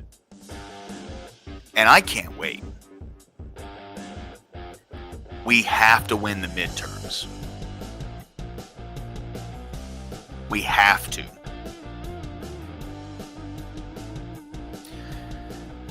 Absolutely. 100%. Yeah. No, Panchuchin, yeah. Russia won, bro. I mean, like it was impossible to even think Ukraine could possibly win this war. And then when you think of how like all the aid packages and stuff funneled through the military-industrial complex, yes, sir. Daddy's home and the belt's off. That's right, baby. Yeah, buddy. Yeah, buddy. Oh, dude, I'm telling you, we win these midterms, which I think we're going to, bro. Like, I honestly, they set the precedent that before an election, you can start levying fucking criminal charges at people, slapping cuffs on them and throwing them in jail. Okay? That's the precedent they set.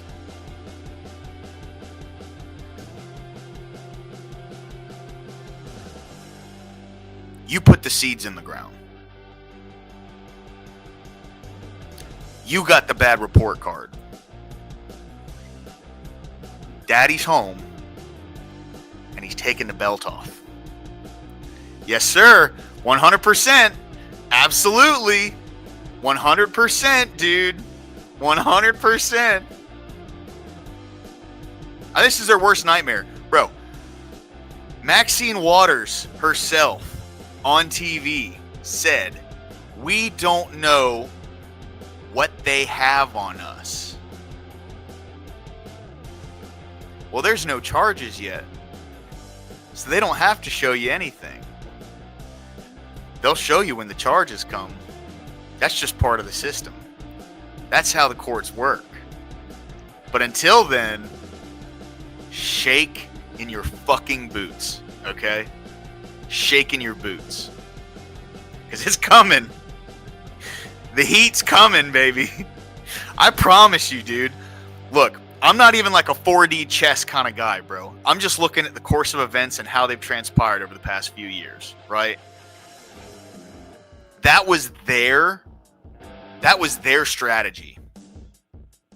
And I'm 100% positive, they were absolutely convinced that he wasn't going to, or that he was going to win, and use that same strategy against them. So they threw every fucking thing they could at him. Yeah, bro. Yeah.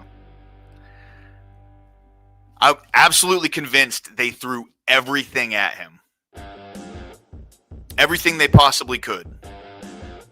To try and change public opinion.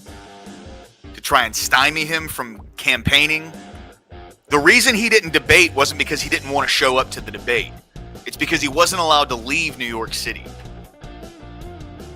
And he still fucking won. Like the Republican National Convention, the RNC debates. I think what's funny is they could not find a damn thing on him. Yeah, 100%, dude. Absolutely. Absolutely. That's why all these cases fell apart.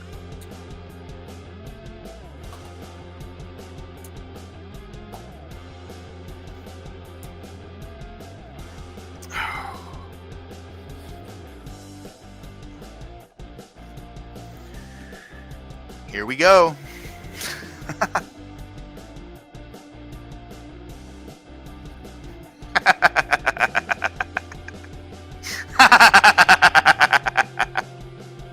This is beautiful. It really is. And I promise you one thing. What's going to be funny, right? Come time for the midterms to happen, guess who's going to be crying about the weaponization of the justice system then? The exact same people who said it couldn't happen.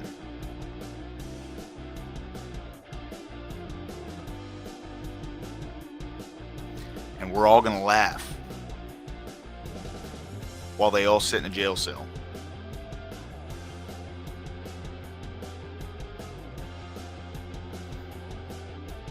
It has to happen. It has to happen.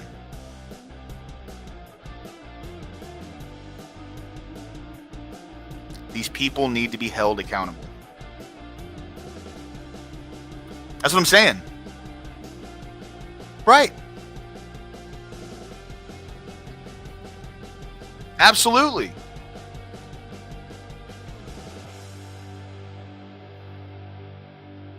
That's the thing. They were the ones who took an unprecedented concept and made it the status quo for fucking years. Years.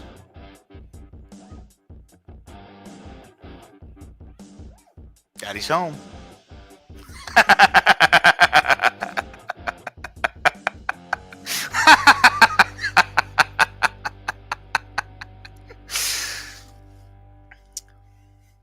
See, that's why those who break the law often find it very humbling when the system is put against them. Absolutely. Absolutely. And they're going to cry victim. That's the thing, right? The same people who said this system could not be used to victimize someone else are going to cry that it's victimizing them because they've lived in a cushioned environment. And like, we've already seen that play out, okay? The Congress lady that punched that ICE agent or the Department of Homeland Security agent, whoever it was, she got thrown in cuffs. She's facing federal fucking time right now. They're going to charge the shit out of her. And then who was the dude from California? I can't think of his name. I never remember any of their fuck ass names. The guy from California that busted in on Kristi Noem and was like walking up to the podium while she was in the middle of giving a fucking press briefing.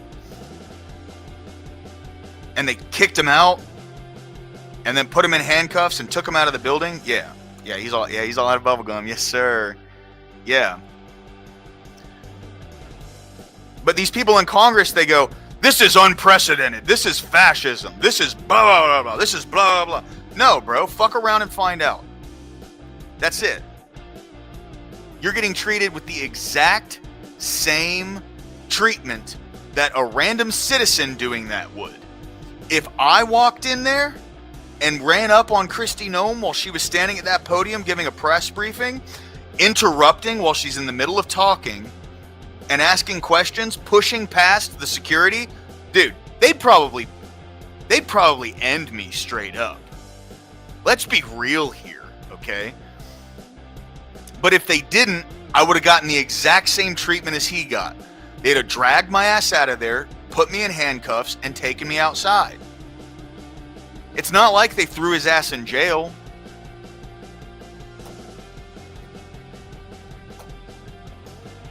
They're used to being in a cushioned environment where they don't have to worry about the law being applied to them. Well, that's over, boys. I genuinely think these 2 arrests of Congress people so far have been nothing more than foreshadowing to what we're going to see next year. Good. Good. They won't be able to arrest him enough. They won't be able to arrest enough. Yep. They won't be able to arrest enough of them. Because there's going to be some who are going to, like, slip away. You know? It's going to happen. But the message needs to be sent, right? It needs to be sent. It needs to be sent now. Based. But the message needs to be sent now. This ends.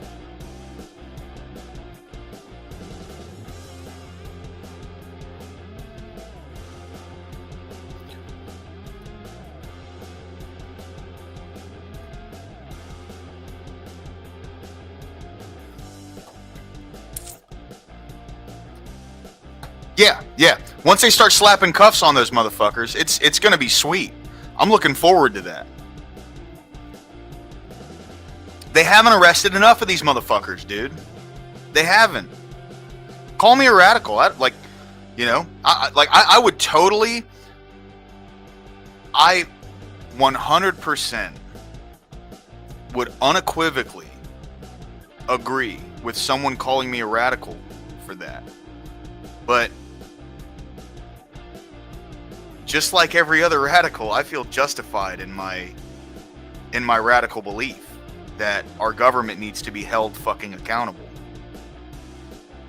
There are employees, and they have not acted like it. They've lived a cushioned life with the elites. And it's time for the hammer to come down.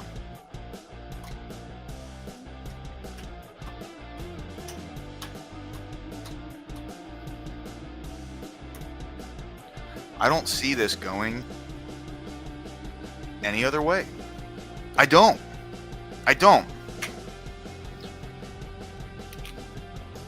They fucked up royally.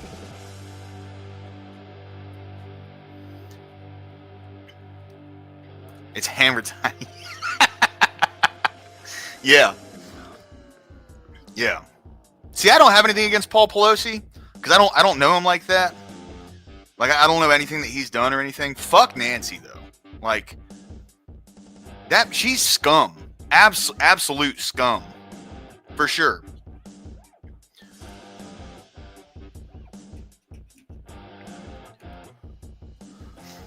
I'd like to see them throw her ass in jail.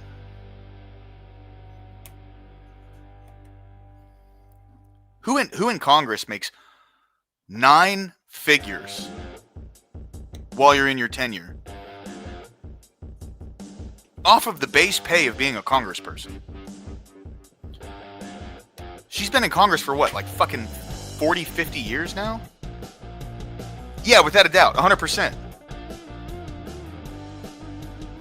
But see, that applies to almost everybody in fucking Congress, right? Like, the most radical reform, I think, that, like, authoritarian reform that I think is necessary and should be put into play. Yeah.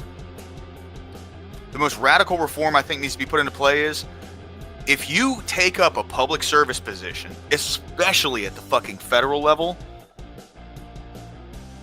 you need to liquidate your entire stock portfolio and then you're banned from trading in it until you leave office. That way you literally have no incentive to regulate industries in a certain way. It kills all incentive for you.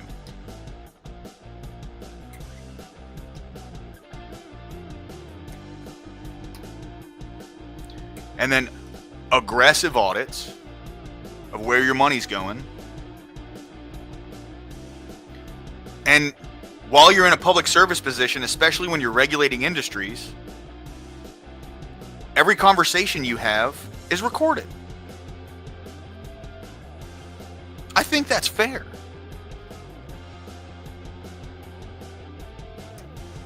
Especially when you're talking to industry insiders from the fucking industries that you're regulating. That's crazy. That's not a hard concept, I don't think. That's a pretty fair compromise.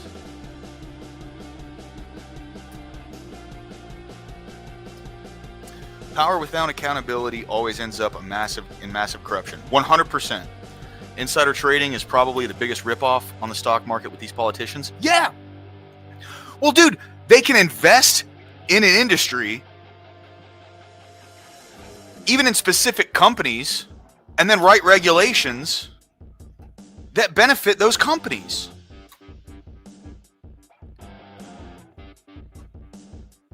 Power corrupts, absolute power corrupts, absolutely, yeah. 100%. And I mean, like the thing that blows my mind, dude, is that anybody who genuinely believes that they're not doing this, I mean, it's so out in the fucking open. Holy shit. Like, you're just naive. There's no incentive structure not to. If anything, there's more of an incentive structure to waste taxpayers' dollars for the people that are in our political system.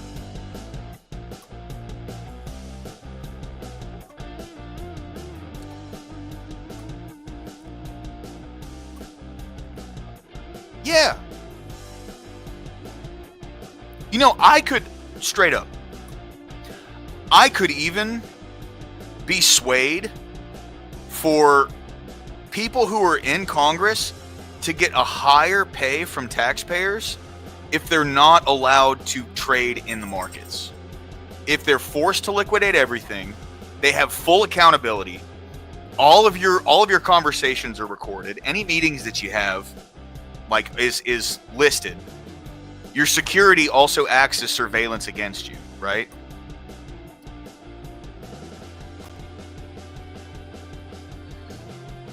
I could be swayed for that. There's a good argument there, I think. I wouldn't mind paying them more if they're doing their fucking jobs. Yeah, they write the loopholes. Exactly. That's what I'm saying. And like the problem with it is when they write these regulations, a lot of these regulations that they write it's hard for smaller businesses to navigate them because they don't have the built up capital that these massive corporations have, right? Now, I'm a capitalist through and through, okay? But when you start involving government intervention into the market, go fuck yourself. That's not capitalism. That's power centralization. And there's a mutual benefit between the corporations and the people that are in the fucking regulatory branches.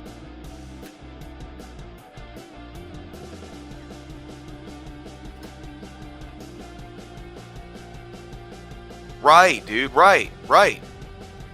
See, when regulations stymie competition, now, this is like economics 101, okay? This is the very basic. This is the most agreed upon basic element when it comes to economics. The more competition there is in a market, the lower prices get. So why are our regulators passing regulations that stymie small businesses and keep them from competing in the market against the bigger players? That raises competition and it raises stock prices, of course, but that only benefits the people who are invested in the company. It doesn't benefit the regular people, and it fucks over small businesses.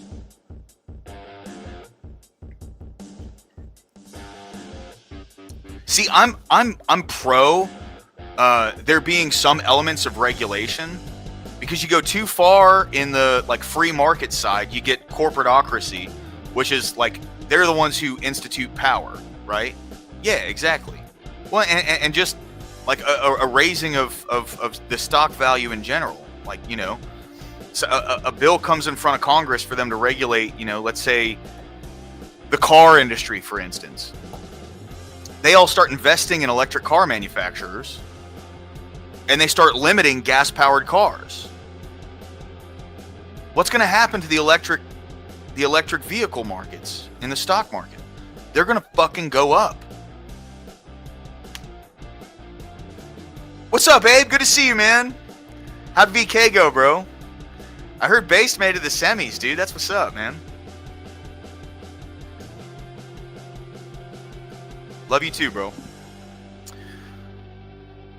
Yeah, exactly, Panchuchin. Sorry, I missed that one. They don't have a team of lawyers either, 100%. They can't fight it. That's why, like, you know, like in agriculture, for instance, okay? These small farms, that's why, like, I really love Alabama, because Alabama isn't covered, it doesn't, there's not like a monopoly on farmland and shit here, so there's a bunch of small local farms that make a lot of really good, wholesome food and meat. And that's available to the everyday consumer, right? Like it's not hidden behind some kind of distribution board or anything like that. It's something that people can get for themselves. You know? It's a good thing about Alabama. But other states, they institute such high fucking regulations on small farms, especially with like Monsanto in pocket. They're going to overregulate. Yeah, absolutely, bro. 100%. 100%. Yeah. But these are the people that... These people who regulate these small farms write these regulations to benefit massive farms. Small farms... That's why small farms all over the country have been going under. Because as time goes on, they can't navigate all of these fucking crazy regulations, right? And you have like Monsanto lobbyists who fight like specific kinds of seeds, and then, you know, if seeds end up in like a neighboring farmland and they start growing those plants, the big corporate farm can sue the smaller farmer. It's just the way the system's set up is to fuck the little guy, dude. It's the exact opposite of how this thing's supposed to work. Right, exactly. Exactly. And with the devaluing of currency that we've seen... What's up, K2? Good to see you, bro. Welcome in, dude. Welcome in. With the devaluing of currency that we see happening consistently for fucking years, people are going to buy the cheaper option. And the only companies that can offer the cheaper option are the big ones that can navigate the regulations in the fucking first place. Nice, dude. Yeah, I'm hearing a bunch of shit go off over here right now. I said I was probably gonna jump out about 45 minutes ago, but I'll stick around for another 15 minutes. By the way, guys, I don't know if you heard, Rob got his channel back. It's all good. Rob Norris back on the stream, bro. He's only gone for a day. I'm happy about that, man. We need guys like Rob Noor out here, bro. We need guys like Rob Noor out here. It's important, dude. He's such a strong... He's a fucking force to be reckoned with, bro. 5-inch mortar shells? Hell yeah, dude. That's the That's the stuff they were throwing at cops over in LA, yeah?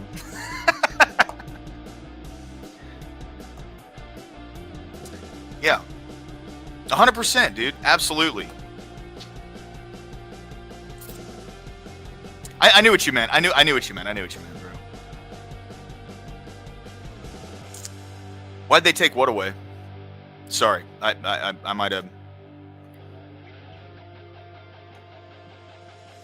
Yeah, dude, I'm so... We need Rob, bro. We need Rob big time. For sure.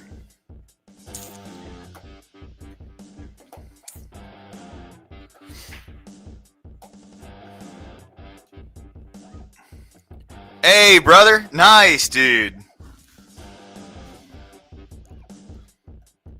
Oh, they played some scene, Panchuchin, out of like he was streaming, co-streaming with Sarah last night, and they played some scene out of like a spaghetti western, and there was a scene with some revolvers in it, and apparently he got like mass reported for that, you know, because people are bitches, and they banned him from streaming for 90 days, but he appealed it and it was fine. The thing that was lame was that like Sarah was co-streaming with him, and it was on her channel too, and she didn't get a strike. And it's because someone who didn't like Rob mass reported him, probably with like, you know, a few other people. And I just wanted to jump on and say happy 4th. Hey, happy Now 4th, watch- K2. Now Thanks, watch brother. me light this one off. I Yeah, don't want to bro. do that. I don't know Yeah. if you can do that in your stream. I don't want to get you in trouble. No, you're good. Here, hold on. Let me figure out how I can do this real quick. I want to bring you up.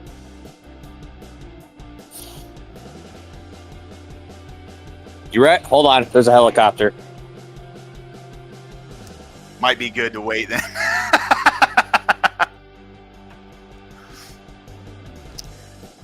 Yeah, boys.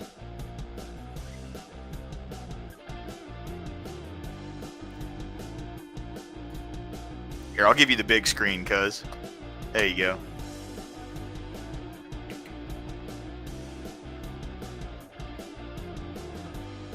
Yo! That was sick, dude. Thanks for that, K2. No problem. I just lost my hearing, but it's okay. Happy 4th, brother. Yep. Later, low class. Have a good one. You too, bro. Yeah. That was awesome, dude. That was awesome. Yeah. Guys, happy 4th, man. Happy 4th. It's a great day. It's a great day.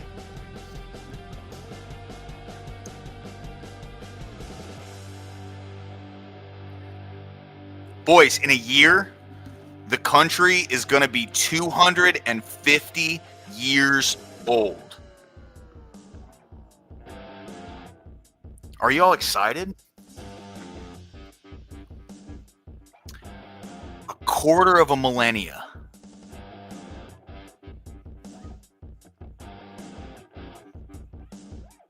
And we're still going strong, by the way. I know a lot of people, like, look, I get, right? I get where people can be black-pilled. What?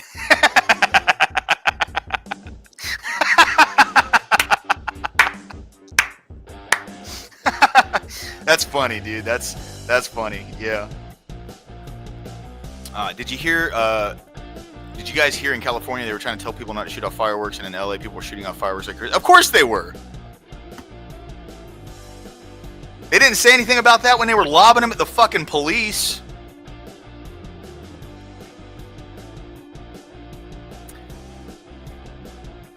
No one gives a fuck what the cops say in LA. No, like, they cannot be taken seriously.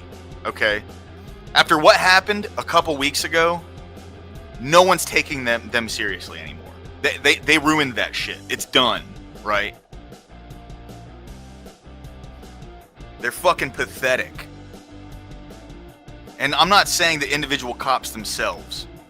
I'm saying upper management.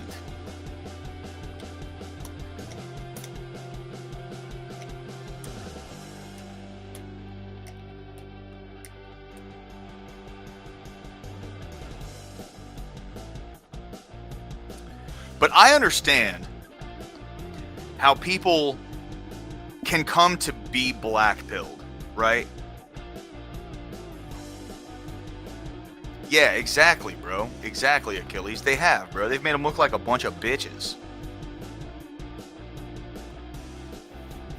But I understand how people can get to the point of being black-pilled. That's where faith comes in, right? Like,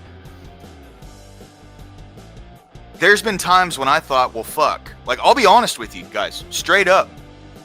I was scared Trump wasn't going to win the election this year. I genuinely thought, like, nope, it's not going to happen. And when it did, and it was called the same night, yes, Achilles, based. Yeah, Panshuchin, same here, bro. I'm never going either. There's no reason for me to go to LA. But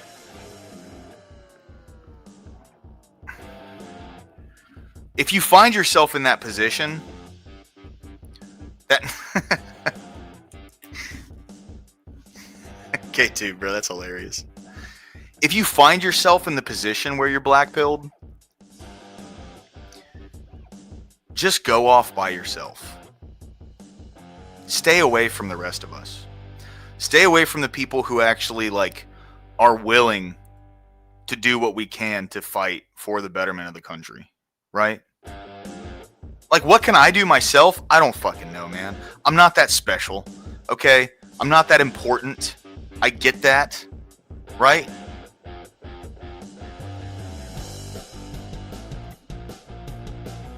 But I'm willing to do whatever I can to fight.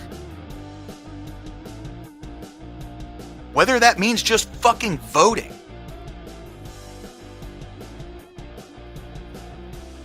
But if you find yourself in the position where you think there is nothing that you're going to be able to do to change anything, or even like have a voice in anything, or that everything's just going to go to shit, just go off somewhere else. Please.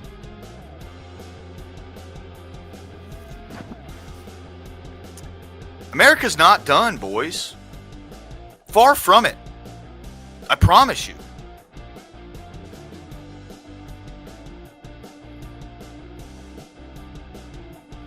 There's a lot more we have to do in the world.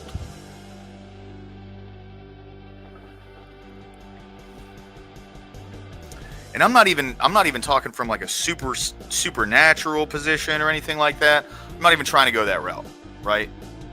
There are genuine forces in the world that want to enslave the world.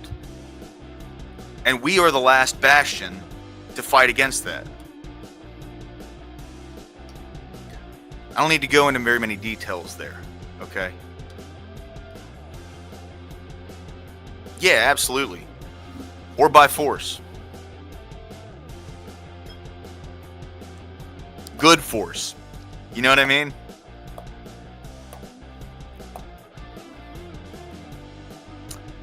Absolutely. They're the worst, dude. They're fucking bad. Dude, what's that saying, right? That like, the worst does not come from the people who do bad, but good people who do nothing. Forget exactly how that goes. But that's how I view this whole thing, right? Standing by an indifference does more damage than actually doing the bad thing.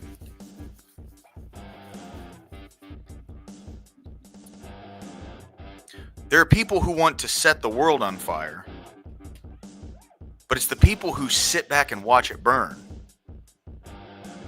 that are really causing the true damage in society.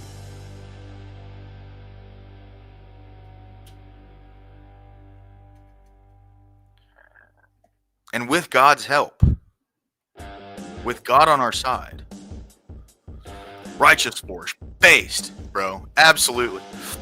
That's where this came from, dude. Straight up. This is my favorite image that AI has, that like I prompted and made on AI. There's just so much behind it, bro. There's a lot of power behind that. With God's help, we can do anything. We can crush any foe.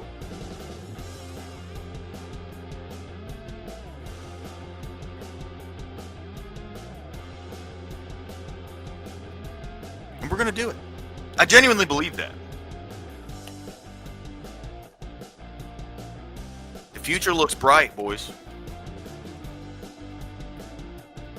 All right, guys. Happy 4th. Thank y'all for coming in. I'm going to go take Charlie on a walk and watch these fireworks. God bless America. God bless. God, praise God, man. Panchuchin, Achilles, K2, Emmett, Ashton, Abe, who else we got in here? Only a Mr. Bill. We got Inward. We got Bass Tweaker. We got Corey Barton, Big Soda. You guys make me getting on these streams worth it. I look forward to this every single day now. It was it was just something fun. And now it's something that I love to do. I love to do this. And it's all because of y'all, man. Thank you guys. Thank you for giving me something to help me through hard times in my life right now. Guys, happy 4th. I love you guys. God bless. Y'all have a great day.